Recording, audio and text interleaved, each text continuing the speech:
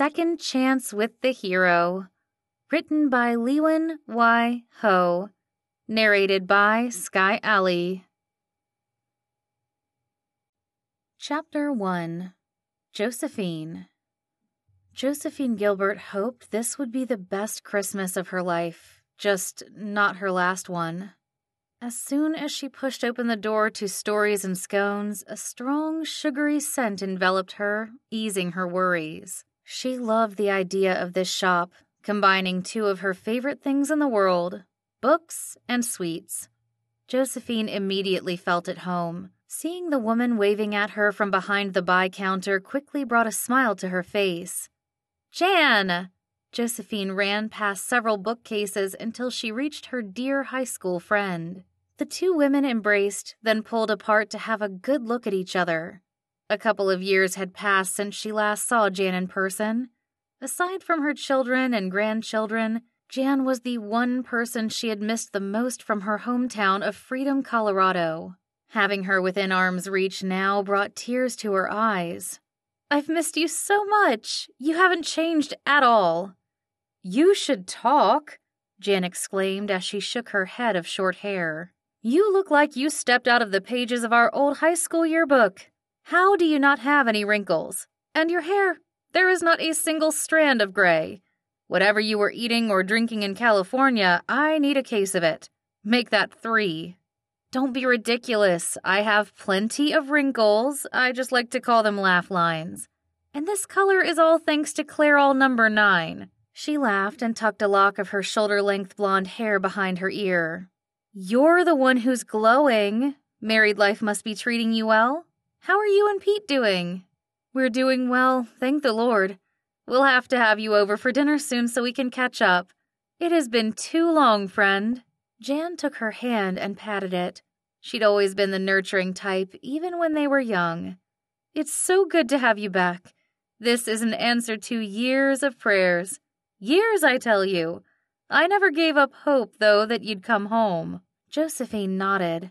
"I know. Thank you for praying for me and the kids all these years." "Don't even mention it. What are friends for?" Jan gave her fingers another squeeze as a young mom and her kids approached the counter. "Let me help these customers. Feel free to browse around. We have plenty of romance books that you'll love. I highly recommend the ones by Brandon Spark. You're guaranteed a happily ever after each time." Pasting on a smile, Josephine stepped aside. She stuck her hands into the pockets of her winter coat as she wandered the aisles. Her chest tightened when she passed the genre that Jan had mentioned. In the past, she would have grabbed a couple of them to take home to read by the fire. There'd been a time when she was a young stay-at-home mom with twins to take care of. During those long, exhausting days, she'd found refuge in fictional stories when romance in real life had been in short supply.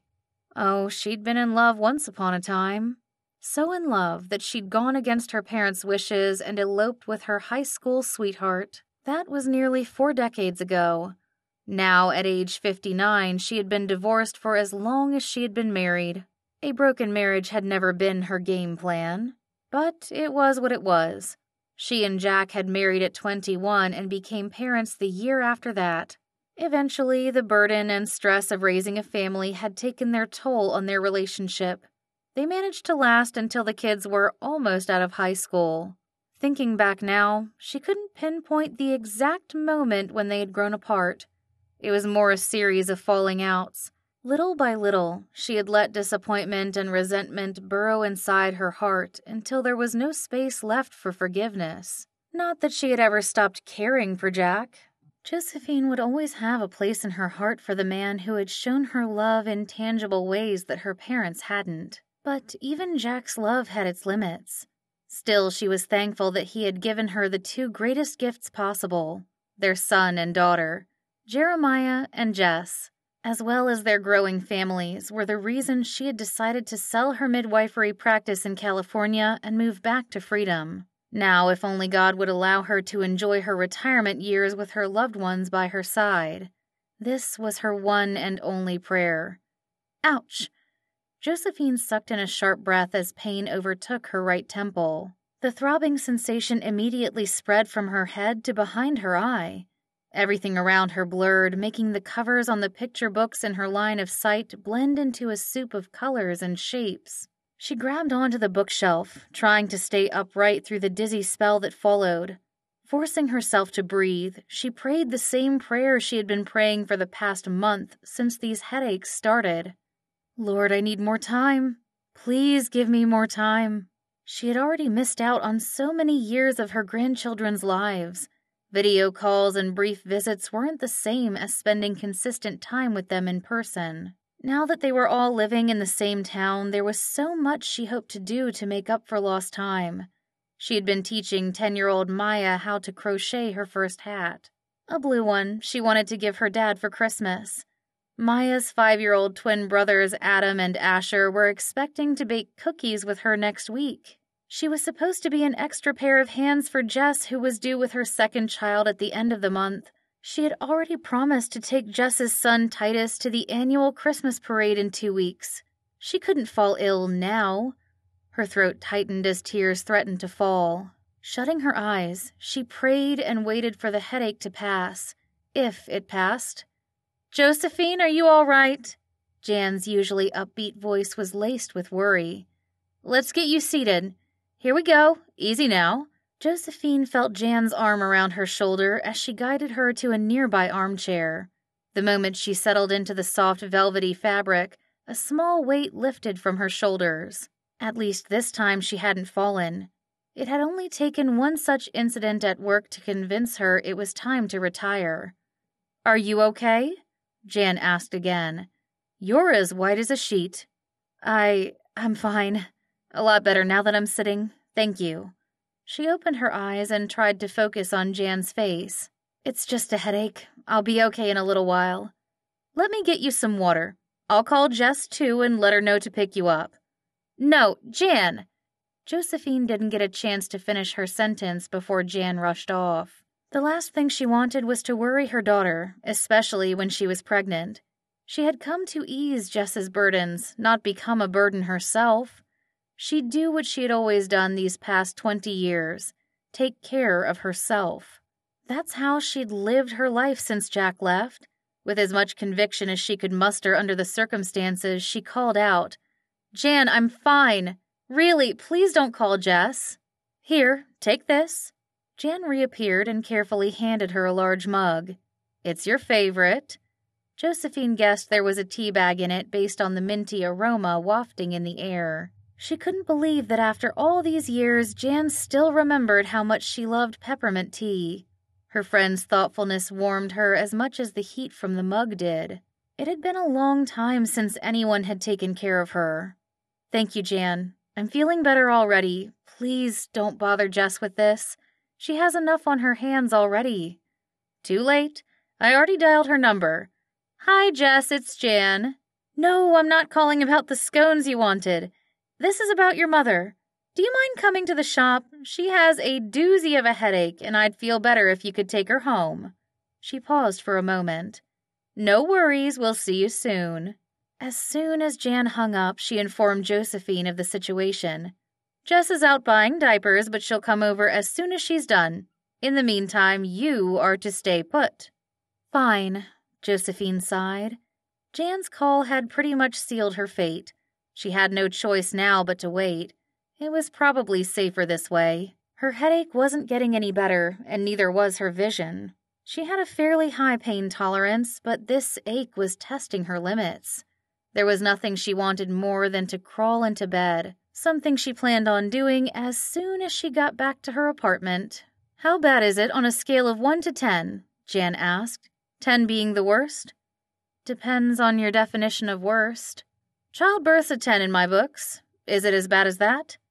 "It depends on who you're asking." Josephine winced and closed her eyes. In her former line of work, she had seen it all. From quick deliveries with minimal pushing to long, drawn-out labors that bordered on intolerable. Regardless of the intensity or length of childbirth, its pain bore fruit. This headache had no purpose but to render her defenseless. "You're looking worse and worse by the minute, Josephine. I think we should get you to the ER." "No, I'll be fine after a nap, really." "How often have you been having these headaches?" That depends on your definition. Josephine Gilbert! Jan cut her off with a frustrated tone. Talk to me. I am trying to help you, but how can I help you if you keep dodging my questions? Josephine didn't need to see her friend's face to know she wasn't having any more of her games. To be honest, she didn't have the strength for them either. She could barely hold her mug. Can you take this? Once her hands were free, she turned onto her side and curled up into a ball on the armchair. She dug the toes of her boots into the carpet as she forced herself to take slow, deep breaths. Her headaches had never been this bad before. Maybe it was time to admit she needed medical attention. 9.5, she eked out through gritted teeth. I've been having them for a few weeks. Jan gasped. Josephine!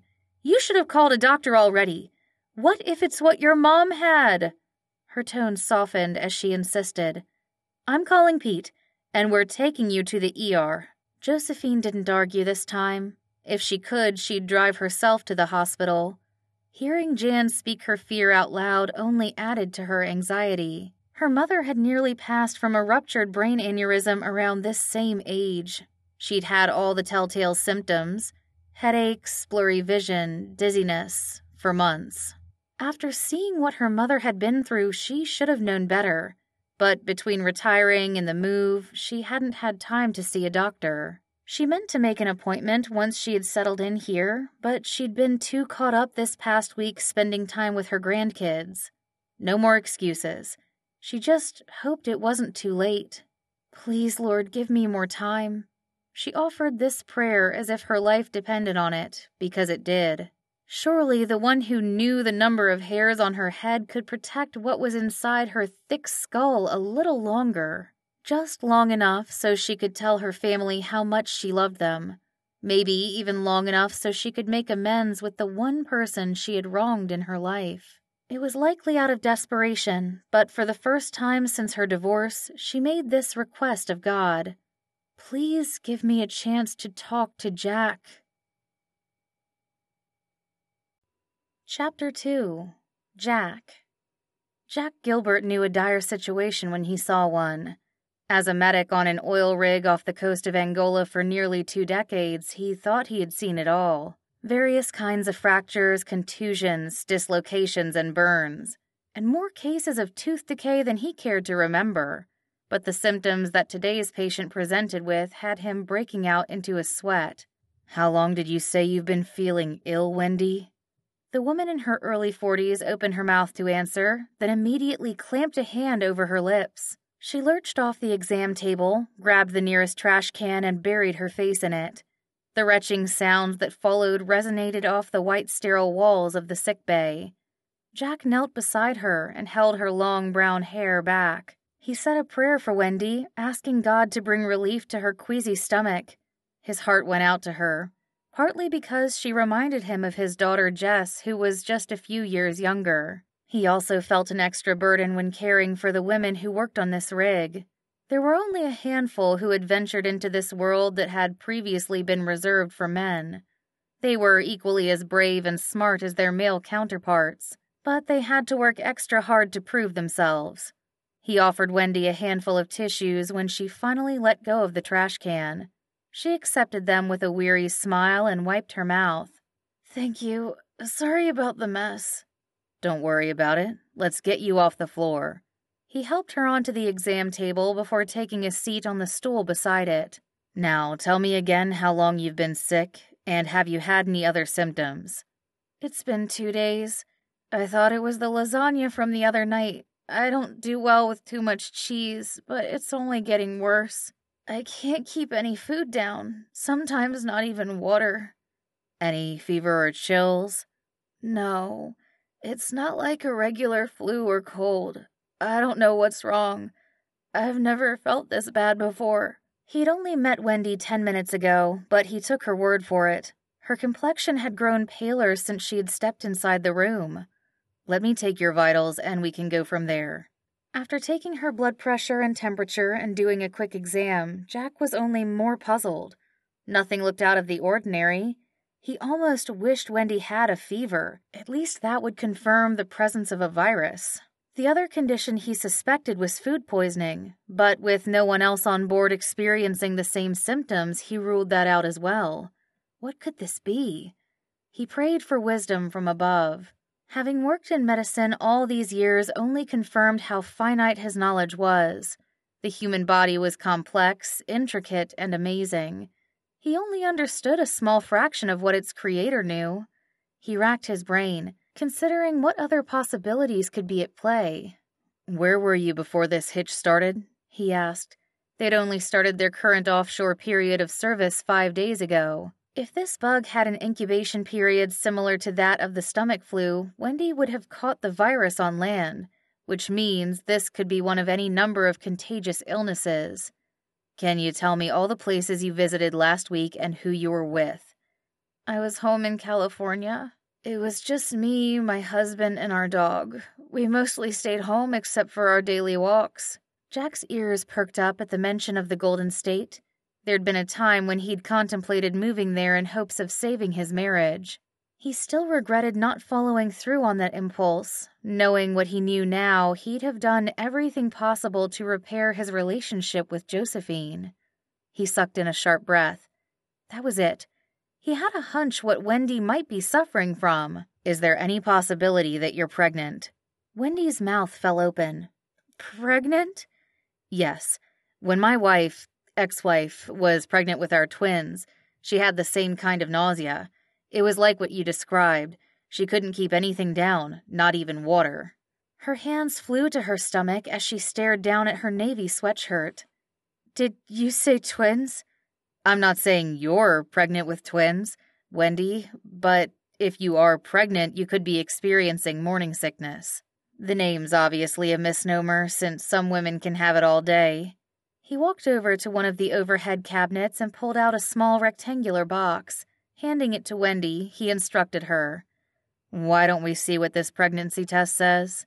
Eyes still wide, she took the test and entered the bathroom adjacent to the office. While Jack waited, his gaze fell upon a framed photo on his desk.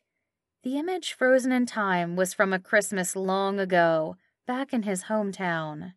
In those days, he had worked long hours as a paramedic to make ends meet for his young family.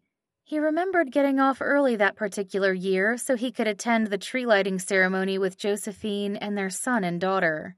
Jeremiah's and Jess's blue eyes had lit up at the sight of the gigantic tree that had towered over their small 5-year-old frames. The mayor of Freedom had taken their picture while they stood under the light snowfall, huddled together for warmth. The 4 of them then snacked on hot chocolate and peppermint bark, a decision they later regretted when the twins had the hardest time falling asleep due to the sugar high. He smiled at the fond memory.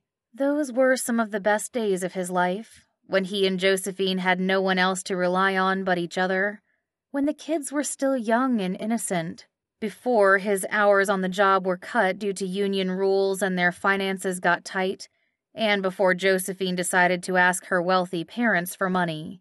That had been a sore point in their marriage. It wasn't that he'd been too proud to ask others for help, but to ask the very people who had looked down on him for his poor background was too much. But maybe if he hadn't let his pride get in the way, he wouldn't have lost his family. If only he had realized this 20 years ago. The bathroom door opened, drawing Jack's attention back to the present. He looked up to see Wendy holding the pregnancy test with a small smile on her face. "You were right. It's positive." Jack noted the 2 lines on the test, one a little lighter than the other, but still evident. What a relief. It wasn't as he'd suspected. "Congratulations, Wendy. We found the cause of your illness. You're going to have a baby."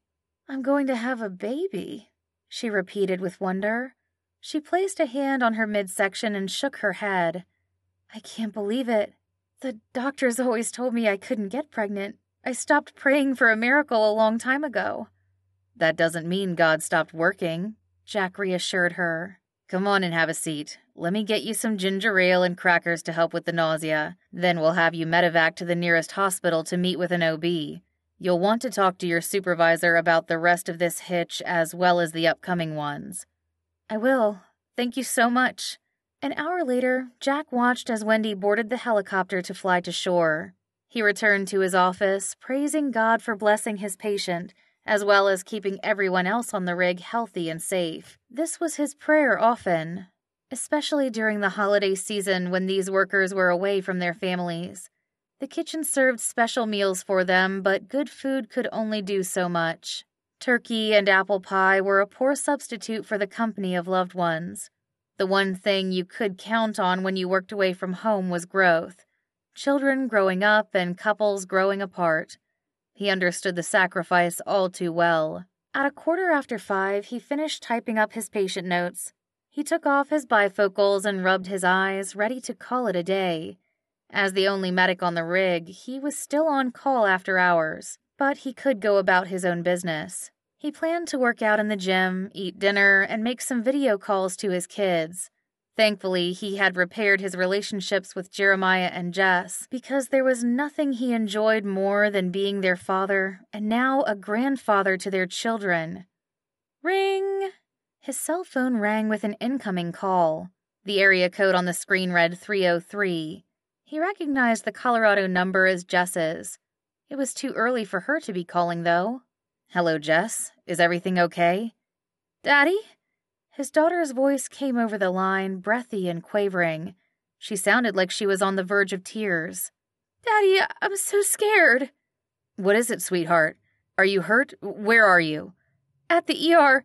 It's Mom. She's—" A sob choked off the rest of her words. Jack shot up from his chair.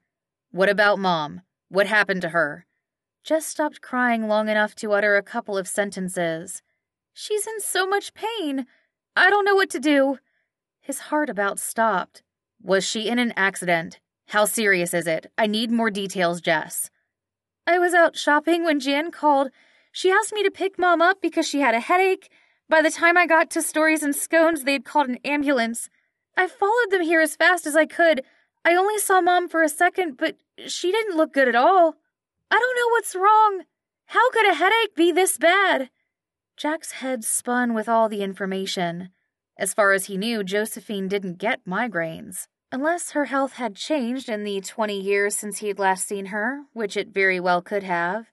He wasn't privy to her personal details anymore, but he desperately wanted to know more. "Can you find out who's treating her?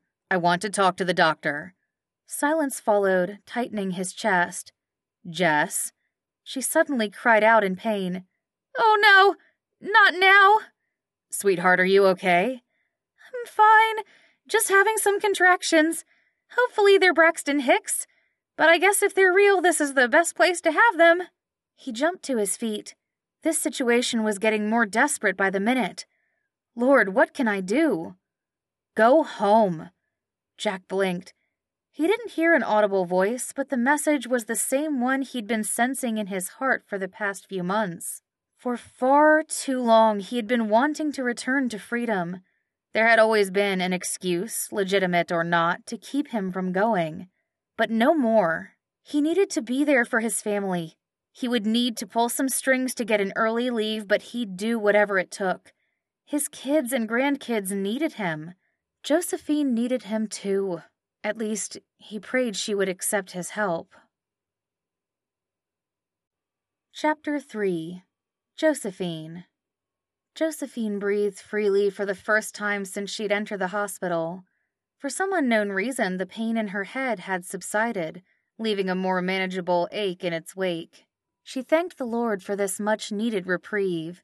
At the moment, she could see and think clearly again, but the nonchalant look on the ER doctor's face had her feeling confused.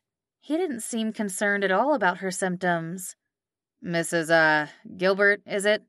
The dark-haired man, who looked nearly young enough to be her grandchild, stared at his clipboard and jotted down some notes. His white coat matched the color of the walls in the small exam room.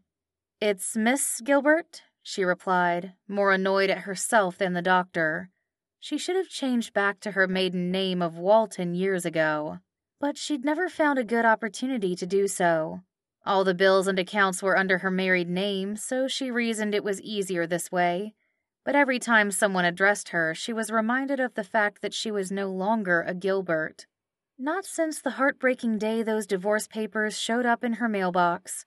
A much smaller pile of paperwork appeared before her eyes as the doctor waved them in front of her face. "Here are your discharge papers. If you don't have any other complaints, Miss Gilbert, you're free to go."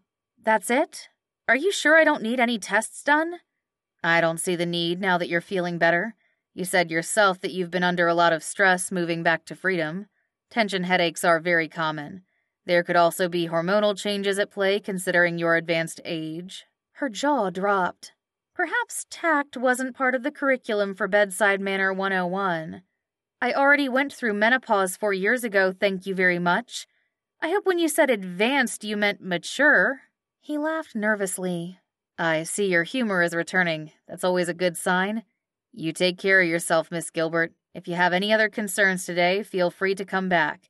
I likely won't be here if you do, but you can ask for my supervisor, Dr. Palmer." Without a further word, he scurried out of the exam room like a rabbit on the run. Josephine frowned. So much for wanting help. Here she had let herself be dragged to the hospital, and she was no better off than when she'd arrived an hour ago. The situation had seemed so dire during the ambulance ride. She'd imagined the worst-case scenario. While she was thankful for this other outcome, she didn't want to go through anything like that ever again. What she needed were answers, and she was determined to get them. But first, to find Jess. She'd only heard her daughter's voice call out to her as she boarded the ambulance, reassuring her that she'd meet her here. Josephine had wanted to let her know it wasn't necessary, but she hadn't had the strength to reply. She only hoped Jess wasn't too worried about her. She certainly didn't need the extra stress. She already had her hands full with little Titus. He was at that age where he loved to run and explore and test limits, which often resulted in Jess chasing after him. Josephine could only imagine how adventurous he could become in this new environment. She gingerly stepped down from the exam table and gathered her purse and coat. After heading down a hallway to her right, she stepped out into the waiting room. For a small town like Freedom, the ER was unusually busy on this Thursday afternoon. She spotted several mothers with their young ones in tow, likely here with flu symptoms from the looks of their flushed, feverish faces. The sight made Josephine even more anxious to urge Jess and Titus to go home. She recognized her daughter from the red winter coat she wore. With one hand on her lower back, Jess used the other to hold on to Titus as they stood at the receptionist desk. Josephine quickly made her way over. "Jess, I'm done.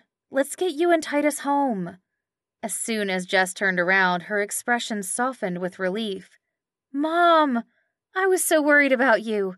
Are you okay?" The two of them embraced with Titus sandwiched in between their legs. When Josephine pulled back, she saw Jess's eyes well up.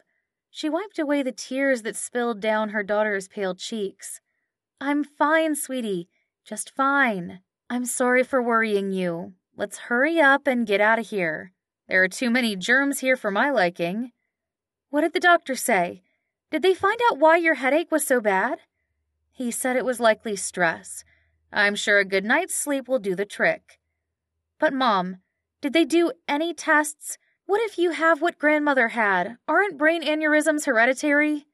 "Not always," she answered, even though the statistics stated otherwise. She had done plenty of research after her mother's incident to know that one was 4 times more likely to have an aneurysm if a first-degree relative did. But she didn't want to worry Jess over probabilities. It was hard living with a constant rain cloud over your head, wondering if and when you would be affected.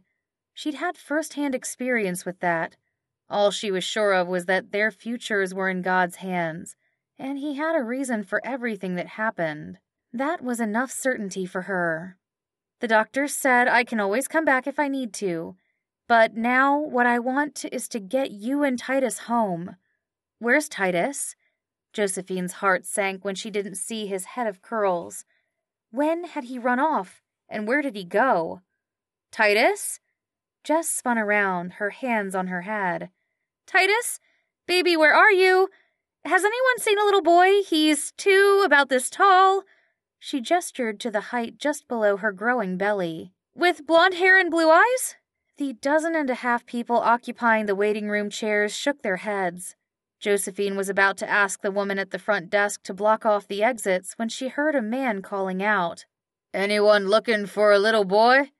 The man wearing glasses and a white doctor's coat gave them a friendly smile as he walked over. He held a squirming Titus who was busy pulling on the stethoscope hanging around his neck. "I found him by the fish tank." "Mommy!" Titus cried out as he reached for Jess.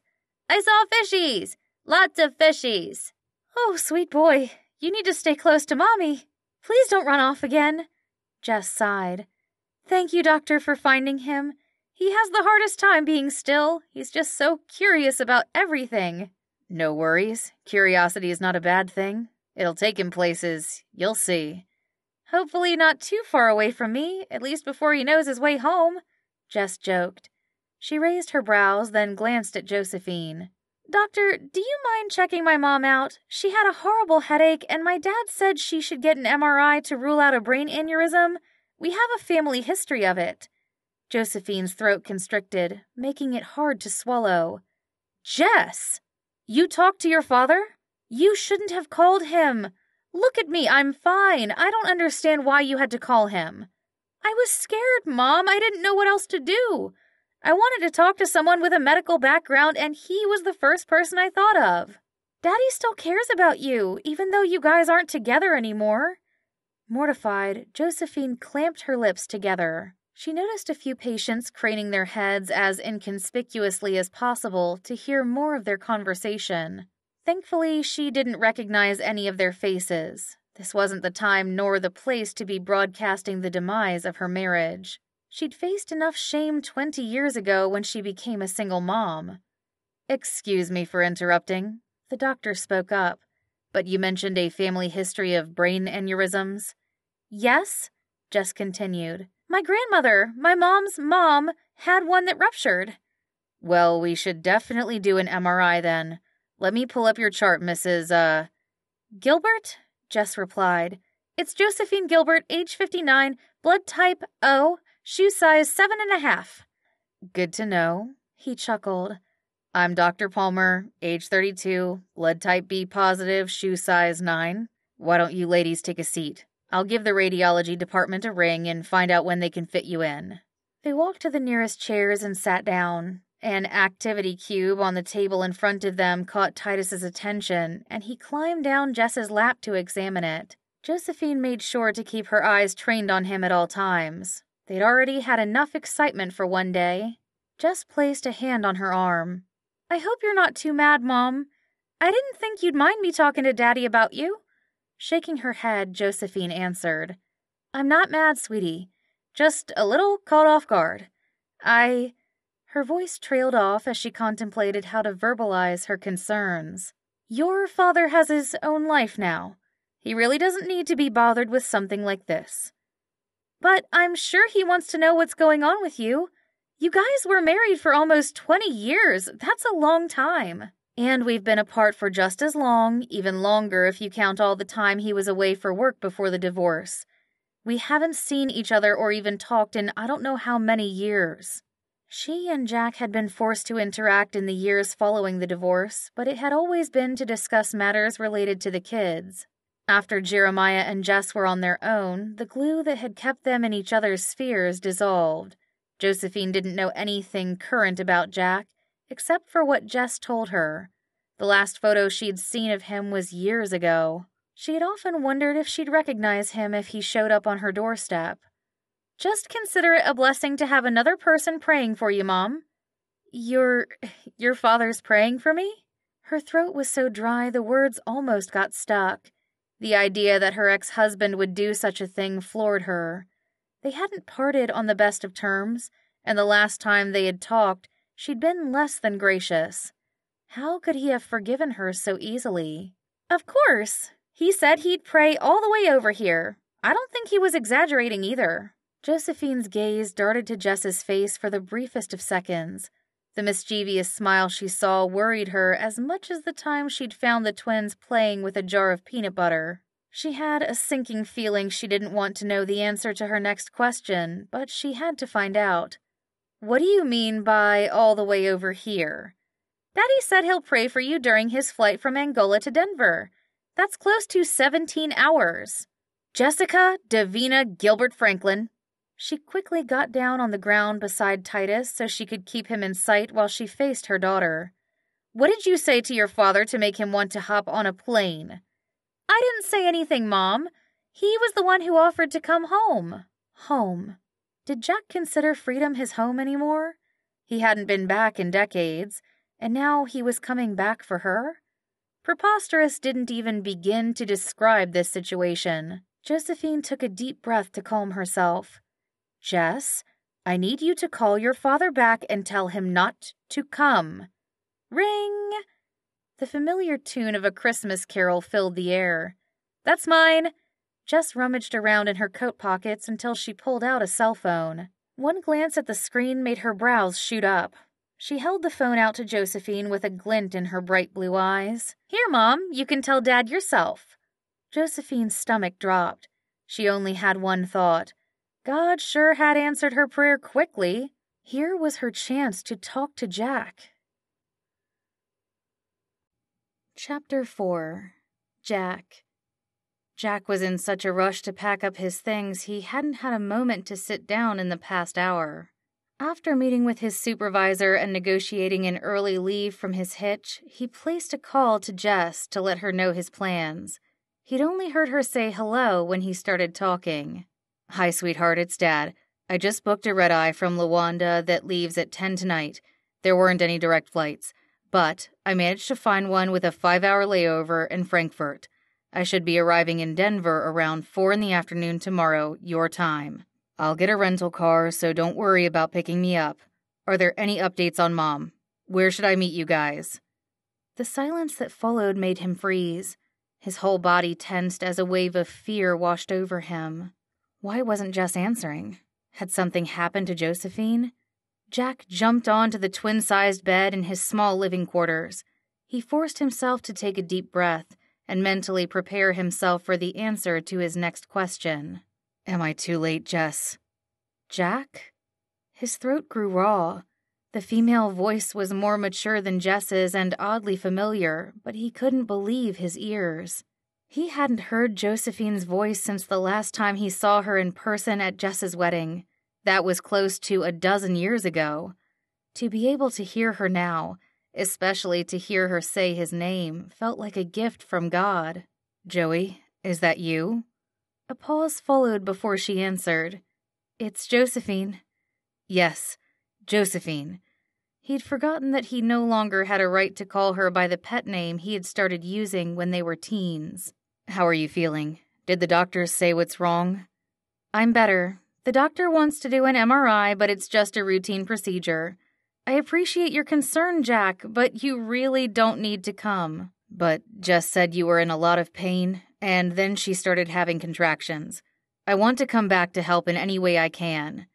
Jess, are you having contractions? Josephine's voice grew emotional as she addressed their daughter. Why didn't you tell me? How far apart are they? We should get you upstairs to labor and delivery to get checked out. It was a false alarm, Mom. Jess spoke up in the background. They stopped as quickly as they came. What about Daddy? When is he coming home? He's not. Josephine repeated her request to Jack. Please, cancel your flight. Jess and I are both doing fine now. There is no point in you making a trip halfway around the world for nothing. It wouldn't be for nothing. I want to see Jess and Jeremiah and our grandkids. I'd like to see you, too. Once Jack spoke the last sentence out loud, he realized how much he meant it. He missed his family, especially Josephine. Even if she was doing well now, he still wanted to see her. The possibility of a health scare made it clearer than ever that he couldn't let more time go by before making amends. If God had given him this opportunity to go home, he would not let it go to waste. I'm long overdue for a visit to Freedom. I already got the time off, and I'm just about done packing. I'm good to go. Silence fell over the line, followed by a soft sigh. Well, if you really want to come back, I can't stop you. But don't do it on my account. I don't have much time to socialize these days. I just moved back to Freedom, and there's still a lot of unpacking I need to do. And with Jess having her little one in a few weeks, I'll be busy helping her watch Titus. "Ty-Ty!" a little boy's voice called out in the background. "That's me!" "Yes, I'm talking about you, sweetheart." Josephine's tone brightened, holding a trace of a smile in her voice. "He is the cutest little boy, but a handful, let me tell you. I can't take my eyes off him for 1 second. Reminds me of someone." "Definitely not me," Jess cut in, her voice loud and clear on the other end. "I'm sure you were going to say Jeremiah, right, Mom? I was a perfect angel." You keep telling yourself that," Josephine joked. "My memory's not that bad yet, sweetie. I still remember the time you convinced your brother to dye the dog's hair blue." Jack smirked as he recalled their family's first pet, a playful Maltese. "With a Sharpie, no less. Q-Tip looked like a Smurf for weeks." "Yes, poor Q-Tip. After that, he always ran away at the first sight of a marker." Shaking his head, he remarked wryly, "Those were some fun days, weren't they?" "Fun and exhausting." "Exactly. What was that phrase you used to say? Something about the days being long?" "The days are long, but the years are short." "Yes, that's it. It's crazy how fast time has flown by." He ran a hand across his jawline, feeling the stubble there. The small mirror on the wall across from him reflected the gray in his facial hair and sideburns. "How is it that we're old enough to be grandparents? Sometimes I don't even recognize my own reflection." "You know what that means, don't you?" "What?" "It's time you got new glasses," she quipped, not missing a beat. "Ha!" The laughter that emerged from his lips came from his gut, loud and free. Jack couldn't remember the last time he had let go like this. "That's a good one. You always did have the best sense of humor." "That's only because you were always so easily amused." Jack grinned. It felt like old times between the two of them. Why had he waited so long to reach out to Josephine? Suddenly feeling bold, he decided to take a chance. "Here's an idea. I'd be happy to help watch Titus with you. I'm sure with 2 pairs of hands and eyes between us, we'll have no problem keeping him out of trouble. We were always good at tag teaming. What do you say, Joey?" Her end grew quiet, making Jack's gut twist. Had he said too much too soon? Perhaps he had gotten too comfortable, especially with using her nickname again. He was about to apologize when Jess's voice came over the line. "Hey, Daddy, can we call you back? The doctor's taking Mom to get the MRI now." "Sure, of course. Please call me as soon as you get the results." "Will do." He paused, wishing he could talk to Josephine more about his offer, but that would have to wait. "Please tell your mom I'll keep praying for her." "I will, Daddy." Jack started praying as soon as the call ended. He continued throughout the next hour during his helicopter ride to the mainland, then the taxi ride to the airport in Angola's capital city. Each passing minute felt like an hour of waiting. He lost track of how many times he checked his phone to see if Jess had called back. It wasn't until he was sitting outside the boarding gate did his phone ring. It wasn't his daughter's, but his son's somber voice that greeted him. "Hey, Dad. Jess needed to take Titus home and get him to bed, so I told her I'd call you back." "Jeremiah, thanks for calling. How's your mother doing?" "As usual, there's good news and not so good news." Jack's mouth grew dry. "What's the bad news?" "Mom has a fairly large aneurysm about the size of a grape. They're recommending surgery either tomorrow or the day after, depending on when they can fit her in." "Surgery? As in brain surgery?" "Yes. The procedure will essentially cut off the blood flow to the aneurysm and keep it from rupturing. She's checking into the hospital tonight so they can prep her as soon as there's an opening. I'm filling out the paperwork right now." He ran a hand down his face, suddenly feeling weary. On one hand, he was thankful the doctors had caught the aneurysm when they did. On the other, he couldn't bear the thought of Josephine being operated on. He'd had a hard enough time watching her recover from her C-section with the twins. It had taken a toll on not only her body, but her mind. He imagined the process of healing from brain surgery would be even more taxing. "You said there was good news. Now would be the time to hear it." "Well, the good news is that the aneurysm hasn't ruptured. The doctor said he's never seen one this big before. He called Mom a walking miracle." Jack's lips parted in a small smile. Truer words had never been spoken. He'd always known Josephine was a miracle. His miracle. From the moment they met freshman year in math class, she had been a tangible proof of God's grace in his life. She had offered him love and acceptance when no other classmates would give him a second glance. He still recalled how she had given him school supplies he hadn't been able to afford, a notebook and a mechanical pencil, and how she had also gifted him with the sweetest smile. He'd fallen fast and hard for that kind-hearted, blonde-haired, blue-eyed girl. Even now, so many decades later, she still had a hold on his heart. "She's a miracle indeed," he remarked as he swiped at his eyes. Sadness weighed heavily on his shoulders. "Is it too late, Lord, to let her know how much she means to me?" He hoped and prayed it wasn't. "What did the doctors say about the recovery period? How long will she need to stay in the hospital?" "She'll be in the ICU for a week. A full recovery will take anywhere from 4 to 8 weeks. We'll know more after the surgery is done." "Okay, I'll come straight to the hospital after I land. Veterans Memorial, I presume." "Yeah, about that, Dad." Jeremiah cleared his throat. "I don't know if it's a good idea for you to be coming to see Mom." "Do you mean at the hospital, or at all?" "At all. Hear me out, Dad. I know you want to come and help, and we honestly could use the extra hand, but the doc says Mom needs to take it easy and be under as little stress as possible, which is why I should come," Jack insisted without hesitation. "You and Jess have your own families to take care of, so my coming back is as much for you guys as it is for your mom. I can give her the time and attention that you guys can't." "I appreciate that, Dad, but we have to think about what's best for Mom. The two of you haven't talked in ages. A hospital room isn't the ideal place to reconnect. She'll be in a lot of pain after the surgery, and you know how Mom gets when she has to rely on other people to do things for her. Stubborn and particular? Oh, I remember." He shook his head as old memories came flooding back.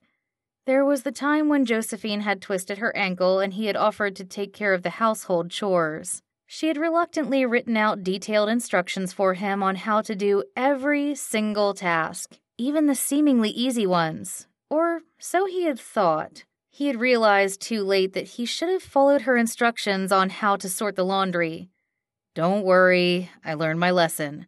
The next time your mom gives me instructions on how to do something, I promise to follow them to a T, especially if it has anything to do with separating the reds from the whites." Jeremiah groaned. "I forgot about that.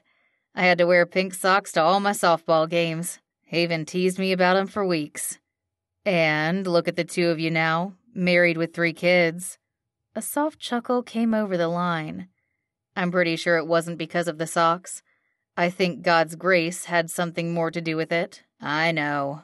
Jack couldn't be happier that his son had grown into a mature man of God, especially after the tumultuous period he had gone through as a teenager. He certainly couldn't take any of the credit. Despite his shortcomings and failures as a parent, God had blessed both of his children so richly.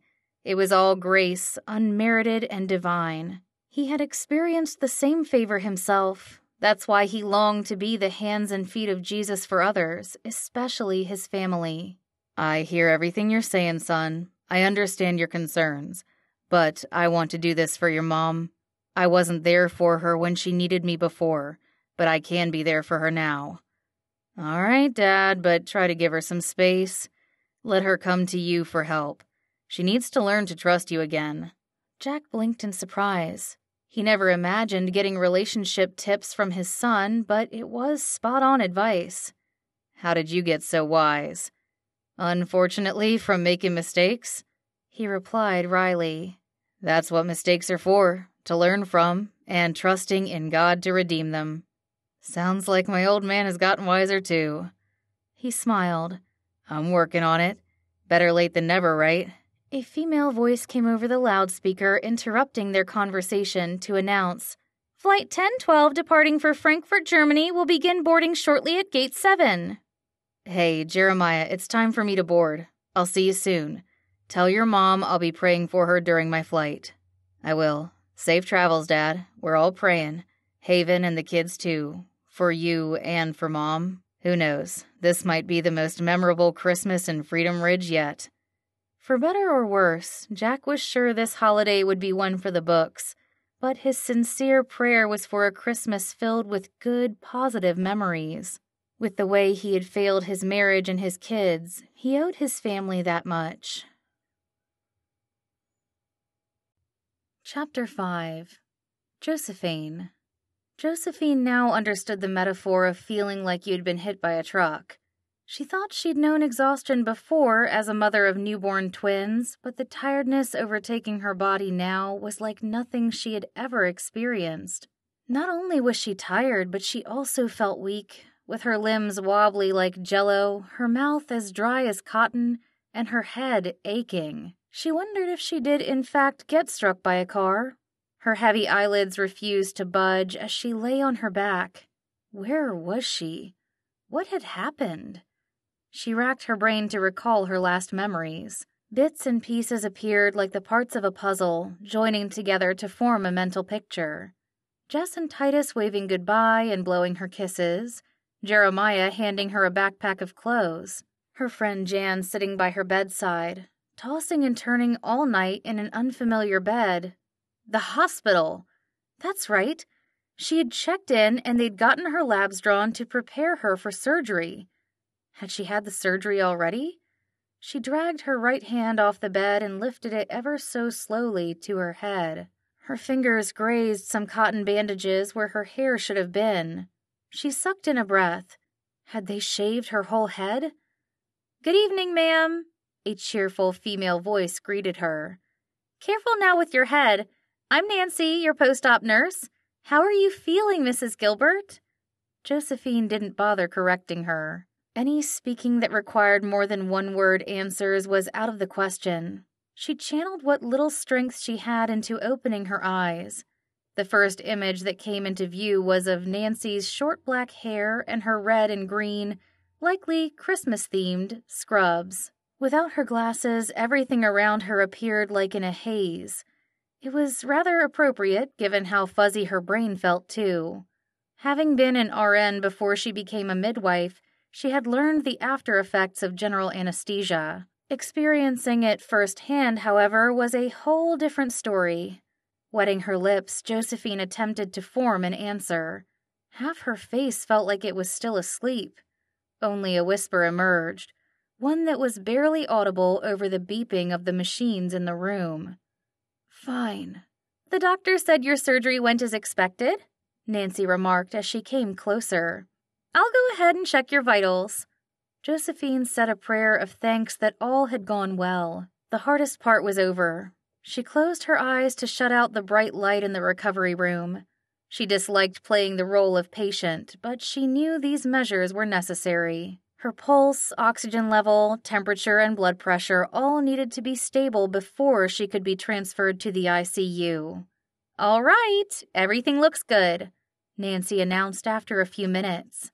Her voice mingled with the familiar scratchy sound of Velcro coming apart. "Blood pressure is 132/80. Josephine's chest tightened. Something wasn't right. Why hadn't she felt the blood pressure cuff wrapped around her arm, nor its squeezing motion? Her eyes flew open to find Nancy on her left side, placing her arm back down on top of the blanket, an arm she could no longer control. "My hand," she uttered, her words coming out slurred. "I can't move it." Nancy pulled back a large corner of Josephine's blanket to reveal the bottom half of her pale blue hospital gown. "What about your leg or foot? Can you try moving them?" Using all her focus and might, Josephine urged her limb to cooperate. "Come on, you can do it." Despite her best efforts and the internal pep talk, she couldn't even wiggle a toe. The gratitude she had felt only minutes ago vanished while despair took its place. What happened? "This sometimes occurs after brain surgery." Nancy pulled the blanket back over her legs. "I'll let the doctor know, but he'll likely say this is to be expected. The hospital will get you set up with occupational and physical therapy once you're discharged." Josephine forced herself to breathe. There was no use in panicking as much as she wanted to. But it was hard not to think of all the worst-case scenarios. Issues she hadn't considered before suddenly became insurmountable obstacles. For one thing, she lived on the second floor of a building that was only accessible by a staircase. If she couldn't walk, how would she be able to get to her apartment? What was worse, how would she be able to care for her grandchildren if she couldn't help herself? Her vision blurred even more as hot tears gathered in her eyes. The last thing she wanted was to be alone right now. "Is my family here?" "Oh yes, there's a gentleman who's been waiting for you to wake up. He went to the cafeteria a little while ago to get coffee. I can check if he's back yet." The weight on her shoulders lifted a little. Jeremiah had mentioned he'd return after the surgery to check on her. He had grown into a solid man of faith since his youth. She hoped he would provide some words of encouragement for her. "That's my son." "Your son? You're nowhere near old enough to be that man's mother.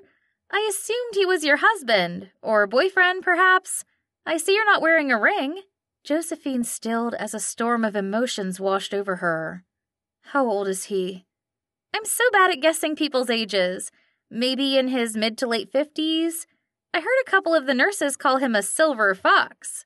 Her stomach turned as she realized whom Nancy was referring to.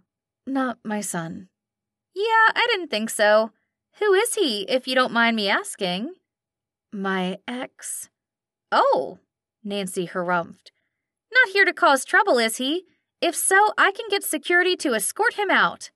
"No, don't." She knew Jack wouldn't hurt a fly, at least not physically. Emotions, however, were a different matter. She knew that firsthand. But time had closed up the wound in her heart. She still had a scar to show for it, but the pain had become a distant memory. Distant enough that she believed she'd be okay being in the same room with him again. But right at this moment, her pride wasn't quite ready to take a beating. "Do you want me to send him back here?" Nancy asked, her tone cautious. "If you're not ready to see him, I'll tell him you need your rest and to come back another day." Josephine didn't mean to be vain, but she had to ask, "How bad do I look?" "Not bad, but I know what will help." Nancy gave her hand a pat. "Did you bring any makeup with you?" "In my backpack." Nancy retrieved her small makeup bag and looked inside. "Let's see what we have here. Ah, yes, this'll do." After applying a coat of pink lipstick, Nancy gave her a good once-over and nodded her approval. "Some blush and eyeshadow would be nice, but since you have some bruising around your right eye, I'm not going to touch anything else on your face. This'll have to do. Unless you want to go heavy and dark. I was an expert at goth makeup during my high school days. I'm sure I still have the skills to pull it off." Josephine managed a small smile. "It's good. Thank you." "Think nothing of it. Ooh, I almost forgot. Be right back." When her nurse/fairy godmother returned, she brought with her a floral scarf.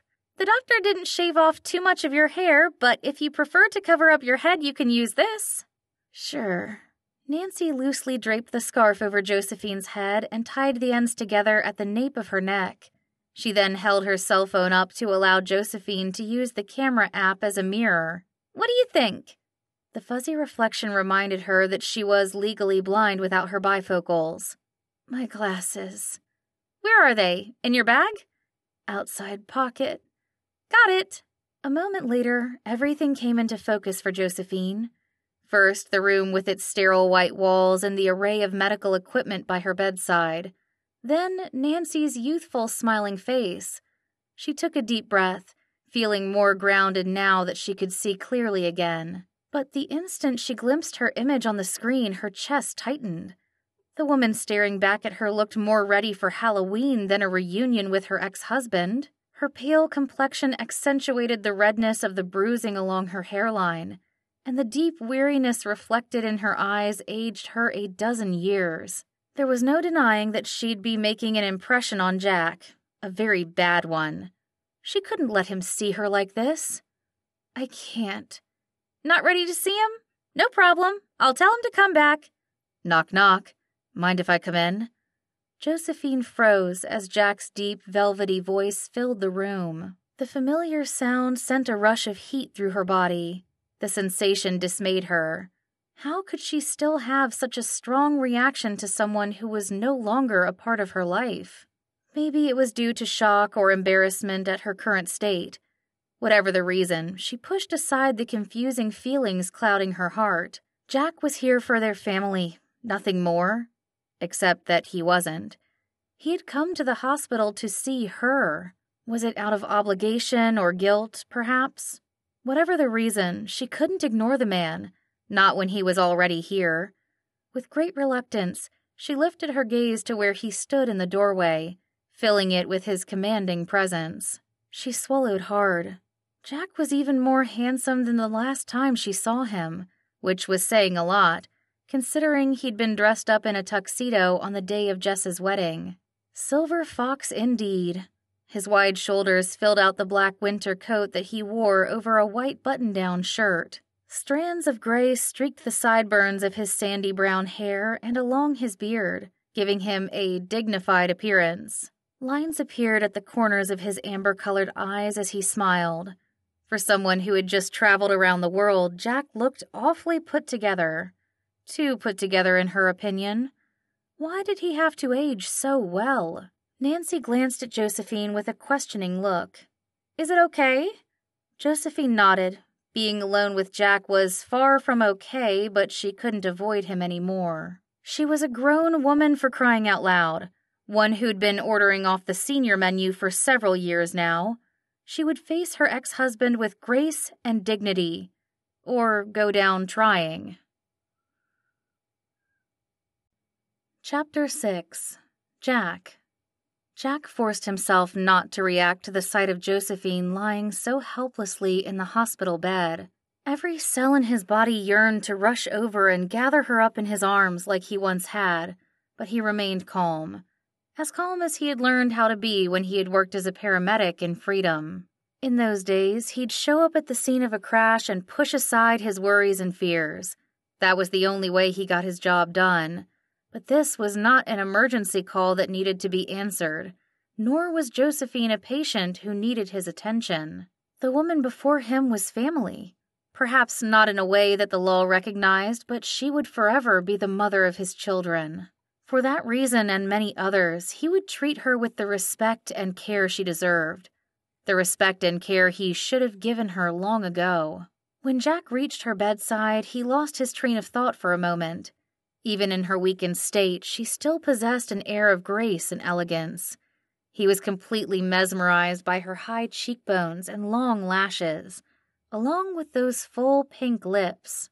She was still as beautiful as the day he first laid eyes on her. He took a seat in the chair that the nurse had vacated and raised his gaze to meet hers. "Hey, aren't you a sight for sore eyes?" "You mean fright? I've had better days." His chest tightened, hearing Josephine's slow and slurred speech.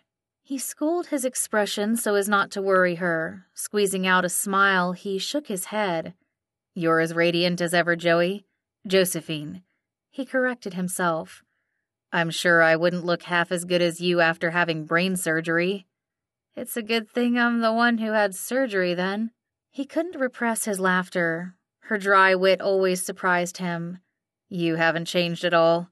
You're still as funny as the day we met. Tough, too. How are you feeling?" "Good." "Yeah? They must have you on some strong meds for the pain." She pursed her lips, likely too tired to reply. Her right hand grasped the edge of her blanket, bunching it between her fingers. She focused her attention on the movement as she murmured, "I thought I told you not to come." Jack blew out a breath. It was more a statement than an accusation, which was an improvement from their past exchanges. Still, he sensed the mood in the room shift. "You did say that, but you know me, listening's not exactly my strong suit," he quipped, hoping to keep the conversation light. "You haven't changed much either." "Yes and no. I hope I'm wiser than the man I was 20 years ago. I'm definitely a lot grayer and more wrinkled, if you haven't noticed." "I noticed. Other people have too." "Other people? Who do you mean?" She nodded toward the doorway where two middle-aged women wearing scrubs stood whispering to each other. When the nurses realized they had been spotted, the red-haired one stepped into the room. "Sorry to bother you. I'm Angie and this is Charlotte." She introduced the two of them. "Could we get your autograph?" Jack was so taken aback by their request, words failed him.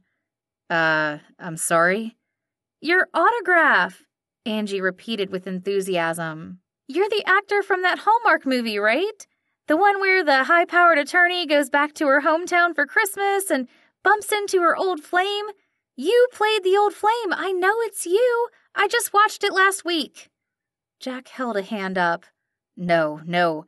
I'm afraid you're mistaken. I'm not an actor, just a medic visiting freedom for Christmas." "Are you sure?" Angie's shoulders drooped, reflecting her great disappointment. "How can it not be you? You're so handsome and charming. You should really think about going into show business. There aren't enough mature men in those movies. You'd make the perfect leading man. Wouldn't he, Char?" Charlotte nodded eagerly, her brown eyes never leaving Jack's face. "So perfect." "That's very kind of you to say," Jack replied. "But acting's not a skill the good Lord gifted me with." "That's too bad." After a sigh, Angie's countenance suddenly brightened. "If I can't have your autograph, can I get your number instead? I don't see a ring on your finger, so I'm assuming you two aren't an item?" Jack wondered if he was so tired from traveling that he was daydreaming. Were women usually this forward? Certainly not the ones he worked with on the rig.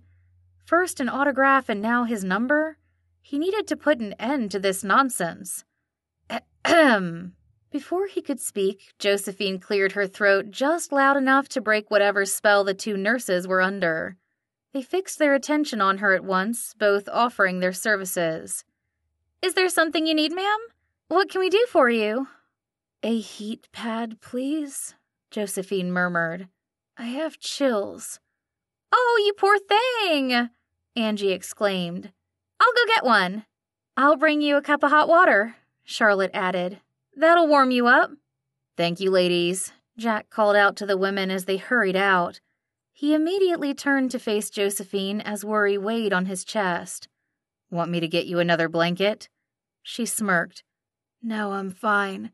I only said that to help you out." It took a second for her words to register. He ran a hand through his hair, thoroughly amused. "Did I look like I needed help?" "Did you not?" Jack saw a smile playing on her lips. "What are you smiling about?" "You still don't get it, Jack." "Get what?" "The effect you have on women." "What are you talking about? The nurses mistook me for someone else. Whoever that actor is, he's the one they wanted to ask out." "If you say so." Jack didn't know what to make of her vague response. This topic of conversation reminded him too much of their last one at Jess's wedding, the one they had had outside of the reception hall when they had unexpectedly crossed paths after having avoided each other the entire day. He still recalled Josephine's fiery expression and the emotions brimming in her voice. "What are you doing with that girl, Jack? She is young enough to be your daughter." "She's just a friend. Jess had no problems with me bringing her today." "Just a friend? Really? Don't you care what other people think? All our relatives and friends are talking. They say you're going through some kind of midlife crisis, and I don't disagree. It's embarrassing, Jack." "I don't care what they say or think. I don't have to answer to them or to you anymore. Thanks for your concern, Josephine, but I know what I'm doing." "If you say so." In hindsight, Jack had in fact known quite clearly what he was doing. He had purposely brought a date to their daughter's wedding, knowing full well that Josephine would be there. It wasn't so much a midlife crisis as an ego crisis. He wanted to show everyone, especially his ex-wife, that he had moved on and was doing well. In reality, though, he had been struggling with regret and doing everything he could to make himself feel better. Fancy clothes, an expensive watch, and a young, attractive woman. They were part of his new identity. The identity he had put on to help him forget his failures as a husband and a father. It had taken him a long time to forgive himself for the mistakes he had made. He wondered how long it would take Josephine to forgive him too, if she ever would. "Jack?" "Yeah?" He noticed Josephine looking at him expectantly. "Sorry, did you say something?" "What time is it in Angola?" "Right now?" He checked his watch, which was still set to West Africa Standard Time. Almost 2 a.m. "You should get some rest." "I'm fine." I rested my eyes on the plane. "You don't look fine. I mean, you look better than fine. That's beside the point." She blew out a breath as her cheeks reddened. Jack furrowed his brows, surprised to see her flustered. The Josephine he knew was as strong and unmoving as a lighthouse in a storm. Perhaps this was a side effect of the surgery. "The point is," she continued, "I can tell you're tired. Your eyebrow twitches when you don't sleep enough." As if on cue, Jack felt a spasm in his left eyebrow. He reached up to massage his temple. "You're right, as always," he added with chagrin. "Not always, just most of the time." She punctuated her last statement with a small smile, adding a slight sparkle to her tired eyes. "Go on now. You need to rest." "All right. I should let you get some rest too." He glanced around the room and spotted Josephine's belongings. With just a small bag, she likely had brought only the essentials. Knowing how much she liked to stay active, he imagined she would need some entertainment. "Is there anything you want me to bring for you tomorrow? Some books or music? Maybe something to eat?" "Thank you, but no. I appreciate you coming, Jack, but you don't need to come again." "I don't mind at all coming back to keep you company. How else will you pass the time in here?" "I have books on my phone. The kids will come by. I'll be sleeping too." "I'll be fine." As frail as Josephine appeared, she was sure insistent. Jack had to give her credit for that. Once she made up her mind, she stuck by her decision. She'd always been that way. He knew the more he tried to push, the more she'd stand her ground. That's why he had finally conceded all those years ago when she had given him an ultimatum. If he didn't quit his job, she would file for divorce. He had gotten tired of all the fighting, so he'd gone ahead and done the deed for her. He never thought she'd actually sign the papers, though. He'd learned his lesson. If Josephine didn't want him to come back, he'd respect her wishes. As Jeremiah had said, he needed to give her time to trust him. Even though his mind knew this, his heart wished otherwise. It took everything in him to keep his emotions out of the situation. Rising to his feet, he nodded. "I'll be staying at Freedom Ridge Lodge if you need to reach me. Take care of yourself, Josephine. It was good seeing you." With one last smile, he left his ex's side and prayed he'd have another chance to see her again. Chapter 7. Josephine. Josephine couldn't help chiding herself for the slip of the tongue she had made in Jack's presence. "You look better than fine." What had she been thinking when she admitted how attractive she found her ex-husband? She clearly hadn't been thinking. She'd been exhausted and weak and obviously still affected by the anesthesia, not to mention the brain surgery itself. It must have been a combination of those factors that made her recall everything she had once loved about Jack. How charming he was without any pretense. He had never let his popularity go to his head, not even when he eventually won over the hearts of their entire class and was voted homecoming king. She appreciated how he treated everybody equally and never looked down on anyone. He was patient, gracious, and sacrificial. That was so refreshing to see, especially in comparison to the way her attorney parents had lived. Her mom and dad had been all about laws and verdicts and winning every case, no matter how cutthroat they had to be in the courtroom. The very thing that had disqualified Jack in their eyes, his servant's heart, was what had driven her to elope with him. She remembered it all too well. The emotions of those early days when they were so deeply in love with each other. And the more she tried to tell her heart not to feel, the more it betrayed her. But now that a week had passed since the night Jack had visited her in the hospital, she could think more clearly. Some people thought distance made the heart grow fonder, but in her case, Jack's absence made her heart tougher. Without his kind smile or soothing voice to distract her, Josephine could see the situation for what it was. A dream. It was the what could have been version of her and Jack's marriage. The reality was that he had left her and the kids to chase a paycheck. Footsteps sounded at the doorway as her daughter's voice filled the room. "Mom, I just filled out the discharge paperwork. Are you about ready to go?" Josephine turned away from the window of her private hospital room and saw Jess leaning against the frame of the door. At 3 weeks shy of her due date, she looked about ready to pop. Her belly was much larger this time around than during her first pregnancy, and her expression even more weary. "Just about. Come sit for a bit. Your brother said he's running late." Jess made her way slowly over to the chair beside Josephine's bed and sat down. Only the top 2 buttons of her red coat were fastened, revealing the green Christmas sweater she wore beneath. "Did he say when he's coming? Duncan's working the night shift, so I need to be home by 5, or else he's going to have to bring Titus to the precinct." "That's in half an hour," Josephine remarked as she looked at the clock on the wall. "You should go on home. I know Tai wouldn't mind going to work with his daddy, but I'm not sure a car seat is meant to go in the back of a patrol car," she joked. "Jeremiah should be here soon. He said he had a surprise delivery planned for Haven and wanted to be there when she received it." She suddenly gasped. "Oh my goodness! I completely forgot!" It was at this moment that Josephine realized what day it was. December 12th, and its importance. Today was her children's birthday as well as Haven's. It was also her son and his wife's wedding anniversary. Her stomach dropped. What a terrible mother she was. How in the world had she forgotten these important occasions? "It's okay, Mom," Jess replied.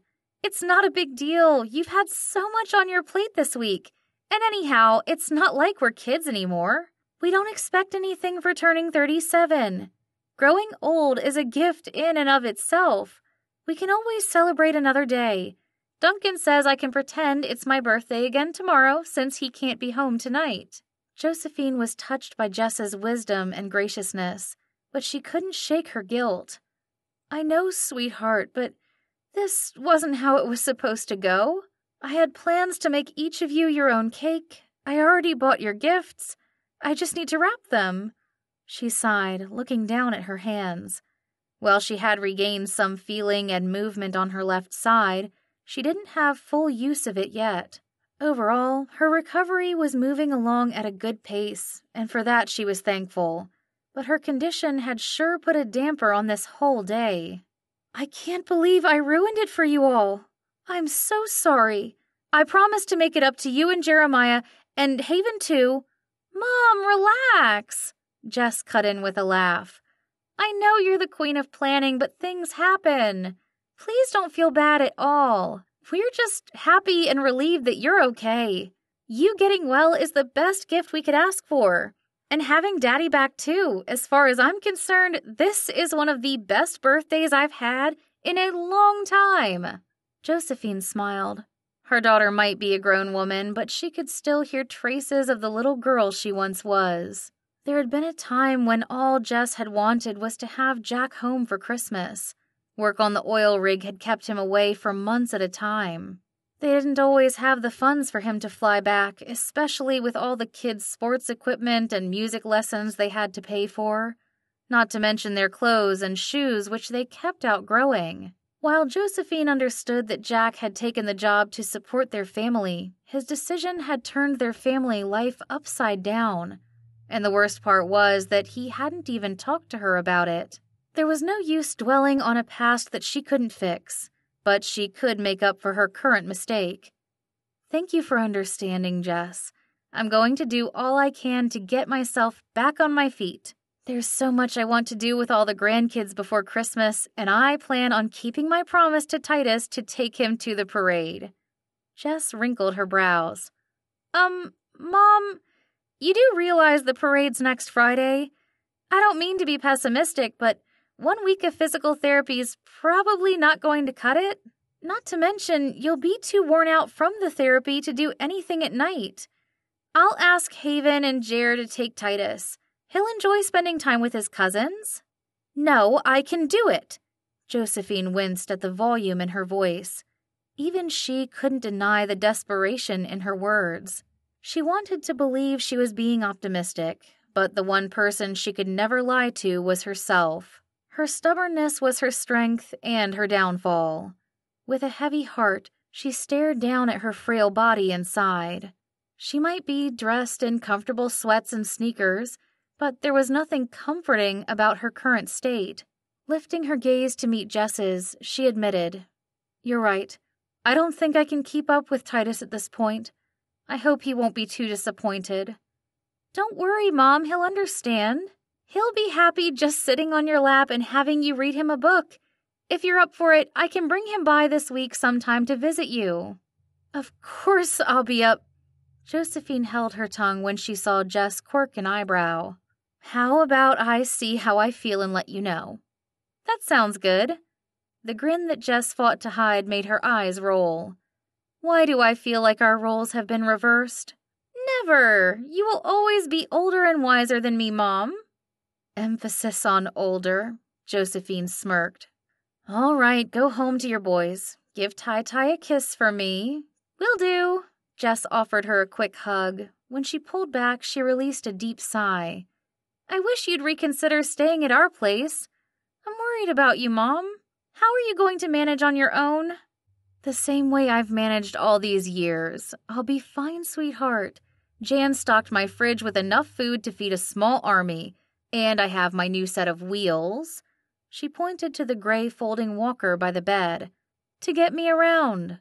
Your brother will be coming every other day to take me to therapy, so if there's anything I need done around the apartment, he can help me."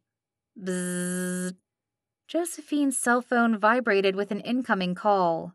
Jeremiah's name flashed across the screen. "Speaking of your brother." "I'll get going. Give me a call when you get home, Mom," Jess added before she disappeared through the door. Josephine answered the phone with her working hand. "Hi, son." "Sorry for the delay, Mom. I'm on my way now. I should be at the hospital in 10 minutes. Hearing the tiredness in her son's voice made her heart ache. He had so much on his plate with his job at a security firm and also raising 3 young kids. Having to shuttle her around only added another layer to his responsibilities. "There's no need to apologize. If anyone should apologize, it's me. I completely forgot today was the 12th. I'm so sorry, sweetheart. You should be at home celebrating with your family, not playing chauffeur for me." "Think nothing of it, Mom. I'm happy to spend part of my birthday with you. Haven and I celebrated at lunch with the kids. Now I get to celebrate again with you at dinner. What could be better than that?" Josephine had several answers for that question, all of which involved Jeremiah being at home with his family. In fact, the more she thought about the situation, the more frustrated she became. She never wanted to be a burden on anyone, least of all her children. They had already suffered enough when they were younger. Jeremiah especially had taken the news of her and Jack's divorce hard.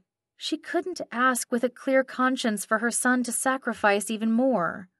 What other options do I have? She considered asking Jan for help, but her dear friend had already taken time from her busy schedule to shop and cook for her. This was also one of the busiest times of the year for the bookstore. What can I do, Lord? As soon as she had prayed, a name came to her. Jack. He'd come all the way from Angola to see her. Not only that, he was literally back in freedom with no plans, assuming he hadn't gotten corralled into going on a date yet. She'd been secretly pleased he hadn't taken the bait the other night when the nurse had asked for his number. Not that she had any say in whom he dated, but it was a nice surprise to see that he hadn't been swayed by a pretty, younger woman. But that wasn't important right now. She needed to address the situation at hand. "Jeremiah, go back home, son. Haven and the kids need you. I'll find someone else to come get me." "Mom, I'm already halfway to the hospital. It's not a problem at all. I'd rather be the one to take you home than have a stranger do it. Jess wouldn't want that either." "It won't be a stranger." She released a shaky breath. "I'm going to call your father." Once the words were out, there was no going back. Josephine said a quick prayer, asking God for courage. She could do this. For her kids' sake, she'd humble herself and ask Jack for help. Chapter 8. Jack. Jack glanced over at the passenger seat of his rental car, still not quite believing whom he had the pleasure of driving home tonight. Miracle of miracles, God had answered his prayers. "I'll admit, I was surprised to hear from you," he stated casually, trying to strike up a conversation. Josephine hadn't said a word other than thank you since she had gotten into the car. Jack felt his chance to reconnect with her quickly slipping away. "Don't get me wrong, I was very happy you called, I just didn't expect it." "It was a bit of a surprise for me too, to be honest." She cleared her throat and shifted in her seat. "I actually lost track of the days while I was in the hospital, so I didn't realize it was the 12th. "You mean the kid's birthday?" "Yes, I completely forgot their birthday. On top of that, it's also Jeremiah and Haven's anniversary. I couldn't take him away from his family today of all days. That's why I called you. I still can't believe I dropped the ball like that." The dejected look on Josephine's face wasn't one he was used to.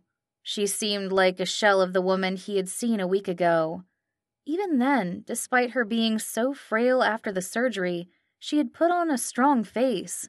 Right now, everything from her slouched posture to her quiet voice made him realize how much she was beating herself up over this memory lapse. "You're being much too hard on yourself, Josephine. I'm sure the kids understand. They're more concerned with your recovery than anything else." She sighed heavily.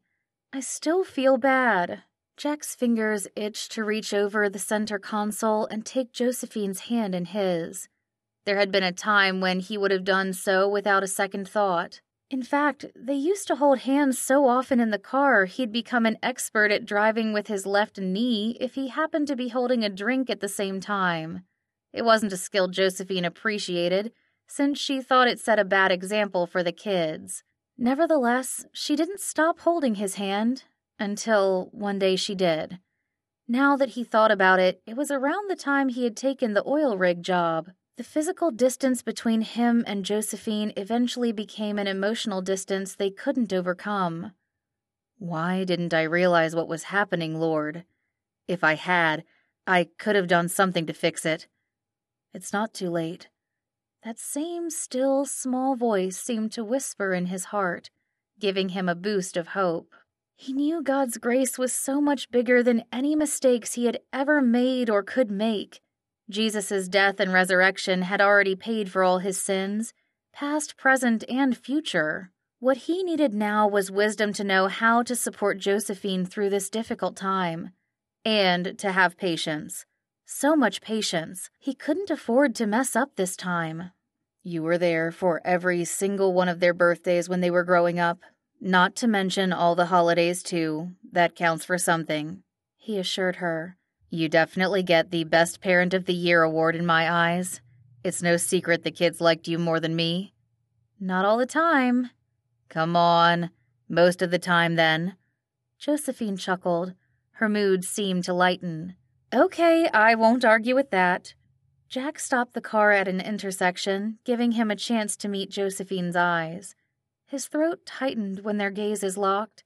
Her beauty mesmerized him. She was like a fine wine, whose aroma and quality had improved with time. He felt like a tired old man next to her, but one with a ticker that still beat strongly. Placing a hand on his chest, he was surprised to find his heart rate picking up speed. A flash of heat filled his body, warming him better than the hot air coming from the vents.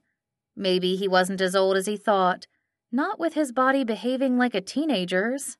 "What's wrong, Jack? Are you feeling okay?" Josephine asked, her voice laced with concern. He stepped on the gas as the light turned green. "Nothing's wrong." "Are you sure? You were holding your chest? Did you have an arrhythmia? You used to get them all the time when you didn't sleep enough." "I'm fine, really." As much as he enjoyed having Josephine care enough to fret over him, he didn't want to worry her. "It wasn't that. My heart rate was just a little fast, that's all." "That's all?" she repeated, not sounding a bit convinced. "When was the last time you had a physical and blood work done? We're getting older, Jack. We have to be more mindful of our health. You can't put off taking tests like you used to do." "I am perfectly healthy, I promise." He couldn't reveal the real reason behind his body's reaction, so he tried to change the topic. As they entered the downtown area, they came upon some of their old haunts on Main Street. He gestured to the storefronts that were decked out with holiday lights and decor. It's nice to see that nothing's changed about this place. I ought to stop by Freedom Fudge Factory and see if they still make their eggnog fudge. I haven't been able to find anything like it elsewhere. You wouldn't happen to know if they do. They do, as well as the peppermint chocolate fudge you like. But that's beside the point. You're trying to dodge my question. He winced. Josephine could still read him like a book. Nothing got past her inquisitive eyes and ears. He tried to make light of the situation with a cheeky grin. That's because there's nothing to fret about. I'll have you know, the Riggs medic gave me a clean bill of health. Aren't you the Rig medic? I am. That's why I trust my own medical expertise. Jack, she drawled, sorely unimpressed with his sense of humor. That's not funny. You shouldn't joke about this. Health isn't something you can take for granted. You might feel great one day, but the next day you're having... Never mind. Arms crossed, she turned toward the passenger window, signaling the end of their conversation. Jack blew out a long breath. Apparently, their walk down memory lane had to include the unpleasant parts too. Not one to engage in confrontation of any kind, Josephine used to let her silence speak for her. It seemed not much had changed. He didn't feel like arguing either, so he opted to keep quiet as well. Thankfully, they soon turned into Josephine's apartment complex, so Jack switched his attention to finding a parking spot. The 3-story building called Freedom Lofts looked inviting, with large windows and a small balcony for each unit.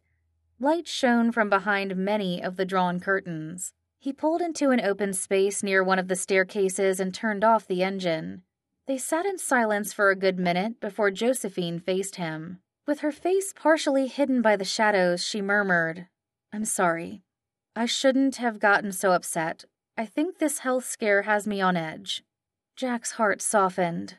Having Josephine try to reconnect with him was such an unexpected blessing. No, you were right. I shouldn't have made light of the situation. But really, I'm fine. I had my annual physical done last month by a licensed doctor, I might add. I'm as healthy as can be for my age. What about your heart? His heart. It was in desperate need of forgiveness from his ex-wife, but now wasn't the right time to tell Josephine that. He simply replied, It's good. No more heart palpitations, I promise. What about your cholesterol and blood sugar levels? Within normal range. Really?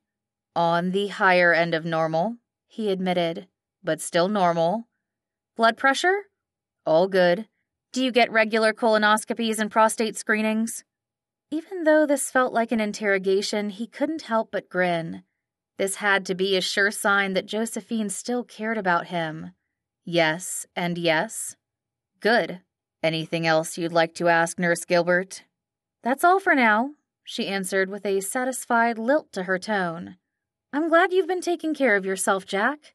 I try. I do what I can and leave the rest up to God. Well, that's all anyone can do. Thank you for your concern, Josephine. It means a lot to me that you still care. Of course I care. I never stopped. She cleared her throat and faced forward. A light dusting of snow covered the windshield that she stared at intently. What I mean is that you're the father of my children. I know how worried Jeremiah and Jess were about me this week. I wouldn't want you to be ill in any way and have them worried about you too. That's all I meant. For a second, Jack was tempted to turn on the car's interior light to see if Josephine was blushing. It was a telltale sign of hers when she was embarrassed. Not that he wanted to out her like that, but it would be good to know how she really felt about this situation. About him. He needed to know if there could be any reason for him to hope for more with Josephine. The awkward silence between them was cut short when Josephine cracked open her door. A gust of icy cold wind blew inside the vehicle. I should get upstairs. Thank you for the ride, Jack. Jack's jaw dropped as he watched Josephine slowly swing her feet out to the snowy ground. Hold your horses. What do you think you're doing? Going to my apartment, she replied over her shoulder. The scarf covering her head fluttered in the wind. "Would you bring me my walker, please? And if you wouldn't mind carrying my bag up for me, that would help a lot. I don't think I can manage it and the stairs at the same time." "You can't possibly be thinking about going up the stairs with a walker. Do you know how dangerous that is?" "I'm not using the walker on the stairs, just to get to them." "And then what?" "Then I'll need you to bring the walker up for me too." "Hold on a sec. I can't talk to you like this." Jack humphed, frustrated by the fact that he was staring at the back of Josephine's head. He got out of the driver's seat and rounded the back of the car until he reached her side. Pulling the door open wider, he asked, "Now, how do you plan on going up the stairs without your walker?" She raised her chin to look him in the eyes, a challenging glint lighting up her baby blues. "Sideways." "Come again?" "I'm going to face the railing, hold on to it, and go up one step at a time, like a crab." "Last time I checked, crabs don't climb stairs." "If they did, that's how they'd do it." Jack ran a hand through his hair, grabbing at the ends in frustration. He couldn't believe how stubborn she was being about this. "And where did you learn this method?" "I watched a video." "You watched a video. You and I both know you learn best by doing." "Not all the time." "Most of the time. Remember how we watched hours of baby care videos before the twins were born, but you didn't feel confident about changing their diapers until you actually did it yourself. You didn't even like practicing on a doll. So until you've learned how to do this crab walk in physical therapy and have had plenty of chances to practice it, you're not going anywhere near the stairs by yourself." Her face flushed despite the cold temperature. "Then how do you expect me to get to my apartment?" "Like this?" He reached into the car and scooped her up in one swift motion. "I'm carrying you." Chapter 9. Josephine. Josephine yelped in surprise. The last place she ever expected to be was in Jack's arms again. "I don't need to be carried," she protested loudly. "I'm a grown woman, for crying out loud. I can walk up a flight of stairs." "I know you're strong and capable, but that doesn't mean you need to do everything yourself." He gave her a dubious look. "You don't always have to be the helper, Josephine. It's okay to receive help once in a while." "But oh!" A gasp replaced the rest of her sentence as Jack tightened his hold. When he ambled toward the staircase, she had no choice but to stop struggling. The steps could get icy at times, and she didn't want to make it difficult for Jack. She reluctantly clasped her hands behind his neck and murmured, "Fine. Thank you." "Thank you. Now let's get you out of the cold." A flurry of snowflakes suddenly blew off an awning and fell upon them, causing Josephine to duck her head. The next thing she knew, she had her face buried in the crook of Jack's neck. It was such an instinctive reaction, she didn't think twice about the consequences until she inhaled. His familiar scent hit her like a tidal wave, enveloping her in long-lost memories. Of the nights when he had carried her just like this to their room after the kids had gone to bed. The intimate way he used to hold her that made her stomach dip and her cheeks flush. And the tender look in his eyes that told her she was the most important woman in his life. Until the day she wasn't. That sobering thought jerked her from her trip down memory lane. Josephine pulled away from Jack and focused instead on taking her keys from her coat pocket. She made it a point to avoid his eyes, even though she felt him watching her. Her fingers clutched the cold metal, while the rest of her body heated up under his gaze. Why was this taking so long? She desperately needed some distance from her ex-husband. Each second spent being this close to him felt like a stab to her vulnerable heart. By the time they entered her apartment, she was ready to leap from his arms. Unfortunately, in her current condition, she remained at his mercy. She could only bite her lower lip and wait as he took his time stomping his wet boots on the doormat before entering. Once he had flipped on the light, she quickly pointed to the forest green love seat across the room. "You can put me down there." "Sure." If she didn't know better, Josephine would think Jack was the one having trouble walking. His steps slowed like he was underwater, fighting against a strong current. She lifted her chin to meet his gaze and instantly regretted doing so. There was a longing in his eyes that made the past and future collide. Her heart yearned for what it had once known, and also wondered what could be, but her mind knew it wasn't possible. No, she had to be seeing things. Either that or Jack was also caught up in the nostalgia that this moment brought up. After everything they had been through, there was no way he desired anything romantic with her. Did he? Jack finally set her down against the cushions. He removed her sneakers, then pulled a throw blanket from the back of the couch over her lap. "How's that? Are you comfortable?" "Yes." Josephine winced at the breathy rasp in her voice. She really needed to pull herself together and stop reading into things. "I'm good. Thank you again for your help, Jack. I appreciate it, even if it doesn't always seem like I do," she added with a wry smile. "I know," he replied with a good-natured chuckle. "I should thank you too. It's nice to know this old body of mine can still carry you up a flight of stairs without any problems. It's been a while since I carried anyone." "You mean you don't carry any of the women you date?" Josephine cringed. The question had flown out of her mouth before she could stop it. Now she sounded like a jealous ex-wife, which she so did not want to be. "Don't answer that. I was joking. Do you mind turning up the heat a little? The thermostat's down the hall." "Sure. You still like it at 72? She blinked, surprised he remembered this small detail. "Yes, that'll be fine." The moment Jack stepped away, Josephine could breathe freely again. As strange as it was to be alone with him in her apartment, she was thankful to be home. She'd only lived in this place for 2 weeks and still had much to unpack. Her gaze flitted around the room, eyeing the stacks of boxes taking up space on the tan-colored carpet. Normally, seeing such a mess would grate on her nerves, but she was too tired to mind. What she really wanted to do was change into her flannel pajamas and read the latest Marcus Warner adventure thriller. All she needed was for Jack to bring her things up and, more importantly, to leave her be. She couldn't risk having any more slip-ups in his presence. She'd said too much already when she'd practically interrogated him about his health.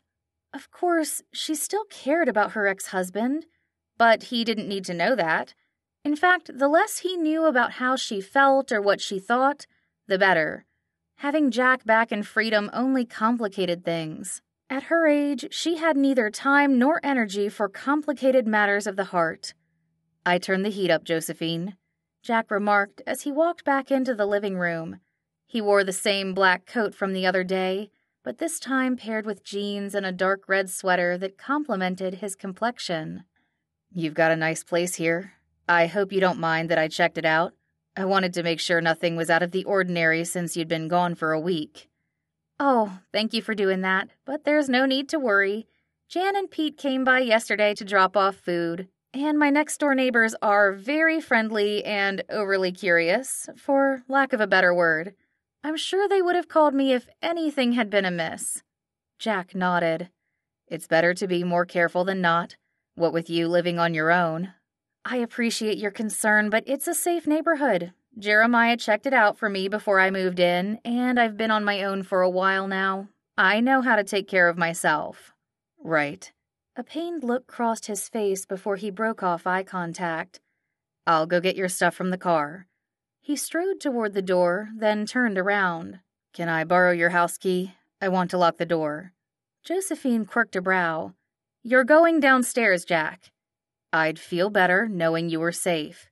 "I am safe. Nothing's going to happen to me in the few minutes that you're gone." "Josephine, humor me, please." There was nothing humorous about the deep lines etched between his brows.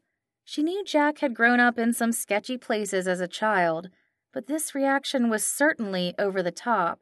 Still, it wasn't anything worth arguing over. She placed her keys in his outstretched palm, careful not to let their fingers touch. They'd had enough contact for one day. "Here you go." "Thank you," Jack smiled. "I'll be right back." Once he had left the apartment, Josephine's phone rang. To her delight, she saw Jan's name flash across the screen. "Hi, Jan. I'm so glad you called." "How are you feeling, friend? Are you all settled in at home?" "I'm good, all things considered. I wouldn't say I'm settled in just yet. Jack's bringing my things up from the car. Once I have my walker, I'll feel less like an invalid. Hold on, did you say Jack? I thought Jeremiah was picking you up. He was, but plans changed. Josephine explained the situation to Jan, only to have her friend murmur something indiscernible on the other end of the line. Did you say something, Jan? Don't mind me, I was talking to the Lord. The playful lilt in her voice made Josephine curious. About what, exactly? Just about some hopes and dreams of mine. Uh-oh, she recognized that tone. Jan, don't you go getting any ideas in your head. Nothing is going on between Jack and me. That ship sailed a long time ago, quite literally when he left to go work on that rig. But he came back to freedom. He came back for you, Joe. That ought to count for something. It's a nice gesture on his part, yes, but it doesn't mean anything. His life is on the other side of the world, and honestly, he could have any woman he wants. You should have seen these two nurses at the hospital falling over themselves just to be near him. One even had the gall to ask him for his number. Did he give it to her? Nope, she replied a little too smugly. She cleared her throat. Not that it would have mattered if he had. I've known you long enough to know when you're not telling the truth, and you are clearly lying to one person right now, yourself, because I'm not buying any of this. Josephine picked at a loose thread on her blanket and sighed. Why can't you let me be, Jan? I just had brain surgery. I'm not ready to deal with the past or the feelings I get when I'm around Jack. So you still have feelings for him? Tell me more. There's not much to tell. I never stopped caring about him. He was my first love. They say you never forget your first love. I'm afraid whoever they are, they're right. She placed a hand on her chest. It felt like her body couldn't catch a break. Not only was her head sore, so was her heart. It would be so much easier if he hadn't come back. I know, but easier isn't always better. Think of it this way. This is an opportunity that God has given you and Jack. Don't waste this gift, Joe. She balked at Jan's words, but held her tongue. She'd always been too headstrong for her own good, and she knew that. Plus, she believed Jan meant well. Her friend had gone through a lot in her own life and had gained wisdom through those experiences. But the way she talked made the situation seem so straightforward when it was anything but. Josephine did, however, appreciate the reminder Jan had given her of how she had prayed for an opportunity to make amends with Jack. This could be her chance. Maybe you're right, Jan. Come again. I want to make sure I heard you. I said maybe. You're right, she replied with a smirk. I agree that there must be a reason Jack and I are in the same place again after all these years. Maybe it's time we finally got closure about the past. I'm going to have to pray long and hard about this. I'm glad to hear that, Joe. I know it's not as simple as I make it sound, but perhaps it's not as complicated as you think either. I'll be praying for you both. In the meantime, you two can share the oatmeal raisin cookies I left for you. I remember Jack had a sweet tooth. I'm sure a little sugar could help get the conversation rolling. You brought me oatmeal raisin cookies? Bless you, Jan. With mini chocolate chips, too, just the way you like them. You're the best. Thank you for all your help. As soon as I'm feeling better, I'm going to take you and Pete out for dinner. Great. Maybe we can make it a double date. Jan! Jan laughed. You can't fault me for wanting to see my friends happy. Josephine groaned, ready to give Jan a piece of her mind, when she heard the sound of keys jingling outside. He's back. I'll talk to you later. She composed herself just in time before the front door opened, but one look at Jack's grim expression made her heart stop. What's wrong? Someone drove off with my rental car and took everything in it. Chapter 10. Jack. Jack couldn't believe he had forgotten to close the passenger door of his rental car. From the moment he had picked up Josephine, he'd been laser-focused on keeping her safe in his arms. He'd also been so consumed by memories of their past that he couldn't think straight. so he had practically handed the vehicle over to the thief. Now whoever had driven off with the mid-size sedan also had Josephine's bag and walker. So much for being helpful. He'd only made the situation messier. At least the police had come on the scene in a matter of minutes. That was one of the benefits of having an officer for a son-in-law. Duncan and his partner Ty had been patrolling Main Street just a mile away when Jack put in the call. They had rushed right over to the apartment building and gotten busy interviewing the residents on the first floor that Jack had already talked to before they arrived. Unfortunately, no one had seen or heard anything out of the ordinary. All they had to go on were a trail of footprints left in the snow beside where the car had once been parked. Now Duncan had come up to Josephine's apartment to gather more information. "Is there anything of value in your bag, Mom?" he asked as he stood beside the couch where Josephine lay. His wide shoulders filled out the black jacket he wore over his police uniform. "Any jewelry? If there is something that the thief could sell at a pawn shop, we could get a lead on the individual that way." "No jewelry. I knew I wouldn't be able to wear any during the surgery, so I didn't bring any with me." Despite her calm answer, Josephine appeared unsettled.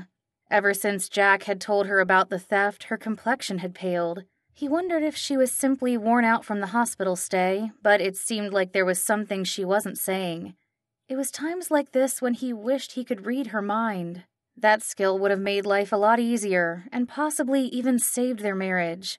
Their communication had been the first thing that had broken down when he had started working overseas. Distance wasn't the issue now, though. It was trust, or lack of it. But Jack was more than ready to listen to Josephine, if only she were willing to talk. "What about a wallet, Josephine?" Jack inquired as he sat down in the recliner near her feet. "Did you have your wallet in your bag?" "Yes, but there wasn't any cash in it. Just my driver's license and a few credit cards. I'll cancel them." "Yes, you should do that as soon as possible." Duncan closed the small notepad in his hand and returned it to his pocket. "At least you didn't lose anything important?" Josephine frowned. "Well, never mind." "If there's something you need, Mom, I can go buy you a replacement," Duncan offered. "It's not a problem at all." "What is it?" Jack pressed her gently. "Did you have a favorite shirt packed in your bag? Or a book? I'm sure we can get you another of whatever is missing." "It's my Bible, the one my Grammy gave me, and also a journal. Those things can't really be replaced." She released a long breath. "It's okay. Let's hope that whoever took the car will be blessed by the Bible and that he won't bother to read my ramblings." Jack swallowed hard. He knew how much those two items meant to Josephine. Her grandmother had been the one constant in her life when her parents had been too busy working to care for her. And her journal writing had been a favorite pastime of hers for as long as he could remember. Losing them probably felt like losing parts of her past and herself. He couldn't help but feel guilty for her sadness. "I'm really sorry about this, Josephine. I take full responsibility for what happened." "Why? It's not your fault, Jack." "It is when I was the one who left the car door open. I can't believe I did that." "You did?" Josephine burst out with a laugh. "I guess I'm not the only forgetful one today." "But you had brain surgery. Me, I have no excuse." "Well, you did have your hands full." "That's true," he agreed with a smile. For a split second, he and Josephine's gazes locked like they used to when they shared an inside joke. The connection was so strong and sure. He wished he could capture the moment in a photograph and look back on it. But it was over before he could blink. Duncan spoke up, ready to tackle business again. "At this point, our best shot is contacting the rental company to find out if there's a GPS tracker on the vehicle. I'll get on that right away. Hopefully, we can locate the car and get you your things back, Mom." "Thank you, sweetheart. I appreciate your help." "Of course. I'm glad to see you doing better. And I'm sorry this happened to you guys. Thank God both of you are safe, and that's what matters the most." "Yes, definitely." Jack nodded. "Keep us posted, will ya?" "I will. You guys have a good night." Duncan began walking toward the door, but turned around after a few steps. His thick brows drew together as he glanced at Jack, then at Josephine, and back again. "Are you going back to the lodge tonight, Dad? or are you planning on staying here?" Jack blinked and ran a hand along the stubble on his jawline. Duncan's question was so unexpected, it completely threw him for a loop. Why do you ask?" "I was going to offer you a ride since you don't have a car at the moment," Duncan continued. "Unless you're going to stay and help Mom." "He can take my car," Josephine cut in. "I'm obviously not going anywhere, Jack. You're free to use my car until you can get another one from the rental company." Jack held his hand up in protest. If he didn't know better, he'd think Josephine was in a hurry to get rid of him. But now that he'd had a moment to think, he realized what needed to be done. "I appreciate the offer, but I think I should stick around tonight." "Whatever for? If you think the person who took your car is going to come back here, I'm sure they have better things to do. Isn't the first rule of thieving never go back to the scene of the crime?" Duncan's hazel eyes lit up in amusement. "It's actually the opposite. The saying goes, a criminal always returns to the scene of a crime." "Oh. Well, sayings aside, I'll be fine. There's no need for you to stay, Jack. I've taken up enough of your time as it is." "Actually, there is a need," Jack retorted in a firm tone. "Since you don't have a walker now, you'll need someone to help you around. I'm more than happy to be that person." "That's right," Duncan exclaimed with an eager nod. "Good thinking, Dad." Josephine balked, not seeming at all fazed by the circumstances. "I'm sure I can get another walker from the hospital tonight. Let me give them a call." Jack and Duncan stood by, waiting patiently as Josephine contacted her doctor. Based on the way her expression changed over the course of the call, Jack assumed the conversation wasn't going as she had hoped. She confirmed as much when she hung up a few minutes later. "I can't believe this. In order for me to get a new walker, the insurance company needs the doctor to place the order. But that can't happen tonight because he's already gone home for the day. All I could do was leave a message." There was no denying the disappointment in her voice. Jack wondered if she just wanted to be left alone, or if she specifically didn't want him around. He thought of an alternative. "Would you rather stay at Jess and Duncan's tonight? Would that work, Duncan?" "Of course. You're more than welcome to come over, Mom." Duncan piped up. "Jess already came up with a plan in case you wanted to stay with us. She got you a bell to ring to call us whenever you need anything. It'll be like having your own personal room service." "If Josephine doesn't take you up on the offer, I just might," Jack joked. "That sounds really nice." "That does sound nice, but—" Josephine chewed on her bottom lip, a sign Jack recognized as her weighing her options. A planner by nature, she'd always been more cautious than him. This trait, as with any, was both a strength and a weakness. She made her decisions wisely but took longer doing so. After a pause, she continued, "I think it's more convenient if I stay here tonight. With Jack." Both Jack and Duncan cocked their heads in surprise. "You want me to stay here tonight?" Jack asked for clarification. "At your apartment with you?" "If you don't mind. Practically speaking, it makes sense. Duncan has to work late, so if I stayed with them, it would be just helping me around the house, which would not be safe for her or the baby. But you're physically strong enough to help me around and even catch me should I, God forbid, lose my balance. This is the right thing to do for everyone involved." "That does make a lot of sense." Jack couldn't agree more, but he tamped down his enthusiasm. He needed to tread carefully. It was a positive step that Josephine was accepting his help, even if it was for practicality's sake. He hoped it was a sign that she was starting to trust him again. "I think that's a wise choice, Mom." Duncan flashed her a thumbs up. "I know Jess will sleep a lot better knowing that Dad is here with you. I'll be off then. Good night." Duncan let himself out before either of them could say a word. The door closed with a loud thud, leaving Jack and Josephine to stare at each other in awkward silence. Jack wiped his damp hands along his jeans, feeling like the 10th grader who was about to ask the girl of his dreams to the movies. At least that instance with Josephine so many years ago had ended on a positive note. He had no idea, however, what would become of tonight. Chapter 11. Josephine. Small talk. Josephine had a love-hate relationship with it. That's what she and Jack had filled the silence with after Duncan had left. 5 minutes was all she'd been able to stomach before she suggested they eat dinner. She appreciated being able to chat about things like the weather when the time was right, but too much mundane talk made her uncomfortable, especially when it involved someone she knew better than anyone else, or someone she used to know well. The man moving about in her kitchen had Jack's mannerisms and voice, but she wondered if he was truly the same person she'd once been married to. Did he still like putting ketchup on everything? Was he still accustomed to drinking a cup of coffee every night after dinner? Could he still fall asleep as soon as his head hit the pillow, even after downing all that caffeine? "Do you have any ketchup, Josephine?" Jack asked as he stuck his head back into the living room where she was lying on the couch, his brows furrowed in disappointment. "I don't see any in the fridge or in the cabinets." She bit back a smile to have her first question answered. "It's in one of the boxes over by the wall here, the one marked with a K. I hadn't gotten a chance to unpack it yet.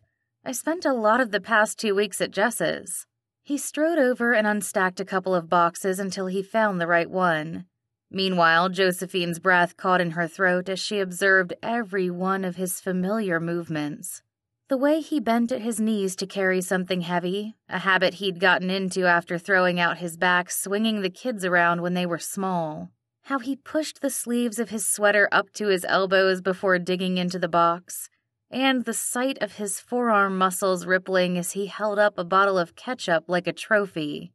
"Found it." His face lit up, giving him a youthful appearance.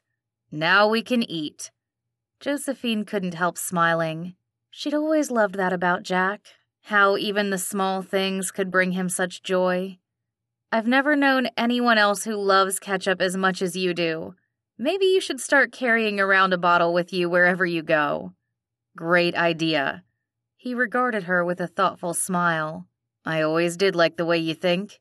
Remember how the twins used to play with their train set early in the morning and the sounds would wake us up? You came up with the idea to put tape over the speakers. I thought that was brilliant." She shrugged off his compliment. "It was just me being practical." "Well, I always loved your practical side. It got us out of plenty of binds back in the day." "Thanks." Josephine pursed her lips, not knowing how else to respond. To hear Jack mention loving any part of her felt so right, yet so wrong. Was this how exes normally talked? Things had certainly changed since the last time they saw each other. It was a sure sign that God had healed both of them over time, but this new level of communication felt a little too comfortable. It had been a lot easier for her to dislike Jack than to feel whatever emotions were stirring in her heart. Switching to a safer topic, she asked, "Is the casserole almost done?" "Ding!" "There it is," he announced as the oven timer went off. "Let me set the table and we can eat." Josephine released a sigh of relief as Jack walked away.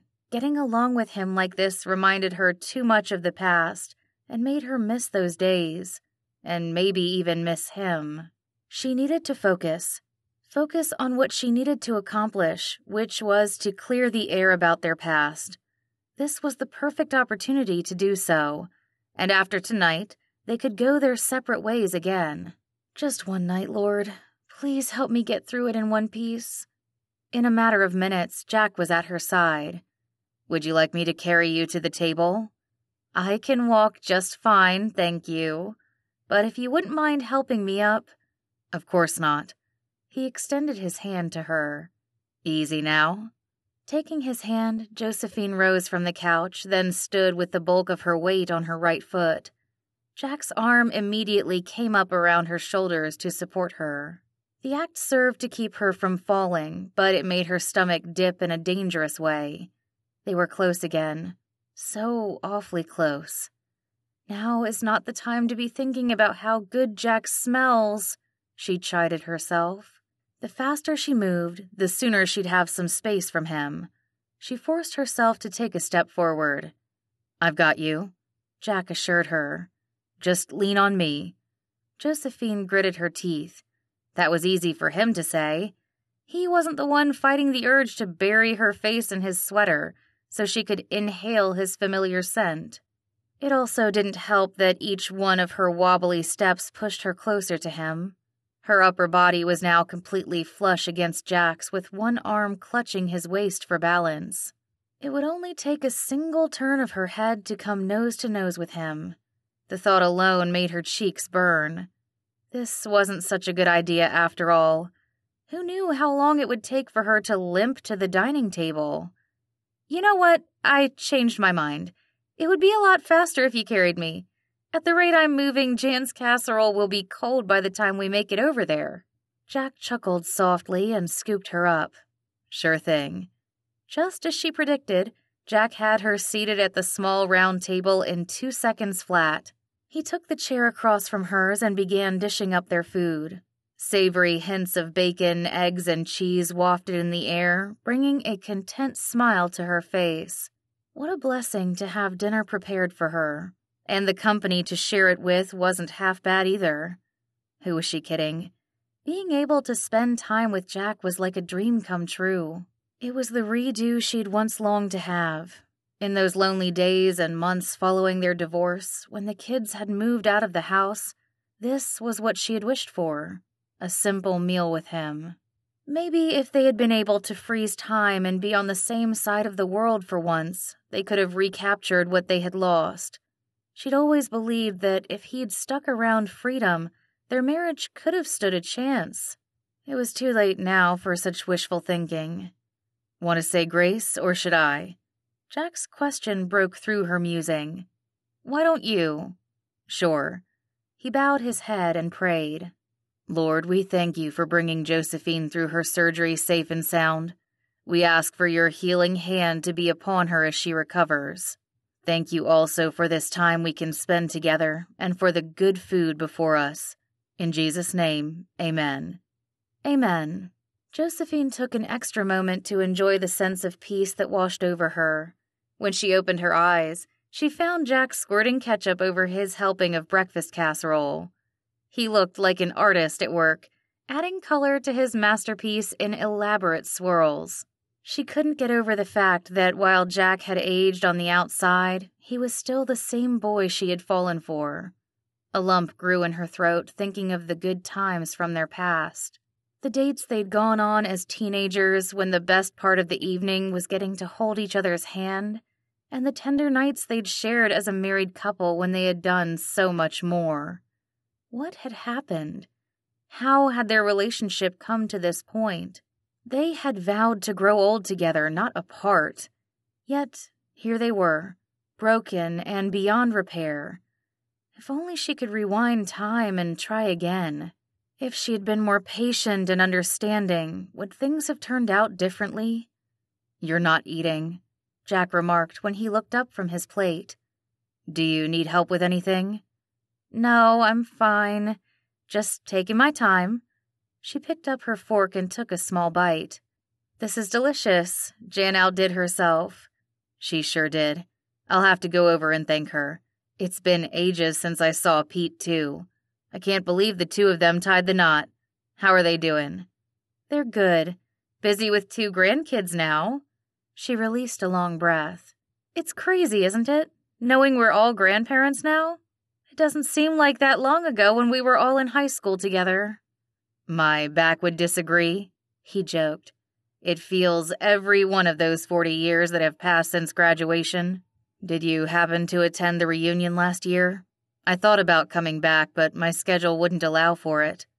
Mine either. I was in the middle of expanding my clinic at the time. I heard from Jan that they had a good turnout. Jack offered her a pleased smile. I'm really glad you got to live out your dream in California. You always wanted to have your own midwifery practice, and you made it happen. It couldn't have been easy. The lump returned to her throat, making it hard to swallow or speak. If he only knew how many times she'd almost given up. Starting her life over in a new state had been the scariest thing she'd ever done.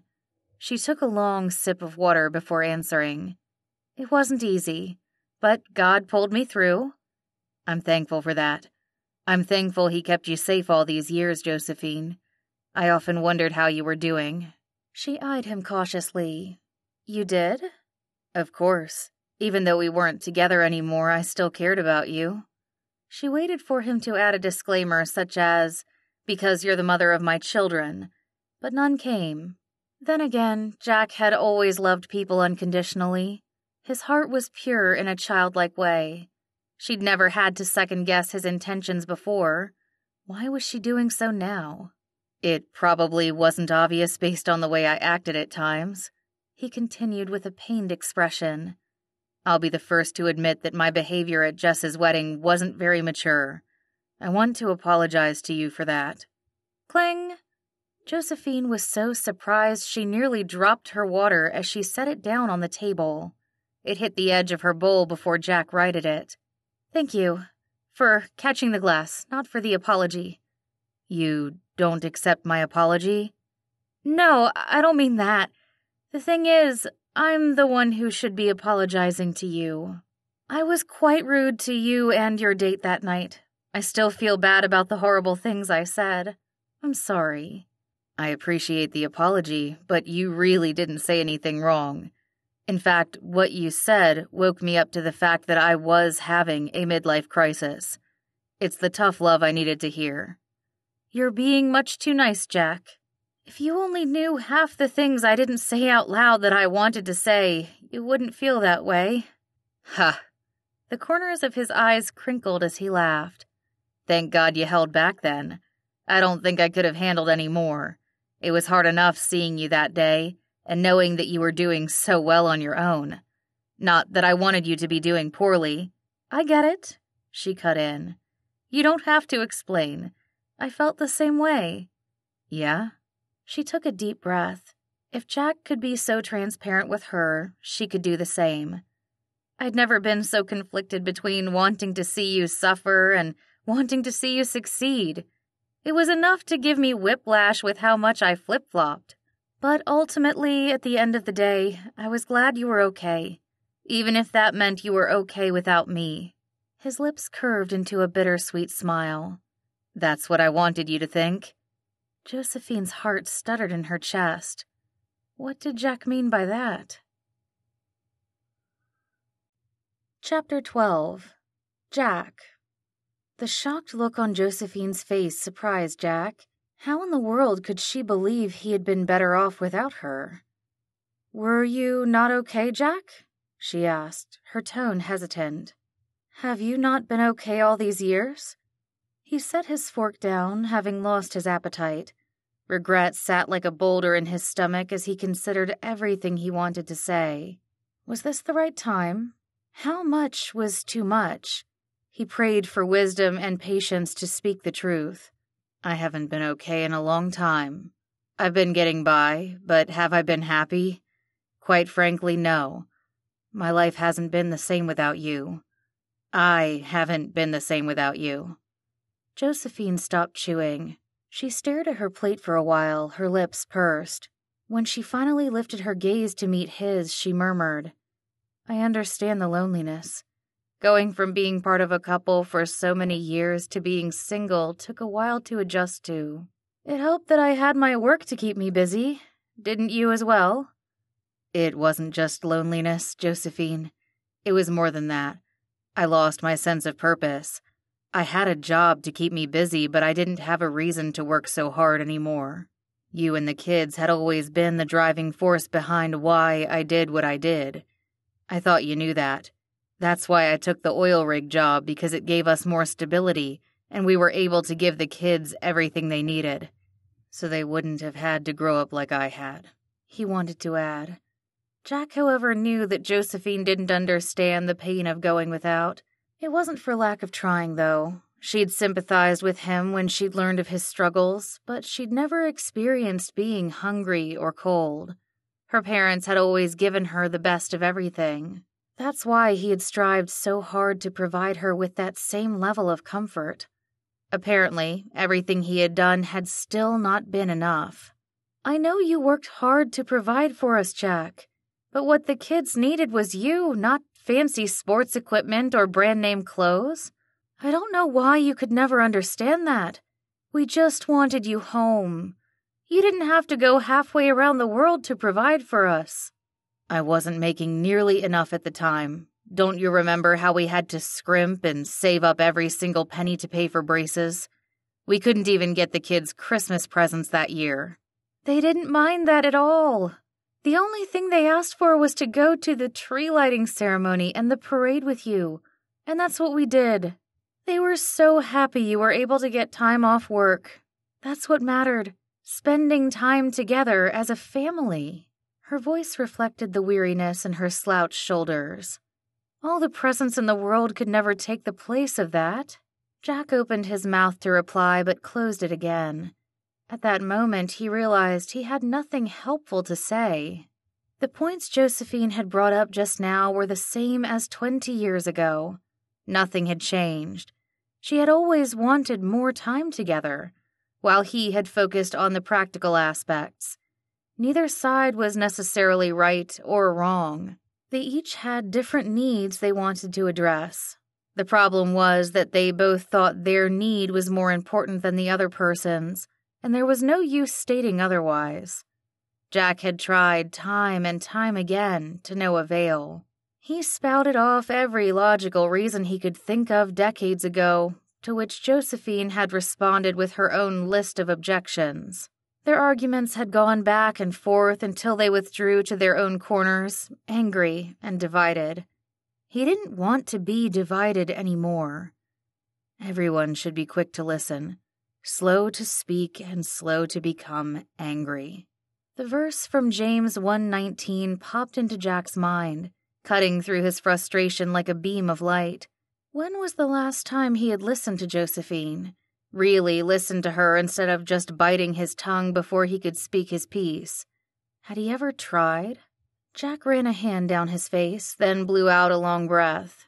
It wouldn't hurt to try.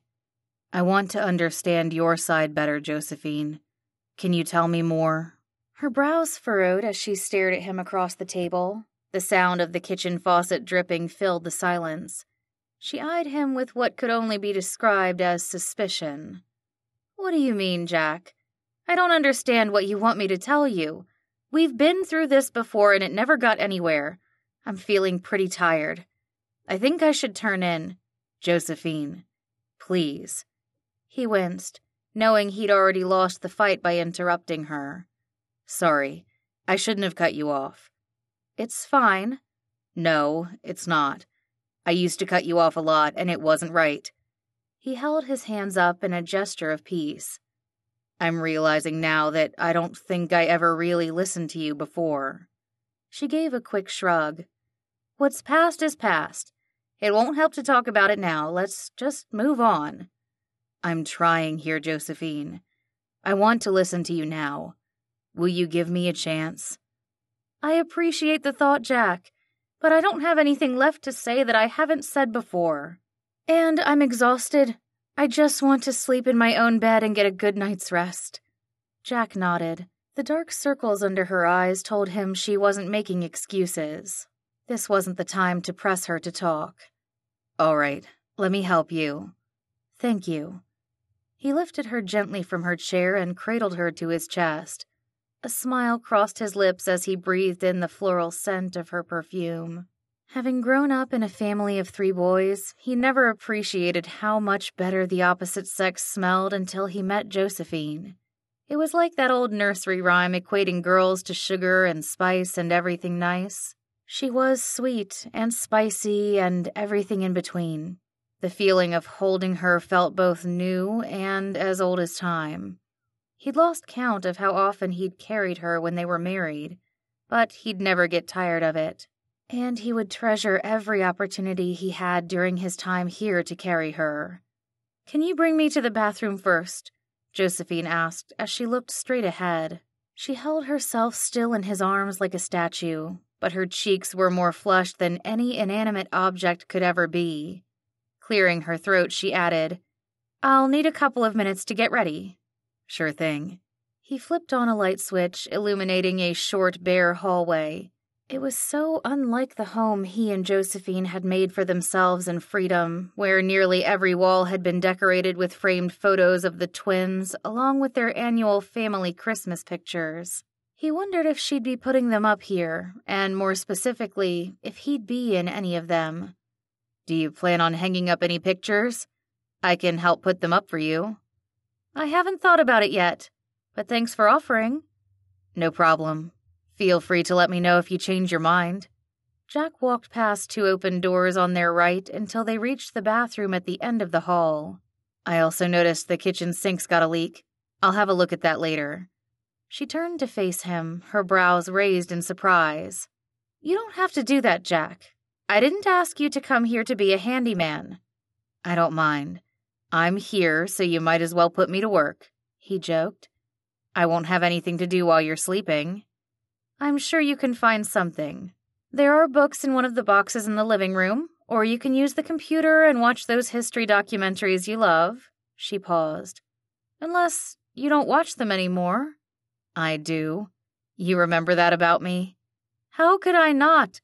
That's all we ever had playing on the TV, even during our honeymoon. If I ever have a chance to go on Jeopardy, I'm sure I'd have no problem acing their World War II questions. Jack laughed in delight. He appreciated these unexpected moments of reminiscing.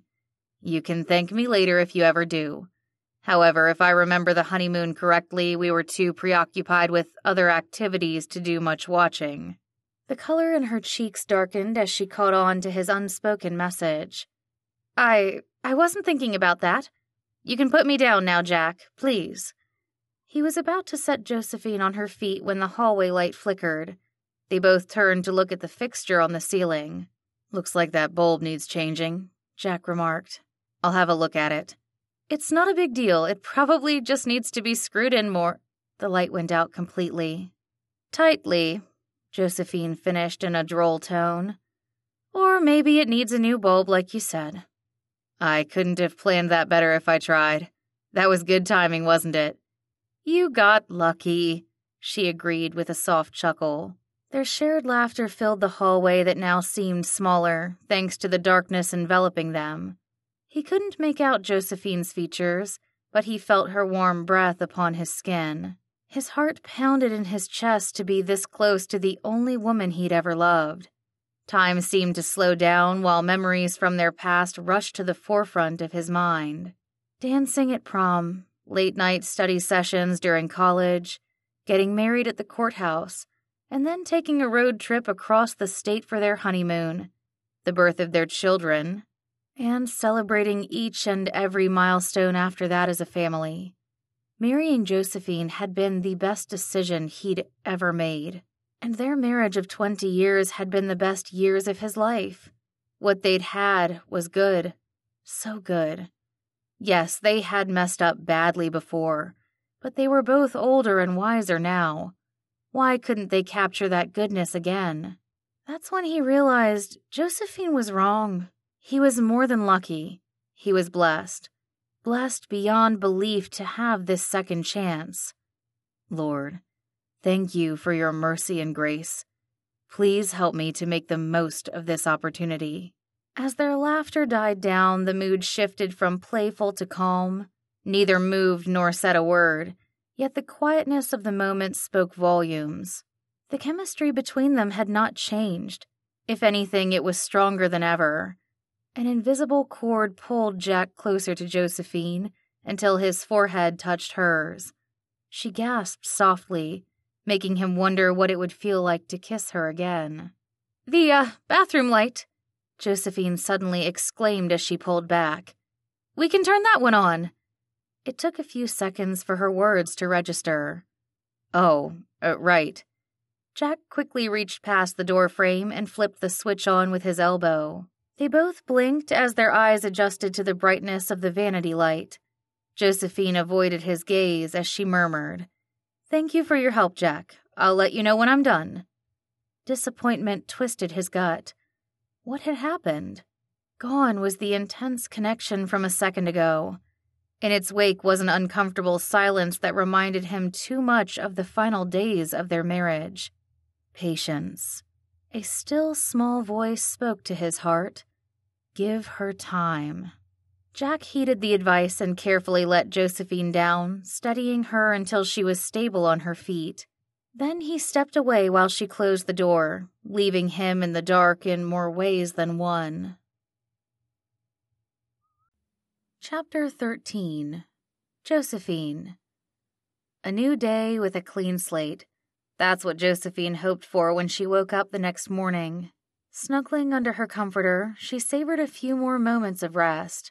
Her apartment heater, as old as it was, had kept her room nice and toasty. With no one waking her up every few hours to check her vitals, she'd slept better last night than she had in days. Her head still ached a bit from where she'd had the surgery, but overall, she felt much stronger and more alert. And now that she was well rested, she hoped she'd be better able to tackle whatever obstacles came her way today. Because she had a feeling there would be more of them. Who would have believed that she'd spend the night in the same apartment as her ex-husband? Surely not her.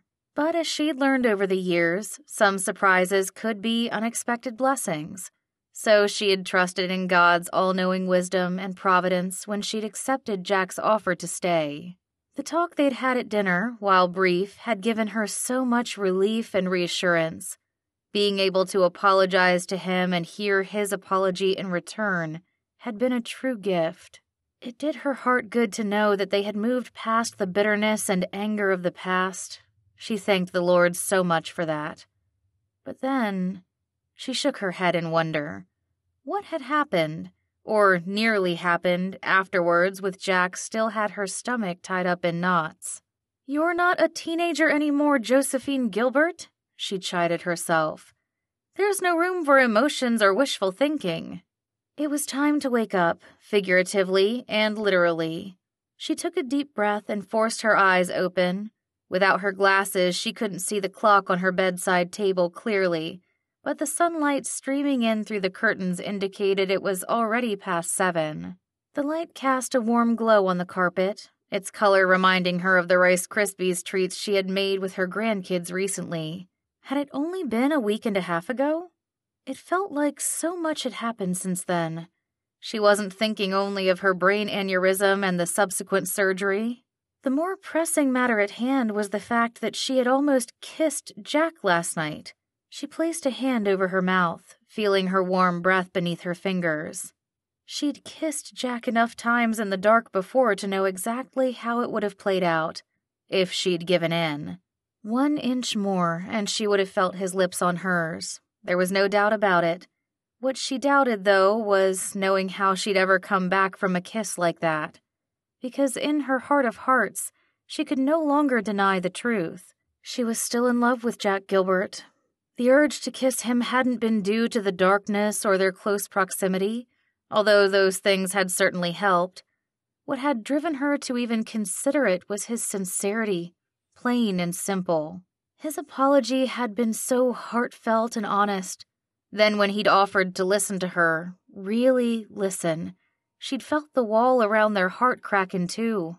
This was the boy she'd fallen for when she was 14. Catching glimpses of him made her yearn again for the might-have-beens, and even believe that they could come true. But they couldn't. She and Jack had no future together. He would be going back to the other side of the world soon, while she would be staying here in freedom. It was the same old story, just a different time.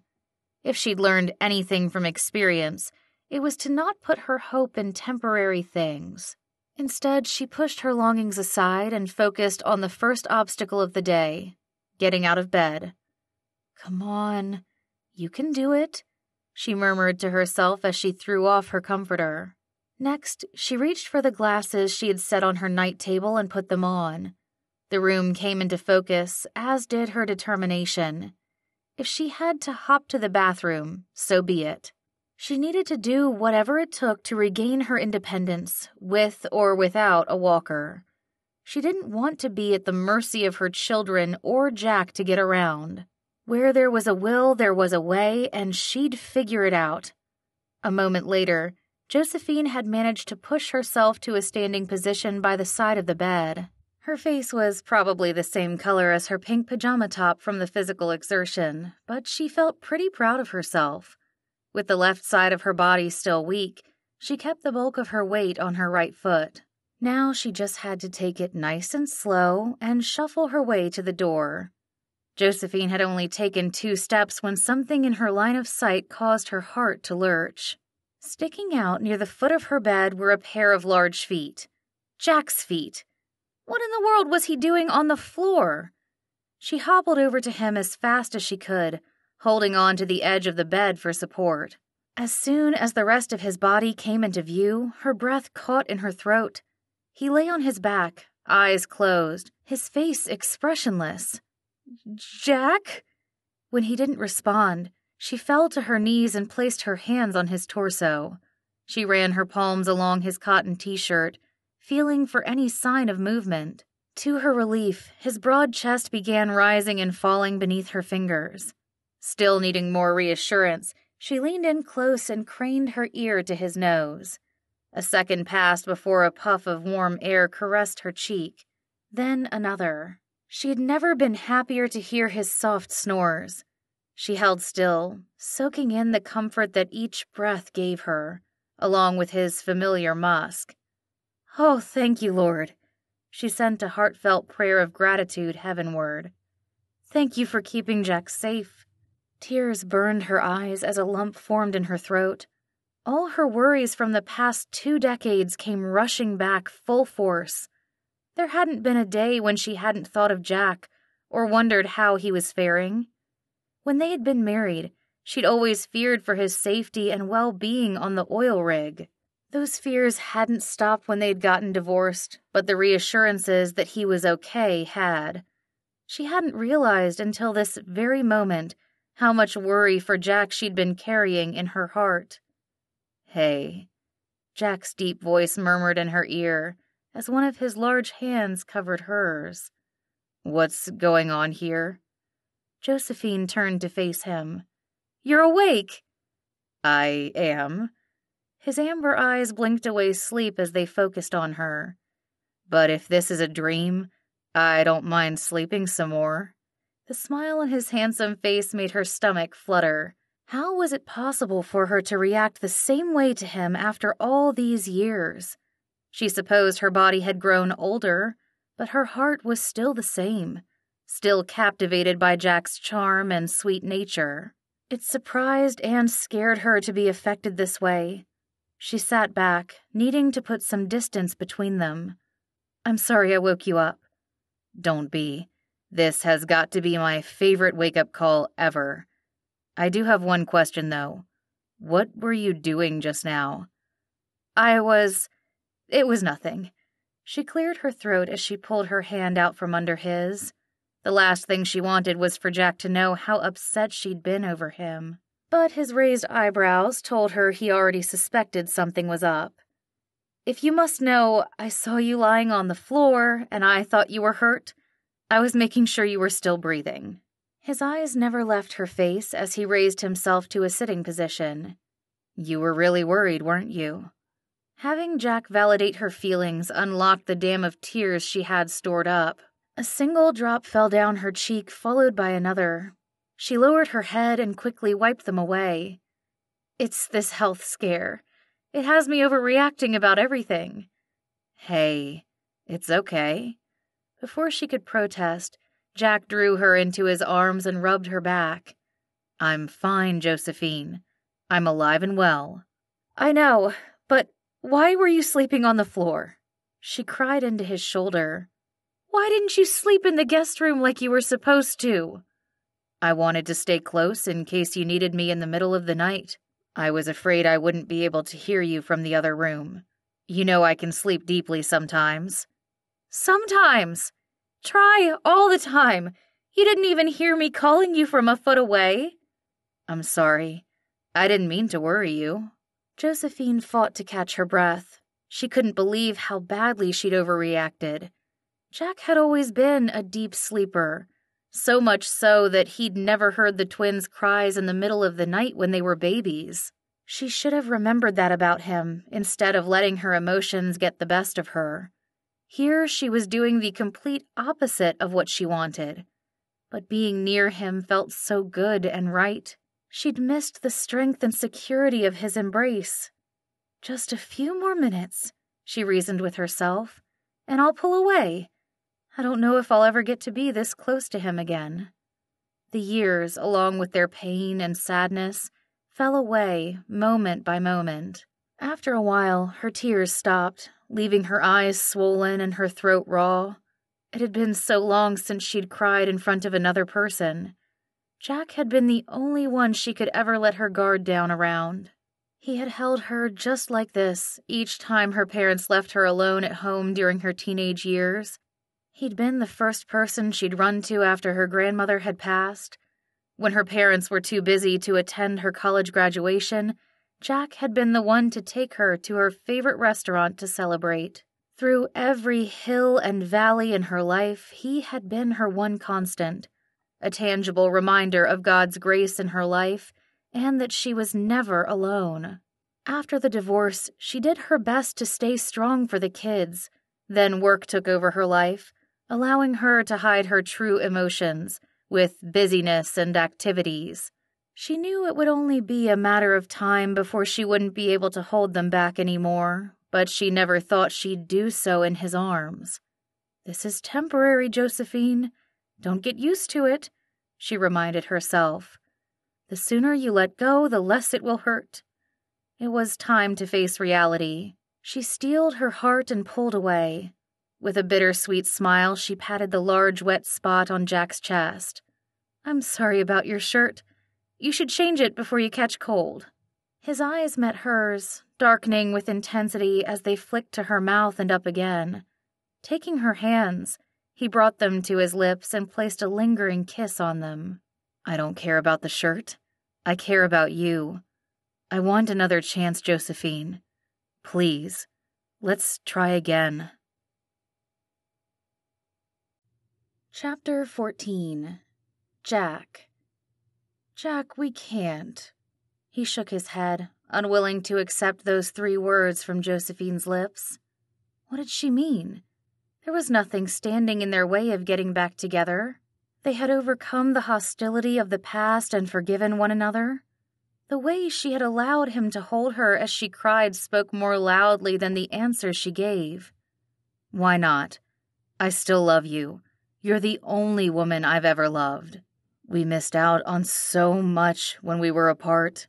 I don't want to miss out anymore. I want to grow old with you." She scoffed softly. "We're already old, if you haven't noticed." "Older, then," he quipped back. "I'm talking about the kind of old where we'll be cleaning our dentures together, and the highlight of our day will be going shopping for batteries for our hearing aids. I want to experience all of that with you." "You forgot to mention playing bingo at the senior center." "We can certainly do that too." Josephine's blue eyes sparkled with amusement, but she shook her head. "I know how sincere you're being about this, Jack, and I appreciate your intentions. But it's not that simple. Your life is on the oil rig and I'm here in freedom now. Our circumstances haven't changed at all. We're still in 2 different places, which was the same issue we had before." A spark of hope came to life in his chest. Josephine hadn't said no, which he took to be a step in the right direction. "So you're saying that distance is the only thing keeping you from saying yes?" She pressed her lips together, deep in thought. When she spoke, her tone was gentle but firm. "It's okay, Jack. You don't have to try so hard. We already went our separate ways a long time ago, and we've built 2 very different lives since then. Our kids are all grown with their own families now, and they're both doing well. You don't need to feel responsible for us anymore." "Responsible? I'm not saying these things out of obligation. Is that what you think this is about?" "I know it wasn't all out of obligation. We certainly didn't get married out of obligation. But having to provide for a family, that puts so much pressure on you. You said it yourself, Jack, that we were the reason you worked so hard. We were the reason you had so much stress. Don't you remember? You used to toss and turn in your sleep every night, and you barely had time to eat. You were constantly popping antacids and taking migraine meds. I can still picture how tired you always looked." She paused and glanced down at her hands. I never wanted a divorce. Giving you that ultimatum was the most foolish thing I've ever done. But maybe it wasn't wrong to set you free. You no longer had to carry that burden that weighed you down so much. He shook his head, not believing what he was hearing. That's not what I meant at all.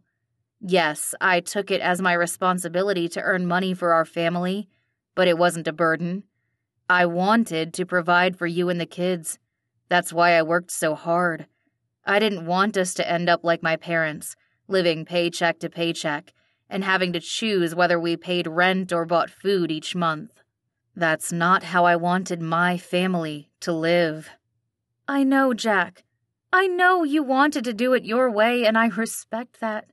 But, releasing a deep breath, she continued, never mind. This is all in the past. It's pointless to talk about it now. Jack opened his mouth to protest further, but the ringing of his cell phone cut him off. It's not pointless. We obviously have some things we still need to discuss. Hold your thought. We are not done with this conversation yet. Josephine's only response was a quick shrug of her shoulders. He picked up his phone from the spot where he had set it next to his makeshift bed last night. Hello? Good morning, Dad. It's Duncan. His son-in-law greeted him. I've got some news for you. Hold on a sec for me, will you? Jack couldn't believe his eyes. In the span of a few seconds that he had taken his eyes off Josephine, she'd gotten up from the carpet and was now hobbling over to the door. He stuffed his phone into his pocket and rushed over to her. I'm here to help you. Why do you insist on struggling on your own? This is nothing, Jack. I've been through worse, she huffed out as she allowed him to place an arm around her shoulders. With his support, they made it to the bathroom. She turned to give him a small smile. I appreciate your help, but I'm going to have to do this on my own sooner or later. I'd rather it be sooner, so I can help Jess when the baby comes. You go on and take your call. There's no need to wait for me. He stared in awe at the back of her head as she shut the door behind her. Josephine never ceased to amaze him, in both good ways and bad. No one expected her to be up and running only a week after having brain surgery, least of all their children. He'd have to find some way to convince Josephine to slow down. For now, he took a deep breath and returned to his phone call. Thanks for waiting, Duncan. What's the news? We located your rental car. It was found in an alley across town. Looks like some kids took it for a joyride then left it there. The rental company is going to have it towed back to their lot. They said you can pick up a new vehicle from them whenever you like. That is good news. I'm glad you found the car. What about Josephine's bag? I have it with me right now. I can drop it off on our way home from church if that's okay. Jess and Titus would like to see you guys too. Is Mom up for a visit? She'd run a marathon right now if she could, he answered, only half-jokingly. Josephine was still as determined and stubborn as ever. He wouldn't put it past her to try. I'm sure she'd love a visit. Great. We'll see you soon. After Josephine finished her morning routine, Jack helped her to the dining table, where they ate breakfast mostly in silence. Jack had a feeling she was done with their conversation from earlier and decided to drop the subject. One thing he had learned from the twins when they were young was to never discuss important matters on an empty stomach. He prayed for patience and wisdom to know when and how to broach the topic of reconciliation again. Perhaps what Josephine said was true. Things weren't as simple as he'd thought. They still had matters from the past to hash out. There had to be a way to move on, so they could consider the possibility of a future together. Do you want to watch the sermon online? Josephine asked when they finished eating. Sure. I could use some teaching from the scriptures right now. Josephine looked at him curiously as she started up her laptop.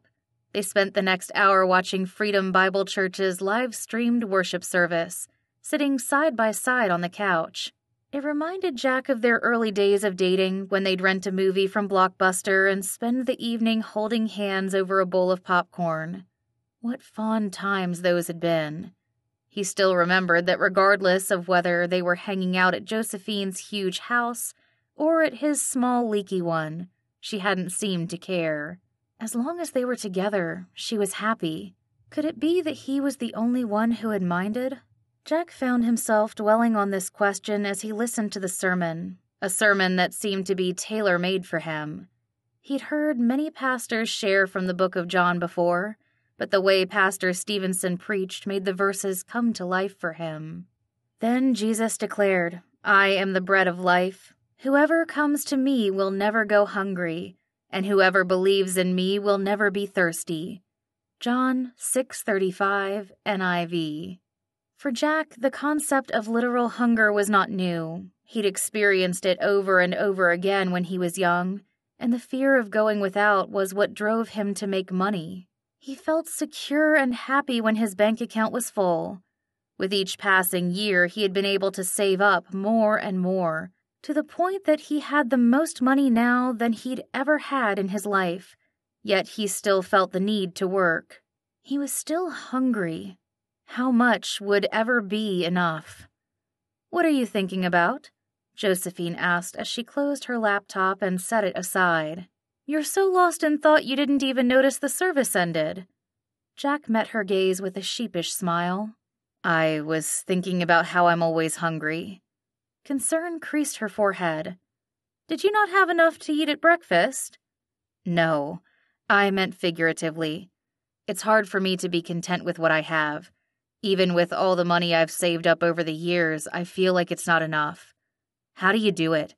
You never seem to worry about money like I did." Understanding lit up her eyes. "Of course you worried more. You were the only one working to support the family. You had more pressure on your shoulders, pressure that I couldn't share." "But I don't have that pressure anymore. Yet I still feel like I can't stop working. I wish I could be as satisfied as you always were." "It's not a fair comparison to make, Jack. We grew up so differently. I had more than enough material things in my life. I guess in the back of my mind, I always knew I could ask my parents for help if I needed it. I didn't need money to feel secure." She paused, chewing her lip. "Despite what you think of me, Jack, I'm not that different from you. I have things I hunger for too. They're just different from yours. But that's the beauty of what Pastor Stevenson talked about, that in Jesus we don't have to hunger anymore. He can meet all our deepest needs when we ask him." Jack looked at Josephine, really looked at her. He sensed there was so much that she was holding back on telling him. How was it that she understood him so well, yet he felt like he didn't know her at all? "What is it that you hunger for?" She grew quiet for a moment. Just when Jack wondered if she would ever answer, she said softly, "I suppose the main thing was companionship, knowing that I wasn't alone in the world. That's what I hungered for before. But God has been so faithful to meet my needs, I don't feel alone anymore." Jack swallowed hard. Suddenly it dawned on him what he had failed to see this entire time. His decision to work abroad had put Josephine in her most vulnerable state. She'd been left on her own to raise their children. He'd done the very thing that her parents had done, abandoned her emotionally. His own insecurity and fears had blinded him to what she had so desperately needed. He may have been a good provider, but he'd lacked in every other way. "I messed up, Lord. I see that now. How do I make things right?" More than anything, Jack wanted to make it up to Josephine for all the ways he had disappointed and hurt her in the past. Maybe she didn't need him the same way that she once had, but he still longed to be a part of her life, to support her, encourage her, and to walk through all the highs and lows by her side. He prayed that she would allow him this privilege. Jack reached for her hand and clasped it in his. When their gazes locked, he asked, "What about now? Do you still want companionship? Do you want companionship with me?" Chapter 15. Josephine. Josephine's heart hammered in her chest. She had tried to avoid this topic earlier, but here was Jack, bringing it up again. She didn't fault him for being persistent. She just wished she were stronger. Her heart was so soft and vulnerable. A single glance, touch, or smile from Jack, and she felt 40 years younger. Oh, to be 19 again, and so innocent and oblivious to the troubles that lay ahead. But knowing what she knew now, she would still have chosen to marry Jack and raise a family with him. He was the best friend she'd ever had. Of course, she still wanted companionship with him. How could she say no to the only man she had ever loved? "Of course I do," she admitted before she could stop herself. "But I also don't." "What do you mean? You do or you don't. There's no in between." "There kind of is. It's like when the kids were learning how to swim and Jess was too scared to get in the water. She saw how much fun Jeremiah was having, and she wanted to try it too, but she just wasn't ready." She glanced down at their intertwined hands resting on the couch cushion between them, her heart heavy with regret. What she didn't say was how this analogy only explained half her story. The reality was that she'd already jumped into the water before and had nearly drowned. She and Jack had failed once already. What would prevent them from failing again? "I'm not ready, Jack." "I understand your hesitation, but think of how much fun you'll have once you're in the water. There's nothing to fear, Josephine. You won't be alone. You'll have me. I'll come back to freedom for good to be with you." His voice carried so much hope and tenderness as he promised. "I won't let you sink." "You would give up your job for me?" "In a heartbeat." He turned to face her fully. "I'm not talking about retiring yet. God willing, I think this old body of mine can handle a few more years of work, but I can find a job here in town." "As what? A paramedic?" "Sure, that's what I'm trained in, so it makes the most sense.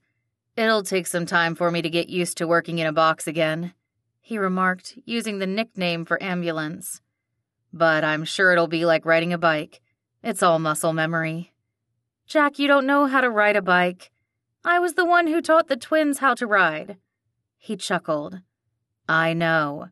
I meant it as a metaphor." The twinkle in his eyes made her laugh too. Josephine shook her head in wonder. The Lord had sure worked in both of their hearts these past 20 years. What Jack was offering sounded too good to be true.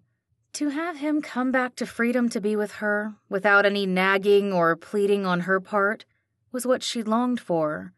But the last thing she wanted was for him to return to work as a medic. "What if I said you don't have to work?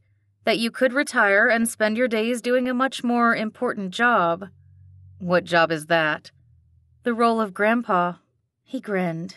"That has got to be my favorite job so far. I would love to do that instead of work, but someone has to pay the bills. I would rather be the one working so you can spend time with the grandkids." "I can do that already. It's you I'm talking about. I can't bear the thought of you working those long hours again. Don't take this the wrong way, Jack, but you're not as young as you used to be. You've worked so hard all these years. It's about time you took a break. I have enough money saved up, more than enough for the both of us," she added with a hopeful smile. His jaw grew slack with surprise. "Both of us? Does this mean you're ready to take the leap?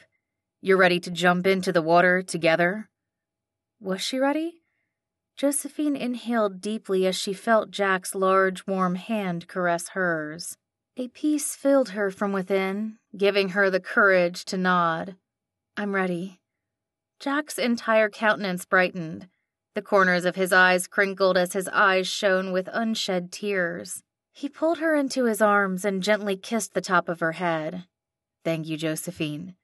Thank you for giving me another chance, and thank the Lord for giving us both this chance." "Thank you for taking this jump with me." She leaned into his embrace, letting her tears fall freely. Tears that came from a place of relief and happiness and hope. It was amazing how God had used something as unpredictable and scary as her aneurysm to bring about this reconciliation. He truly did work all things together for good. She pulled back to meet Jack's gaze. Her breath hitched in her throat as she cupped his face and looked him full in the face. This was the first time she allowed her gaze to linger as she took in all his features. She smoothed the lines between his brows that had grown deeper with time. The stubble along his jawline, now filled with gray, tickled her fingertips. His lips, the only lips she'd ever kissed, parted in a kind smile. "Are you wondering who this old man is that you're looking at?" "You may be older, but you're more handsome than ever. It's been so long since I've had a proper look at you. I don't want to stop. I've missed being able to see you and touch you." "Is there anything else you've missed?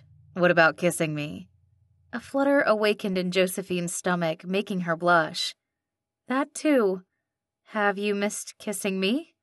"You have no idea." He tipped her chin up, his gaze dropping to her mouth. His voice grew husky with desire as he asked, "May I?" "Please." Josephine closed her eyes, expecting to feel Jack's lips on hers. Instead, he kissed her on the forehead first, then on her cheeks. The warmth of each touch sent a thrill through her body. When his mouth finally found hers, she could no longer hold back. She placed a hand on his chest, feeling the beating of his heart beneath her palm, and clutched the cotton fabric of his shirt. Pulling him closer, she deepened the kiss and showed him just how much she had missed him. There was no need to second-guess, and no more room for regrets. She was all in, without reservations and without any doubt. God knew her heart's desires, and provided for her once again. She would not take this chance for granted.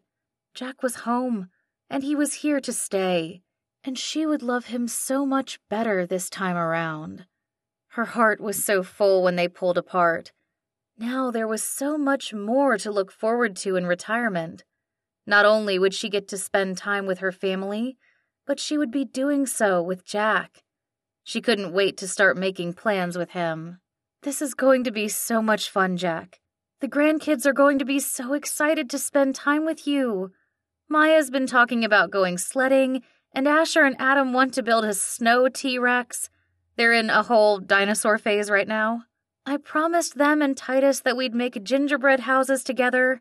We can have a sleepover with all the kids and build blanket forts like we did when the twins were small. And when the new baby arrives, there will be one more little one to love." She sighed happily. "Retired life is the best, Jack. You'll see. Being around the little ones really keeps you young and active. There won't be any time to be bored. But if we ever want adult conversation, we can always meet up with Jan and Pete for a game of cards." "That all sounds great. It also sounds a lot more tiring than working. I might need a retirement plan for my retirement plan," he joked. "I can't wait to spend time with the grandkids. I haven't spent nearly enough time with them, and I'm looking forward to spending time with you." Jack raised her hand to his mouth for a kiss. "I didn't expect to be retiring so soon, but I have no complaints. Thank you, Josephine, for making this possible." "Please, call me Joey. Josephine just doesn't sound right coming from you." "Yes, ma'am." The smile on his face said it all. He pulled her close and wrapped his arm around her shoulder. "You still remember the first time I heard your grandmother call you Joey, and how you said I could call you that too? I felt like the luckiest guy in the world. Everyone else at school called you Josephine, but I got to call you Joey." She snuggled into his side, feeling more content than she had in a long while. "That's because you weren't like everyone else. You were my best friend. You are my best friend. I've missed you so much, Jack. I wish we hadn't waited so long to reconnect. We lost so many good years together." "I know. I feel the same. But we have all the time in the world now to spend together. It'll be like reliving our youth, without the struggles and cares we had back then. Knowing we don't have to worry about money takes a lot of pressure off. You're amazing, Joey. How did you manage to save up so much?" "I sold my practice and the house I had in California. The cost of living is so much lower in Colorado, so what I made from those sales will go a long way here. Add to that my inheritance money, and there's more than enough to live off of." "Your inheritance money?" "Yes, from my parents." She gazed up at him. "By the way, I never thanked you for the flowers you sent me when they passed away. That was really thoughtful of you." Knock, knock, knock. The soft sound coming from the front door interrupted their conversation. That sounds like Titus knocking, Josephine remarked with a laugh. He tries so hard, but his little hand can only do so much. He'll get there eventually. Jack pulled away and stood up. I'll get the door. Josephine couldn't stop herself from beaming with excitement. She could imagine how thrilled Jess would be to hear that her parents were back together. The rest of the family would no doubt rejoice with them too. For the first time in a long time, she looked forward to Christmas. Not only would they be celebrating Christ's birth, but also the rebirth of her and Jack's relationship. She hoped and prayed there would be no obstacles standing in their way from here on out. Chapter 16. Jack.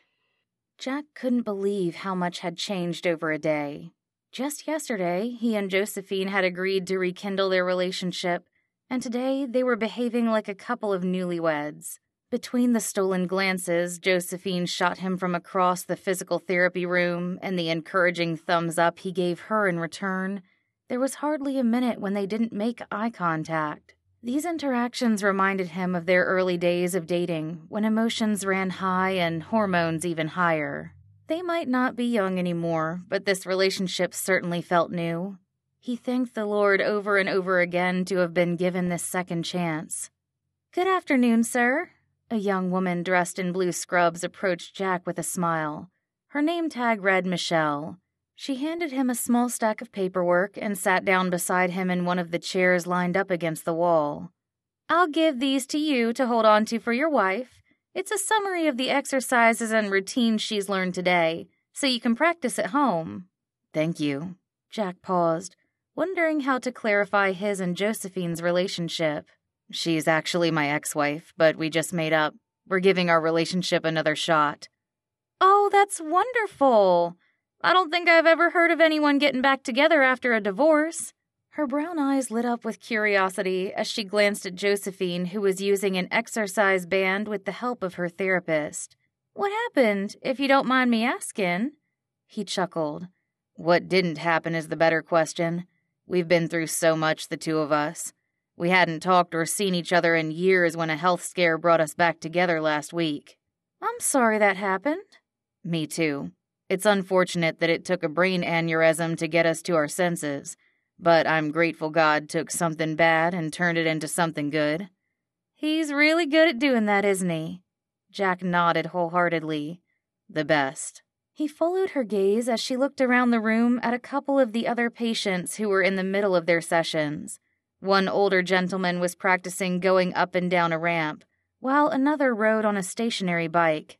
A middle-aged woman walked up a short flight of stairs that Josephine had used earlier. Turning back to face Jack, Michelle remarked, "Your story just reminded me of what the Lord did for this hospital after the fire." "There was a fire here?" "It happened 8-9 years ago. You don't know about it? It was on the front page of the Freedom Gazette for months. I'm guessing you're not from around here." "I grew up in Freedom, but I hadn't been back in a while. Was it a bad fire?" "There was quite some damage, but thankfully no one was seriously hurt. But what came out of it was almost too good to be true. A couple donated enough money to rebuild what was damaged and open up a couple of new wings, one of which was this outpatient physical therapy wing. It was like Christmas morning when we had the ribbon-cutting ceremony after everything was built." Jack's eyes widened. "Sounds like it was a big donation." "Very big," she agreed. "And just what this town needed. Now our patients don't have to travel to Denver to get the same type of rehabilitation. We have all the best equipment and staff right here. And we have the Waltons to thank for that." Jack's stomach clenched. "Did you say the Waltons?" "Yes, why? Do you know them?" "I did," he uttered, his throat dry. "A long time ago." While he hadn't heard that surname in years, it had been on his mind ever since yesterday's conversation with Josephine. He still remembered her words clearly. "Add that to my inheritance money, and there's more than enough to live off of." That one line had thrown him for a loop. Of course, Josephine's parents would leave their money to her, their only child. But for her to insist on using her inheritance to support their retirement, Jack hadn't expected that at all. Even now, he couldn't shake how much Josephine's parents' disapproval had affected him. Hearing their name transported him to the first time they had met. He'd shown up for dinner in his best clothes, but they were no match for Mr. and Mrs. Walton's diamonds and pearls. All they saw was a poor boy who they believed only wanted to date their daughter for her money. That was the assumption he'd worked so hard to prove wrong. Yet he would soon be indirectly relying on the very people who had once scorned him. The irony was not lost on him one bit.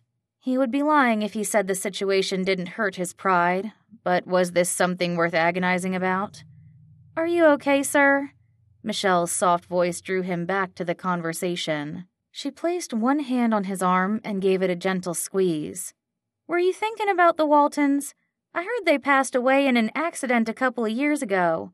I didn't mean to bring up any sad memories for you." "No, it's fine," Jack reassured her. "You didn't say anything wrong. I did know them, but we weren't exactly friends." "Well, friends or not, I'm sure if they were still alive, they'd be happy to know your ex-wife, or girlfriend, rather, is benefiting from their contribution." Jack cracked a smile. That much was certainly true. "You're right. I know they would be happy. Josephine meant a lot to them." Michelle nodded enthusiastically as she rose to her feet. "It was nice chatting with you, but I better get back to work. If you or Josephine have any questions about the handouts, let me know." "I will. Thank you."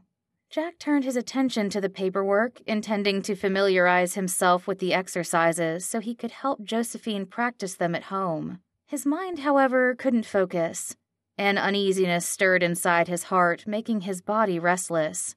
Thinking about his former in-laws often did that to him. He decided to head to the cafeteria to grab a snack for Josephine. She was working so hard during this first session of physical therapy and would no doubt be hungry afterwards. He soon felt a burden lift from his shoulders. Focusing on someone else's needs always gave him a sense of purpose. By the time he was in line to pay for a protein bar and a bottle of water, he had a small smile on his face. Instead of dwelling on the past, he really ought to be planning for the future. His and Josephine's future. God had done a miracle in bringing them back together. What he needed to do now was think about how and when he could start transitioning his life off the oil rig. There was so much to do, from giving notice at work to packing up and moving his belongings, and finding a place to stay here in freedom. Was it too soon to bring up the topic of marriage with Josephine? Would she expect him to propose again? What would rebuilding a relationship that had been through the ringer look like? He had more questions than answers, but one thing he was certain of was the love he and Josephine had for each other. Everything else they would figure out in time. "Mr. Gilbert, fancy seeing you here."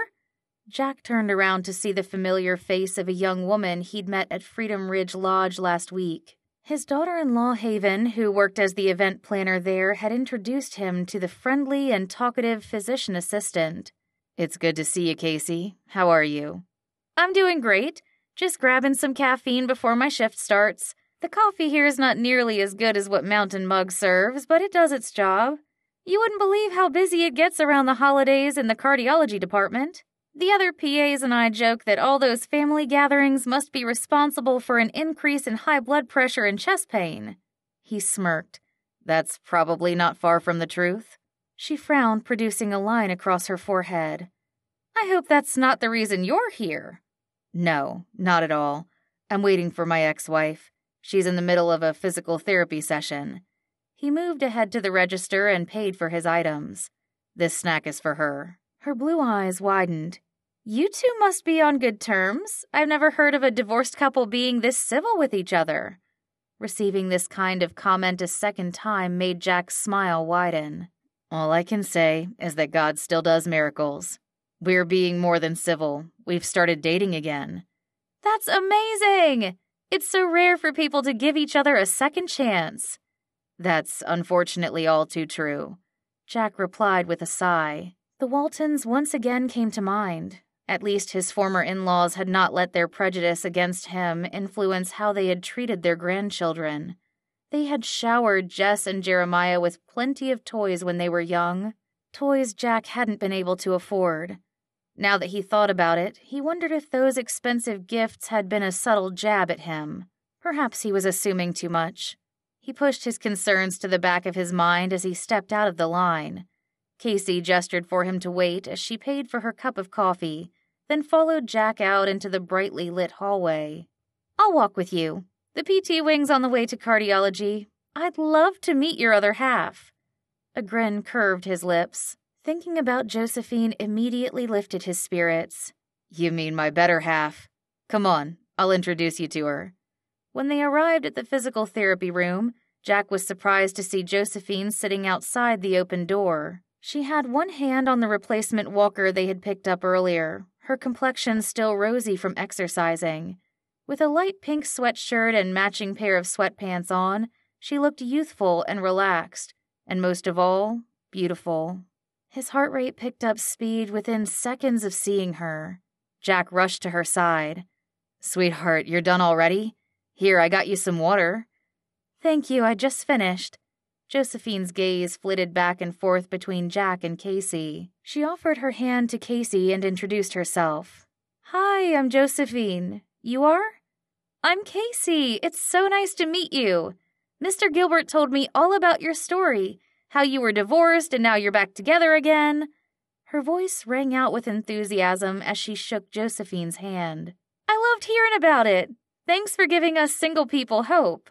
Josephine's expression softened. "I'm so glad you're encouraged by our story. We can't take the credit, though. God's the one who brought us back together." "I'm sure that's true, but it still takes a lot of faith on your part, especially when things didn't work out the first time around. You fell off the horse, but you're getting back on again. That takes guts." Jack nodded. "I appreciate that analogy, even though I've never been on a horse before. Josephine, on the other hand, started riding when she was 3. She earned several blue ribbons when she was young, and even won the Colorado Saddlebred Award when she was 12. "That's so cool!" Casey exclaimed. "I always wanted to learn how to ride, but my family couldn't afford it. Do you still ride?" She sucked in a sharp breath as her gaze fell to Josephine's walker. "That's not why you're in therapy, is it? Because you literally fell off a horse? I shouldn't have said that." "No, you're fine. That's not why I'm here. I had surgery for a brain aneurysm," Josephine explained, pointing to her loose-fitting gray beanie that hid her scar. "I haven't ridden in years, but it's something I did enjoy doing. If you're ever interested in trying it out, I'd be happy to go with you." "That's so sweet of you. Maybe I will take you up on the offer if I can find time. My work keeps me pretty busy." A sympathetic sigh emerged from Josephine's lips. "I understand. I used to work in healthcare too." Jack watched in amusement as Casey took a seat beside Josephine and began chatting a mile a minute. There was something about the woman he loved that made people want to open up to her. He supposed that was what had drawn him to her all those years ago. She listened attentively to Casey, even though she had to be exhausted from her therapy session. Jack considered helping Josephine out and cutting the conversation short for her, but his cell phone suddenly buzzed in his coat pocket. He excused himself and stepped a few feet away. The number flashing across the screen made his chest tighten. Why was work calling him? Chapter 17. Josephine. Josephine gathered up what energy she had left and channeled it into listening to Casey. The young woman was so chatty and down-to-earth, she imagined it would be easy to befriend her. No wonder Jack had opened up to her. Josephine breathed easy, knowing that their conversation had been an innocent one. Guilt, however, still had her insides twisted into knots. She chided herself for even entertaining the idea that Jack would give in to another woman's advances. She'd allowed her insecurity to take over when Jack and Casey had shown up in the hallway together. It didn't help that she'd already been feeling wary from when the physical therapy assistant had placed her hand on his arm earlier. Both scenes reminded her all too much of when Jack had brought his younger date to Jess's wedding. She needed to let that memory go, though. There was no use holding on to the past. She and Jack were in a different place now, a better one. He was back in freedom for good. She had to trust him and trust in the Lord who had given her this second chance with him. "So when are you and Mr. Gilbert getting married again?" Casey's giddy voice broke through Josephine's thoughts. "Because I'd love to come to your wedding. You could have it at the lodge. Haven's so great at planning events there. I'm sure she could put something together for you in no time at all." Josephine had to laugh at Casey's enthusiasm. Her new friend was certainly optimistic. "I have no idea. Jack and I just got back together yesterday. We haven't talked about the future in much detail yet, but we will certainly invite you if the day comes." "When the day comes?" she added in her own optimistic tone. She had a good feeling that there was much to look forward to. Not that she relied on feelings alone, but if she'd learned anything these past 2 weeks, it was the power of prayer and hope. Her surgery had been a success. She'd gotten her grandmother's Bible and her journal back. She and Jack had reconciled. It would be the first time in decades that their family would all be together for Christmas. There was nothing more that she could want. "Thank you, Lord, for making this all possible." "I'll be waiting for my invitation," Casey exclaimed as she stood up. "I gotta run, but it was great meeting you, Josephine. Or should I say Mrs. Gilbert?" "I haven't been called that in a long while, but it does sound good." "It was nice meeting you too, Casey. I'll be praying for you and your family situation." "Thanks, I appreciate it," she called out with a wave. Jack nodded his goodbye to Casey when she passed him down the hall a moment later. He looked over at Josephine with an apologetic smile and motioned for her to wait a little longer. She mouthed no problem, then leaned back in her seat to rest her head against the wall behind her. She'd already waited 20 years for him. What was another couple of minutes? Whatever conversation Jack was having had to be important. The look on his face was both contemplative and serious. He stood tall and straight with the thumb and middle finger of his left hand rubbing his temples. Josephine hoped whoever was on the other end of the line wasn't delivering bad news. As she sat waiting, her eyelids grew heavier with each passing second. The physical therapy session had really taken its toll on her body. Josephine closed her eyes, intending to rest them for just a few seconds. She only realized she had dozed off when she woke up with a crick in her neck. She took a quick glance around the hallway, expecting to see Jack, but he was nowhere to be found.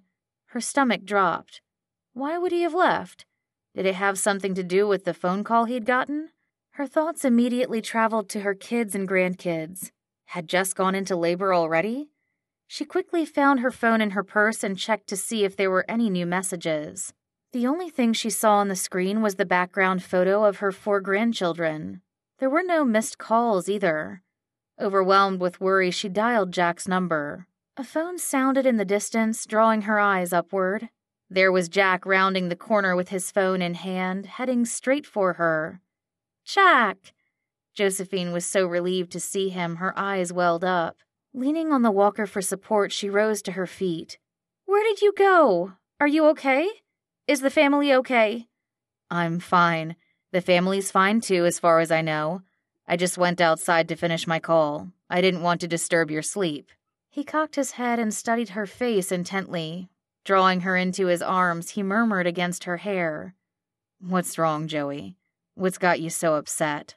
I don't know. When I didn't see you, I started worrying that something had happened." She released a shaky breath as she hid her face in his chest. "I'm sorry, I don't know why I'm so emotional. I don't usually cry so easily." "Hey, it's all right. There's no need to apologize. You've been through a lot lately. The surgery alone was stressful enough, but now you're having to relearn how to walk again.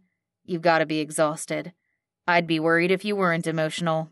He rubbed her back in soothing circles.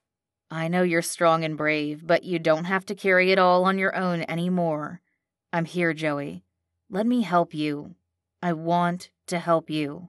She nodded, a sob escaping her lips. Jack's words gave her the validation she needed to fully rest in his embrace. She allowed her tears to fall. There was freedom in knowing she no longer needed to hide her feelings from him. She had done that when they were younger, which had only served to create distance between them, beyond the literal miles that had separated them. Maybe if she had come clean and admitted how scared she'd been without him and how much she had needed him, he would have come back home sooner. It was too late to change the past now, but she vowed to change her ways. Josephine pulled back to meet Jack's gaze.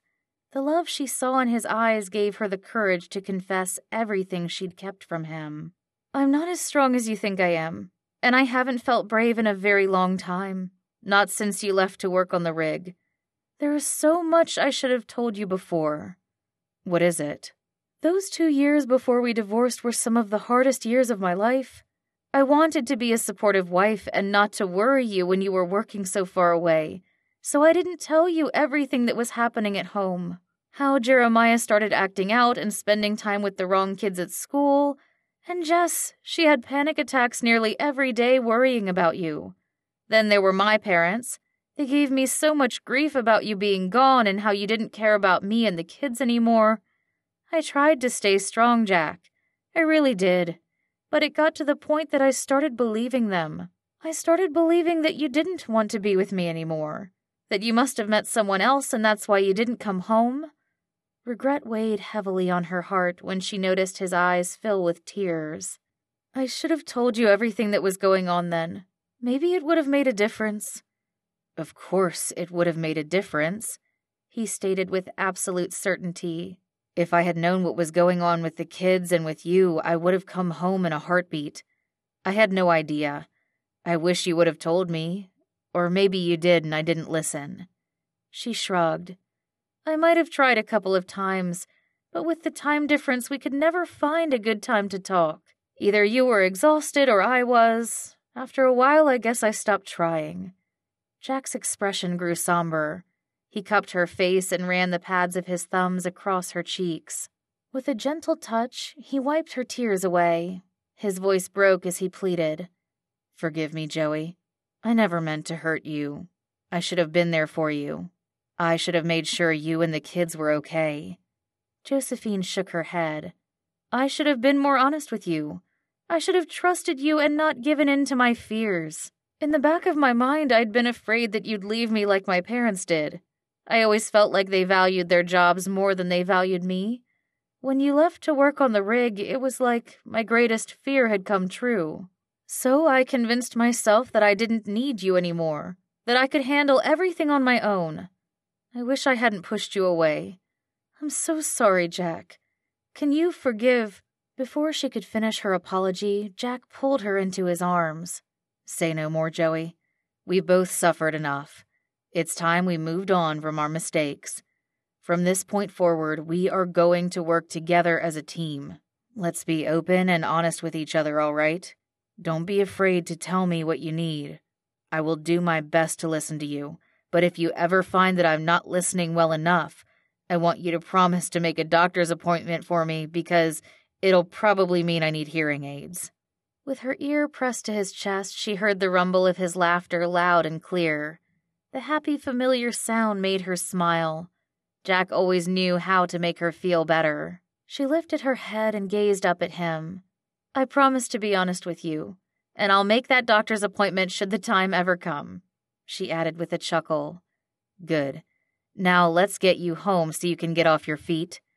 "Not before I show you my crab walk up the stairs. I'm a pro at it now." "I saw you practicing. That was the most professional crab walk I ever did see." He grinned, then narrowed his eyes. "Are you sure you don't want me to carry you instead? It would be my absolute pleasure." She pretended to consider his offer before nodding readily.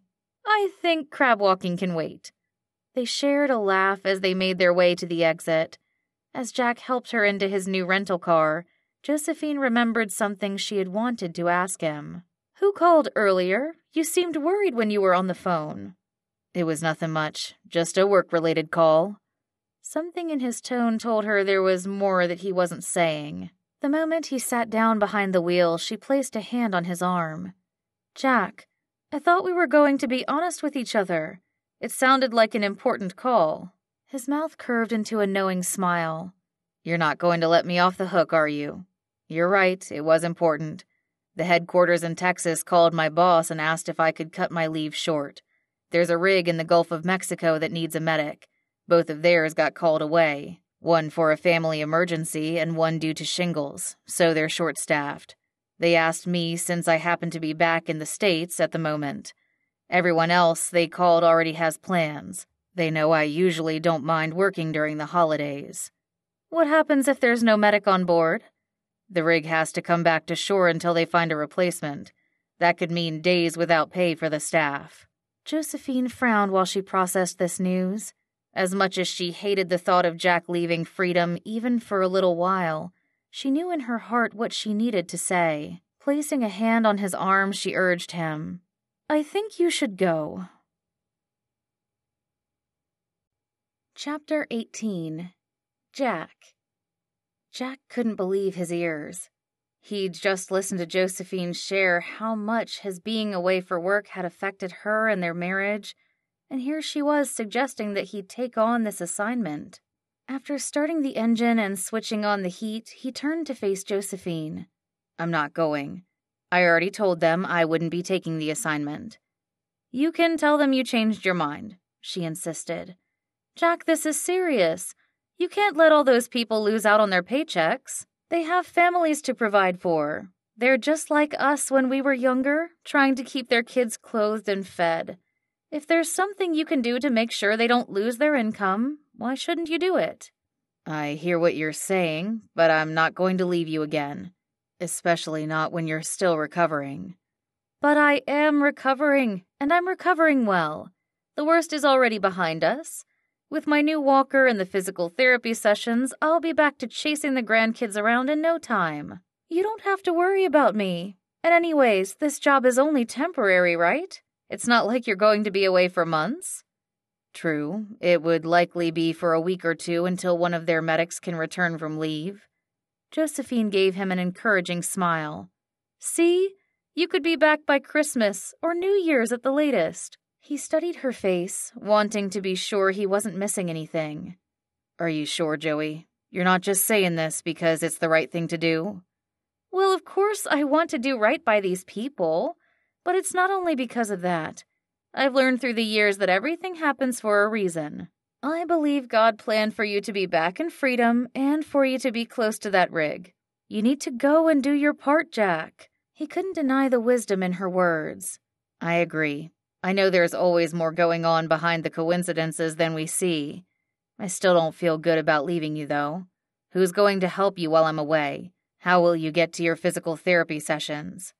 "I found out from my PT that the hospital provides a rideshare service. I just have to sign up." "Oh, yeah?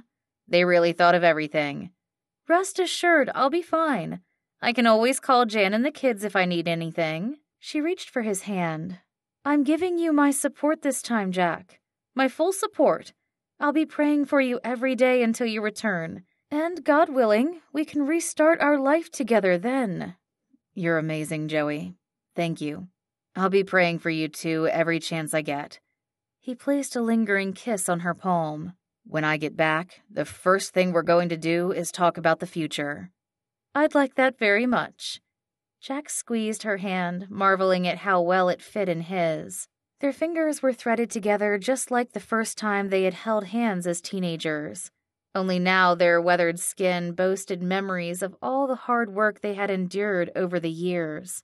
For him, that meant tending to the needs of the sick and injured as a medic and doing what he could do to be involved in their children's lives when they were younger.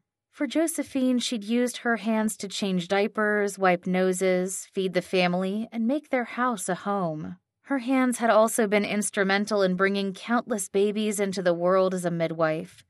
They each had their own roles over the years, and many of their responsibilities had required them to work separately. But now they were doing something together. Sure, he would be the one on the rig, but to have Josephine's full support as well as her prayers made all the difference in the world. He could leave freedom without worry, hesitation, or regret, knowing that Josephine would be waiting for his return.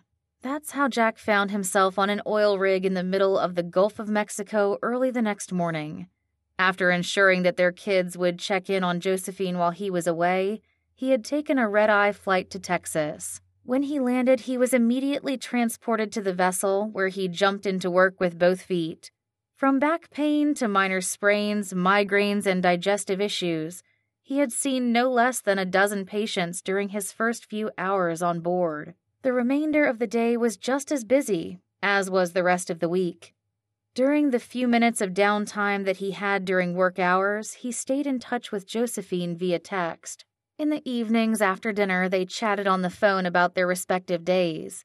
He enjoyed hearing about the progress she made in therapy and all the updates about their grandkids, whom Josephine had started to see again for brief visits. The more he heard about everything that was going on in Freedom, the more eager he felt about heading back home to be with his family.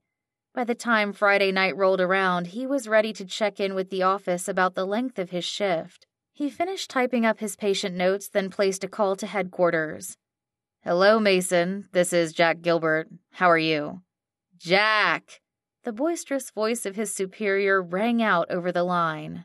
"You are just the person I wanted to speak with." "I'm glad I called then. What's going on?"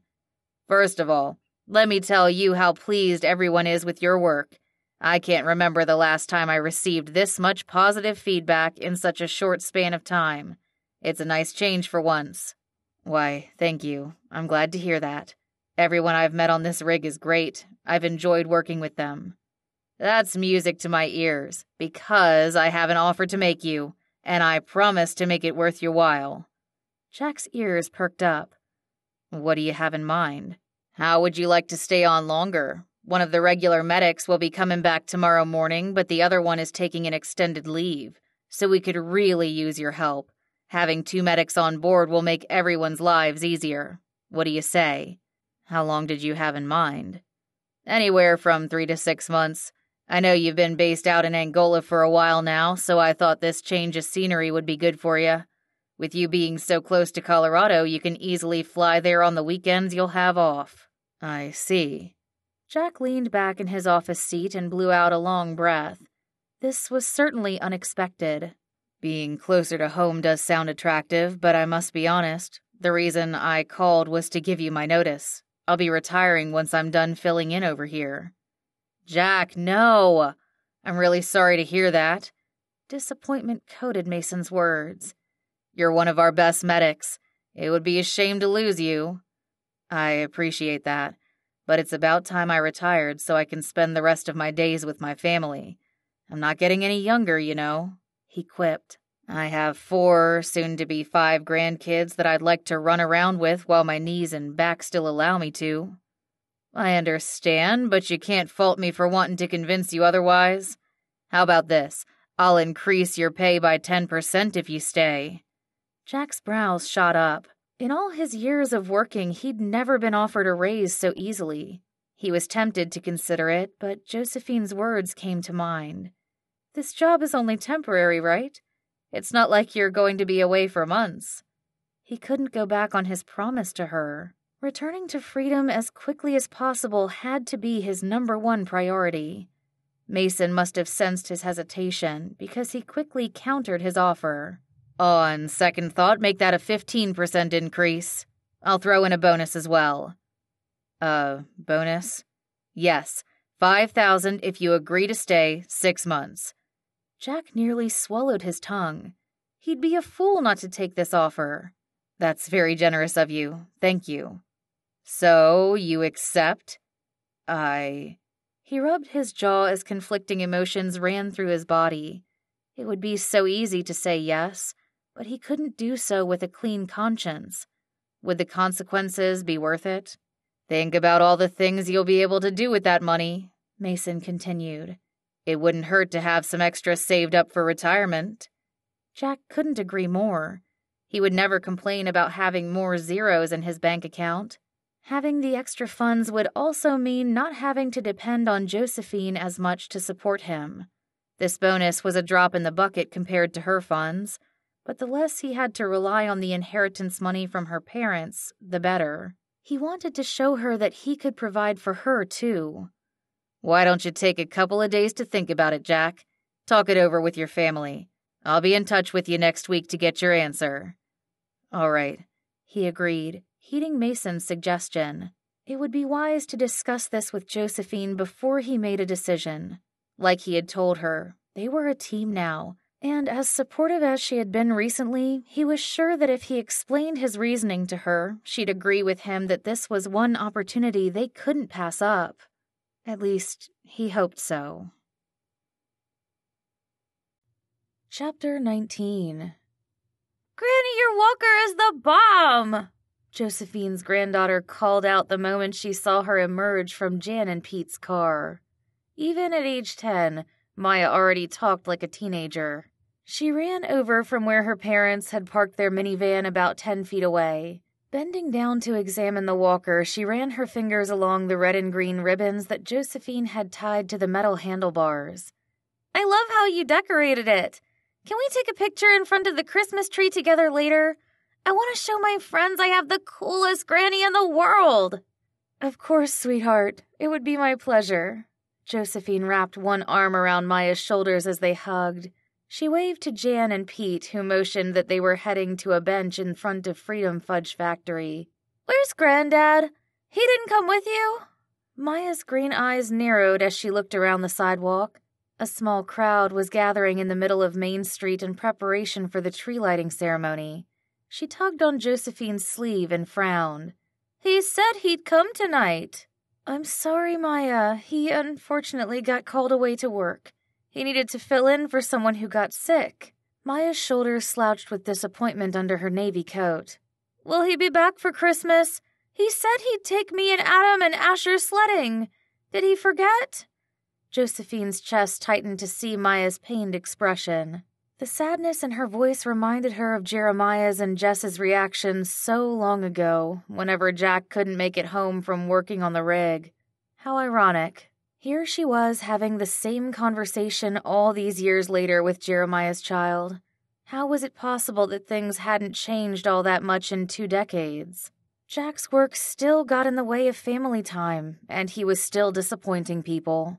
Even worse, she still had to apologize and make excuses for him. No, she immediately corrected herself.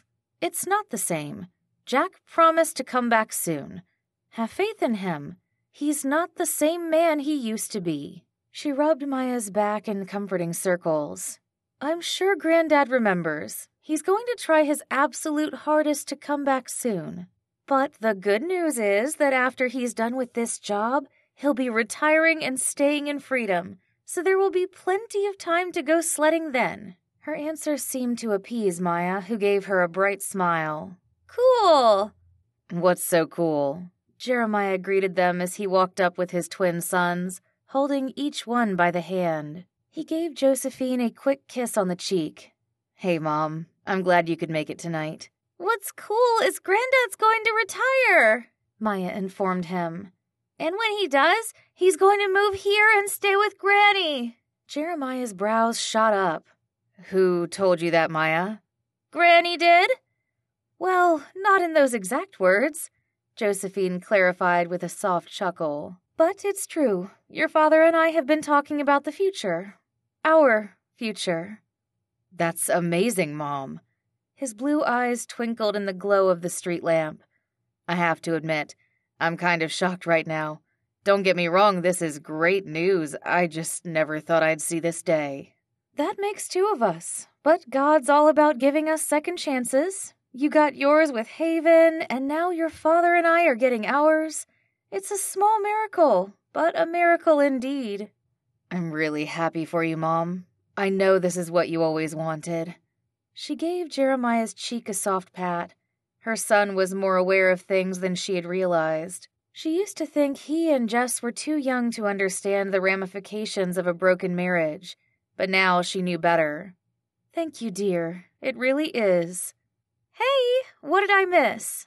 Haven appeared at Jeremiah's side holding a full drink tray and a white paper bag. The scent of peppermint and chocolate wafted in the cold air between them. Mom, you look great. I love your hat. Thank you, dear. I made it myself. Josephine had managed to crochet a simple red beanie this past week. I was just telling Jeremiah that Jack has decided to move back to Freedom. Really? That's wonderful news. Haven's cheeks turned a rosy pink as she bounced on the heels of her boots in excitement. Maya's been praying for you and Dad every night, you know. I didn't know that. Josephine turned to Maya and pulled her in for another hug. Thank you, sweetheart. God answered your prayers. I knew he would, she replied with a toothy smile. He likes it when people love each other the way he loves us. Josephine's heart warmed to witness Maya's pure faith. You're absolutely right, Maya. How'd you get so wise? She shrugged and simply answered, I was born wise. The adults grinned and nodded in agreement. Adam and Asher started jumping up and down as music came over the outdoor loudspeakers. The tree! They shouted. We want to see the tree! Let's go, Daddy!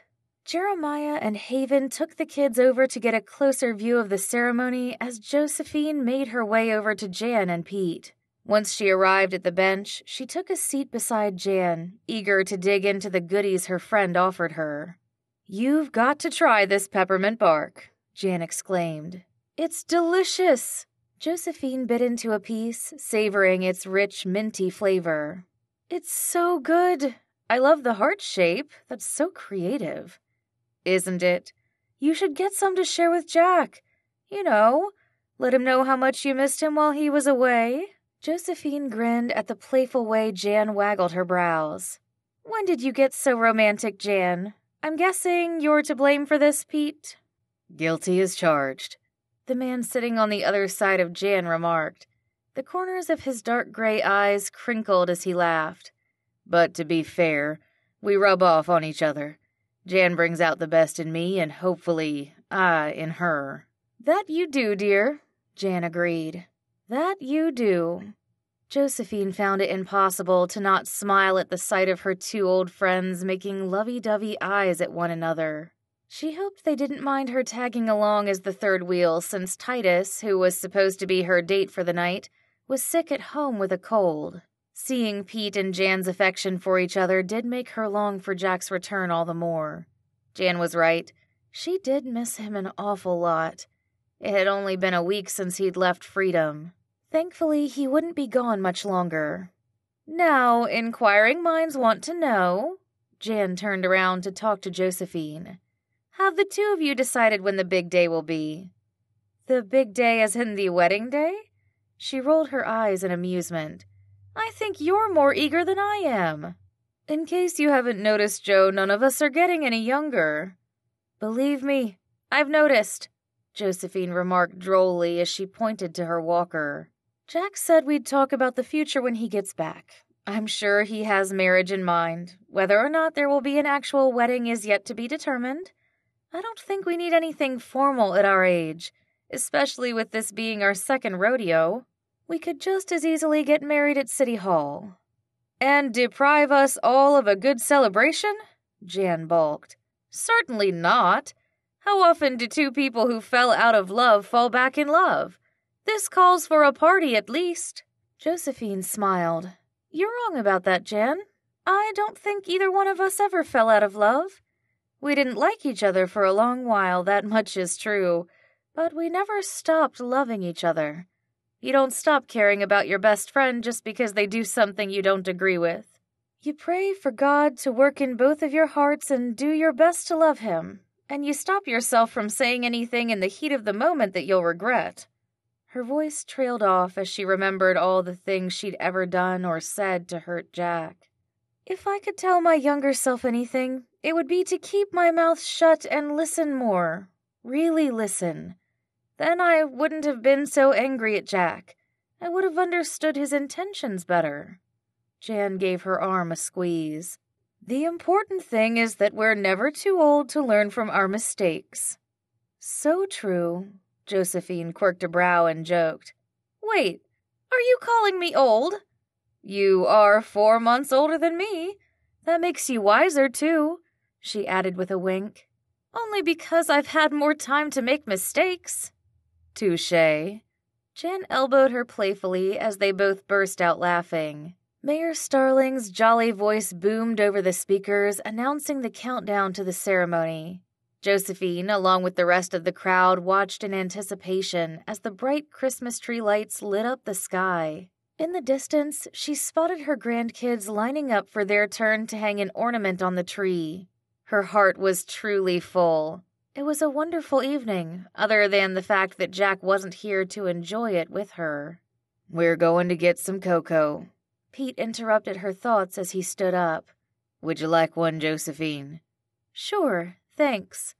She watched as Pete and Jan walked off hand in hand. Left alone on the bench, she resorted to watching the families around her. There were a couple of familiar faces and many new ones, but this town still gave her the same feeling of belonging. No wonder it was common for people who had left freedom to eventually return. This had been true for her kids, and now it was true for her and Jack. They had all come home. Now, if only Jack would be home in time for Christmas. Josephine felt her phone vibrate in her pocket with an incoming call. She pulled it out, excitement filling her as soon as she spotted Jack's name on the screen. "Jack, I was just thinking about you." His chuckle sounded over the line. "Were you now? I was thinking about you too, Joey. How are you? Where are you at? It sounds busy over there." "I'm at the tree lighting ceremony with Pete and Jan. Jeremiah and Haven are here with the kids. Titus couldn't make it, though. He has the sniffles. No fever, thankfully, but just wanted to keep him home." "I see. I'm glad you're out with friends. Say hi to everyone for me, will you?" "Of course. How are you, Jack?" "I'm good. Just tired from a busy week." "Any word on when you'll be coming back?" "That's actually the reason why I called." He cleared his throat. "I had a talk earlier with my boss over at headquarters. He really likes what I've done here this week. So much that he's made me an offer. A really amazing one." Josephine's body tensed. She hadn't heard the details yet, but she already wondered if this offer could delay Jack's return. "What is it?" "One of their medics is taking an extended leave. He asked if I could stay on longer to help fill that void for them." She wrapped her arm around her middle, suddenly feeling cold, despite the thick winter coat she wore. "How long would that be for?" 3 months, maybe up to 6. But the best part is that I'll get a raise and a bonus if I stay. Isn't that amazing? They don't make this kind of offer to just anyone, Joey. "That is amazing." Her words sounded strangled to her ears, but Jack didn't seem to notice. He was already going on about how Texas was only a 2-hour flight away and he could come home every other weekend. It sounded like he was seriously considering this offer. "What do you think, Joey?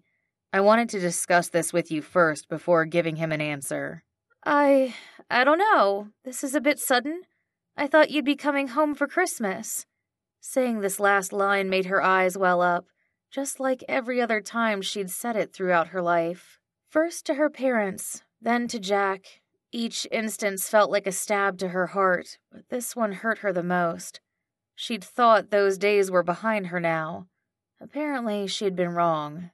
"I can be back for New Year's. Well, the day after New Year's Day. I know it's not what we were planning, but think about it. We could use this extra money for our retirement. It's always good to have more in the bank." She couldn't believe her ears. Why was it always about money? "But we have enough, Jack. I have more than enough saved up." "I know you do, but I want to do my part. I want to support you too. I don't want to have to rely on your inheritance." "What do you mean? Now that we're back together, it's our money to use together. It's not just mine." He grew quiet for a moment. "That money was always meant for you, Joey, and you alone. Your folks never wanted me to have a penny of it. I don't feel right using it." Her throat constricted. She understood now what was going on. The disregard her parents had had for Jack still affected him to this day. That young teenage boy who hadn't felt good enough to date the Waltons' daughter still existed somewhere inside of him. And no matter how much she argued, she tried plenty of times in the past, she wouldn't be able to change his mind. What do I do, God? How do I tell Jack it's never been about the money with him?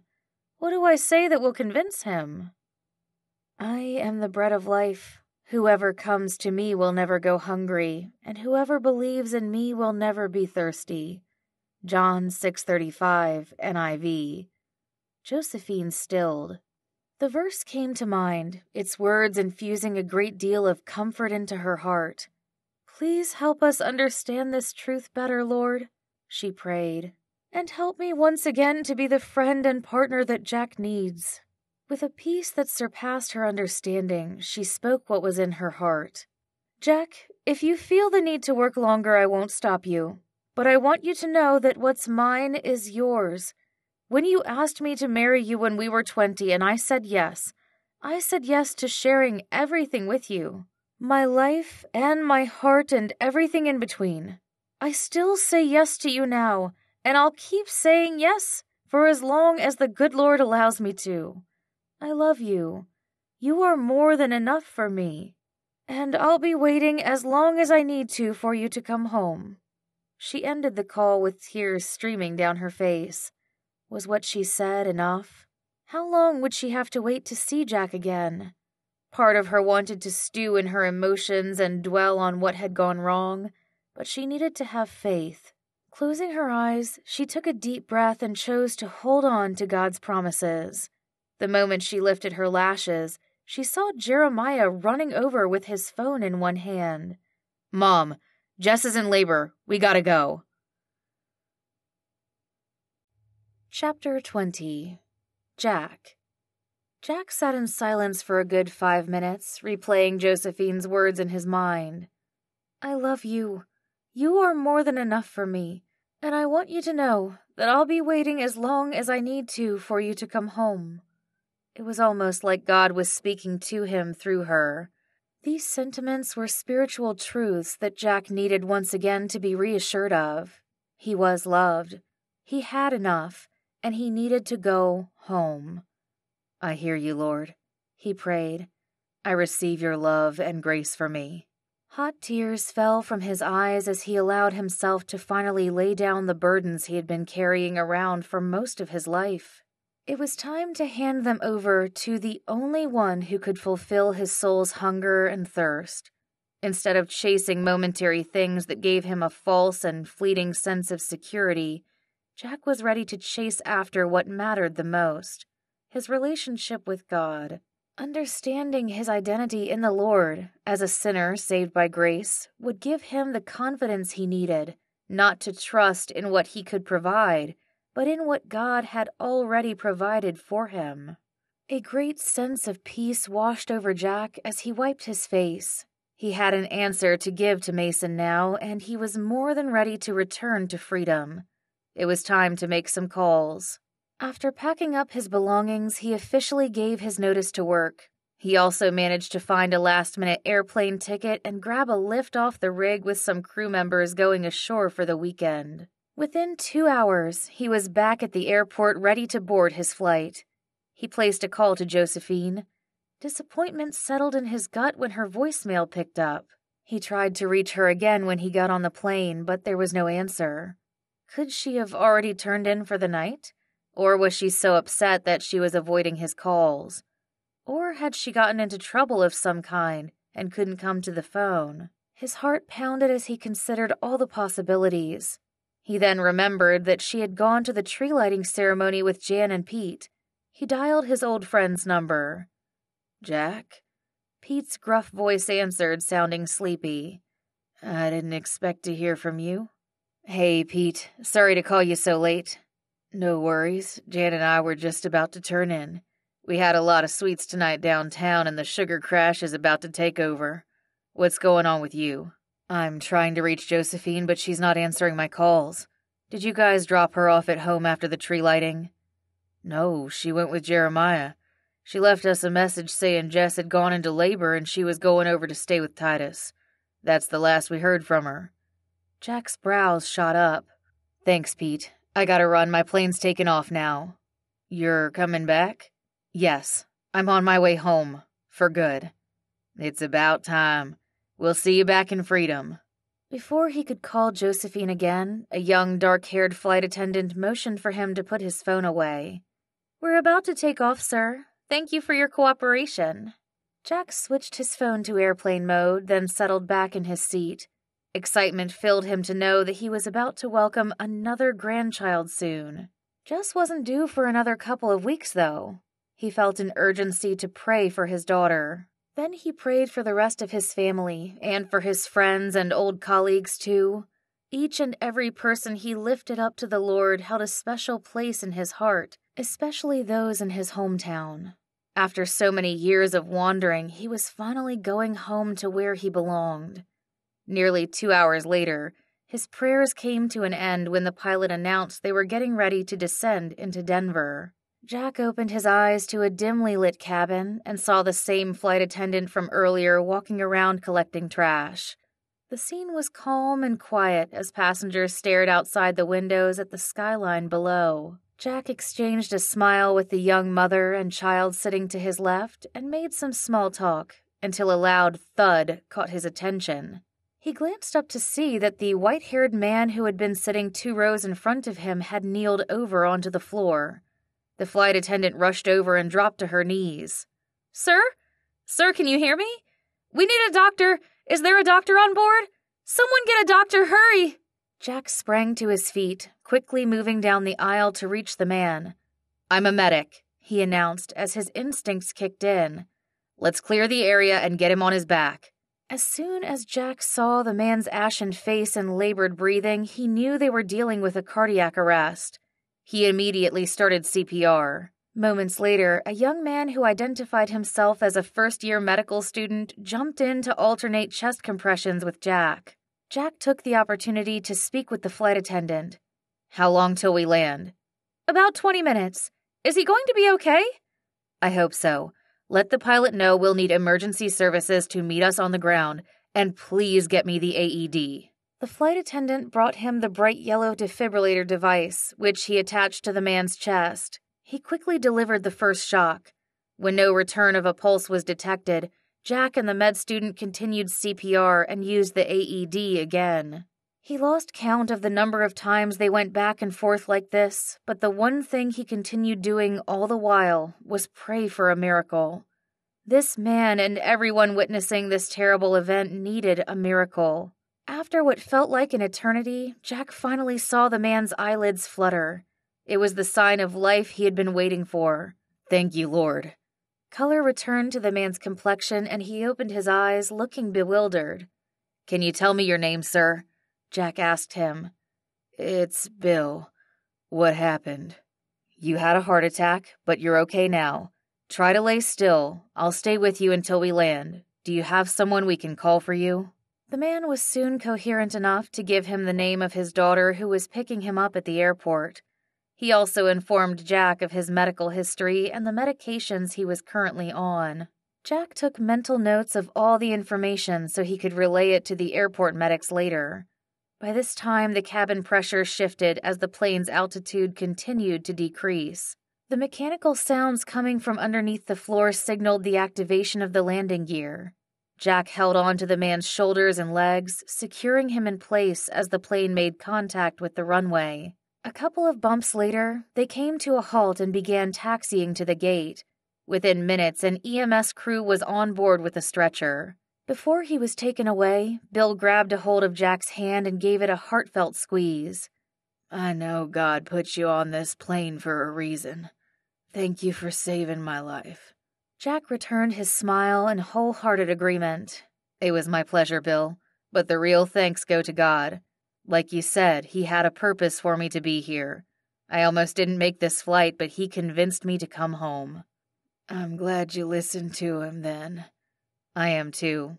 You take care now," he added with one last wave at Bill. Now that the worst was over, Jack wiped away the sweat along his temple and released a weary breath. His heart rate returned to normal as his adrenaline began to subside. He thanked the med student and flight attendant for their help. Several passengers clapped him on the back as he walked off the plane. The crew members as well as the captain spoke words of appreciation. News about the incident must have spread, because once he stepped into the terminal, the people there met him with applause. "What happened on the plane?" "Are you the guy who saved the man's life?" "You're a hero!" "I just did what I knew how to do," Jack answered the passers-by. "It was all God. He put me in the right place at the right time." He shook his head. Wasn't that the absolute truth? The situation couldn't have worked out better. Jack was truly grateful that the Lord had used the step of faith he had taken and turned it into a blessing for someone else. He walked toward the exit with a renewed sense of purpose and security. Whatever the future held, he knew it was in God's hands. He just needed to put his trust in Him and do his part. As for the present, all he wanted now was to be with his loved ones and to make up for lost time. He pulled out his phone, ready to make some calls, when he heard someone shout his name. "Jack!" His breath caught in his throat to see Josephine with her walker, waving to him from the glass sliding doors. He ran over, his feet moving in time to the rapid pace of his heartbeat, and wrapped the woman he loved up in his arms. "Joey, what are you doing here?" "Pete called and told me you were flying back. I asked Jeremiah to drive me here." She pulled back and cupped his face, her brows furrowed with concern. "I didn't expect you to come back so soon. Is everything okay? You look exhausted." "I'm good. A lot happened on the plane, but I'll fill you in on that later. How's Jess? Did she have the baby yet?" "She did. A little girl, 6 pounds, 15 ounces, and 19.5 inches long. We can visit them in the morning." "I'd like that. I'm ready to start my retirement and to spend it with you and our amazing family." He placed a kiss on the top of her head. "I've finally found the place where I belong, Joey. I'm back for good this time." "You don't know how happy I am to hear that." Leaning in close, she nuzzled the tip of his nose with hers. Then she placed a tender, lingering kiss on his lips that warmed him to the core. "Welcome home, Jack. Welcome home." Epilogue. Josephine. This Christmas really was turning out to be the best one of her life. Josephine couldn't stop beaming as she looked about the large conference room at Freedom Ridge Lodge. Haven and her staff had done an outstanding job of decorating the place for her and Jack's coming back party. That's what Maya called this celebration of theirs, which Josephine agreed was the perfect term to use. She and Jack had not only come back to their hometown, but also to one another.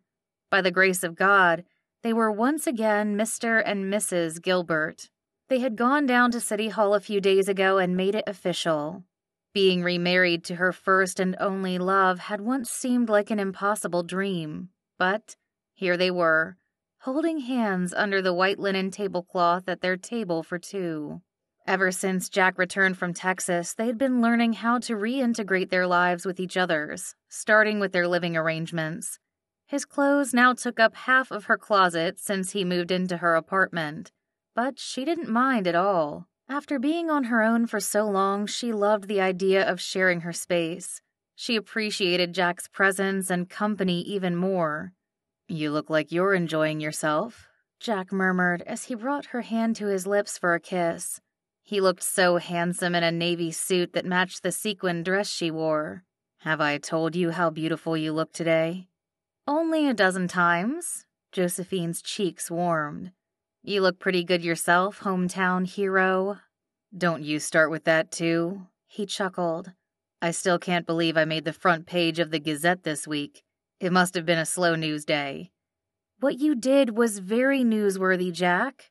When Jack had told her what had happened on the plane ride from Dallas, she had been moved to tears at how God had worked everything together for good. "I'm so proud of you. Not only because you saved a man's life, I'm proud of the man you've become. I'm so thankful I get to be by your side again after all these years." "Me too. It's been a wild ride, hasn't it?" He glanced around the room at the other tables where their friends and families sat. Jan and Pete were among the attendees, as were some new friends from the hospital. "Who would have thought we'd be sitting here together today?" "God knew," she answered with a grin. "And apparently Maya did too." She looked over at the adjacent table where their granddaughter sat in between her brothers. Josephine couldn't believe their children were now grown with children of their own. God had blessed them so much. It was such a meaningful moment to have them all in one room, including little Tabitha, who was now a week old. Seeing the grandchildren dressed up in their Sunday best with their little hands holding the gold flatware was such a treat. "That reminds me." Jack spoke up as he turned toward Maya. I haven't forgotten about our sledding date, Maya. We'll pick a day this week, okay?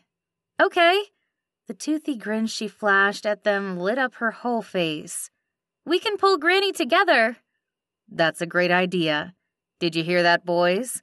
Jack asked their grandsons. Make sure you eat all your veggies so you'll have plenty of strong muscles for sledding. Adam raised his arms and shouted, Yay, sledding! Asher chimed in with a loud, Sledding! Titus nodded readily, his full cheeks resembling a hamster's. The rest of the family sitting at the table laughed.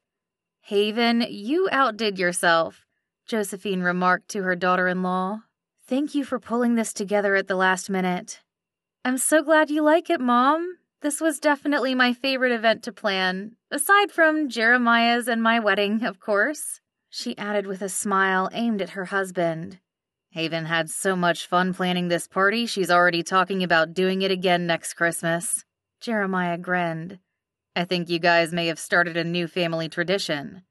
That's not a bad idea, Josephine said thoughtfully. What do you think, Jack? Should we do this every year? For sure. I'd never turn down the chance of getting together with our friends and family. Yes! Haven exclaimed. With this much advance notice, I can reserve the ballroom for next year. Josephine frowned. Won't that be a bit much? I don't think we'll have enough people to fill such a big space. What about all the folks we'll meet playing bingo this year? Jack's eyes lit up with humor. Not to mention all the people at church who will be giving us an earful when they find out we didn't invite them today. Good point, Jack. All right. As long as people show up, we'll be happy to host them. That's the spirit, Mom. Jess, who was sitting between Jeremiah and Duncan, piped up. Speaking of hosting, who wants to hear some words from our hosts? Come on, Mom, Dad, it's time for a speech. The room resounded with shouts of speech, speech, speech. As the guests echoed Jess's request, Jack turned to Josephine with an outstretched hand. Shall we? She followed his lead up to the front of the room where a small podium stood. As Josephine looked out at all the familiar, smiling faces, her heart warmed at their show of support. She could hardly contain the feeling of awe and wonder that filled her. Mind if I go first? She asked Jack. By all means. He leaned the mic toward her. Thank you all so much for coming today, Josephine began. Let me begin by saying that God is a God of miracles. Just the fact that Jack and I are here together is proof of that, because you all know how stubborn I can be. It's even more true the older I get, she quipped to the sound of everyone's laughter. But I've come to see that the Lord is so much more persistent than I am. His timing is perfect, too. He brought us back together after we had both done some much-needed changing and growing. In more ways than one, as you can see, Jack added, pointing to the gray in his hair. That's for sure, she replied with an easy chuckle. But there are many things that haven't changed. Jack is still the same boy I fell in love with. His heart for people and for the Lord is still the same. He still makes me laugh like no one else can, and he knows me and accepts me despite all my imperfections. We may not have had a public ceremony this time around, but I want to declare to everyone here that I will love and cherish Jack Gilbert for the rest of my days. She turned to Jack and restated her vows. I do again. Without missing a beat, he wrapped an arm around her waist and pulled her close. His amber eyes darkened with intensity as he declared, I vow to love and cherish you, Josephine Gilbert, for the rest of my days. You are the only woman for me. Always have been and always will be. I do again, too. The room hushed as the two of them got caught up in the moment, acting more like young newlyweds than seniors. They only broke off their stare when a young voice exclaimed, Come on, Grandad! What are you waiting for? Give Granny a kiss! Jack glanced over at Maya and winked. With pleasure. Then, with a swift move, Jack dipped Josephine back, cradling her in his strong arms. A soft gasp of surprise escaped her lips, only to be replaced by a murmur of delight when Jack placed his mouth on hers. She rested in his embrace, soaking in every taste of his love for her. That's when she knew. She'd been alone without her friends and family for far too long, but just like Jack, she had found her way home, back to where she belonged. What a sweet homecoming this was, one full of love, hope, and grace, and the most wonderful gift of all, a second chance with her hero. The end. Thank you so much for listening to this audiobook. To find out more about Liwen Waiho's other books, please visit her website at liwenho.com. And be sure to subscribe to this channel so you'll be notified when a new audiobook releases.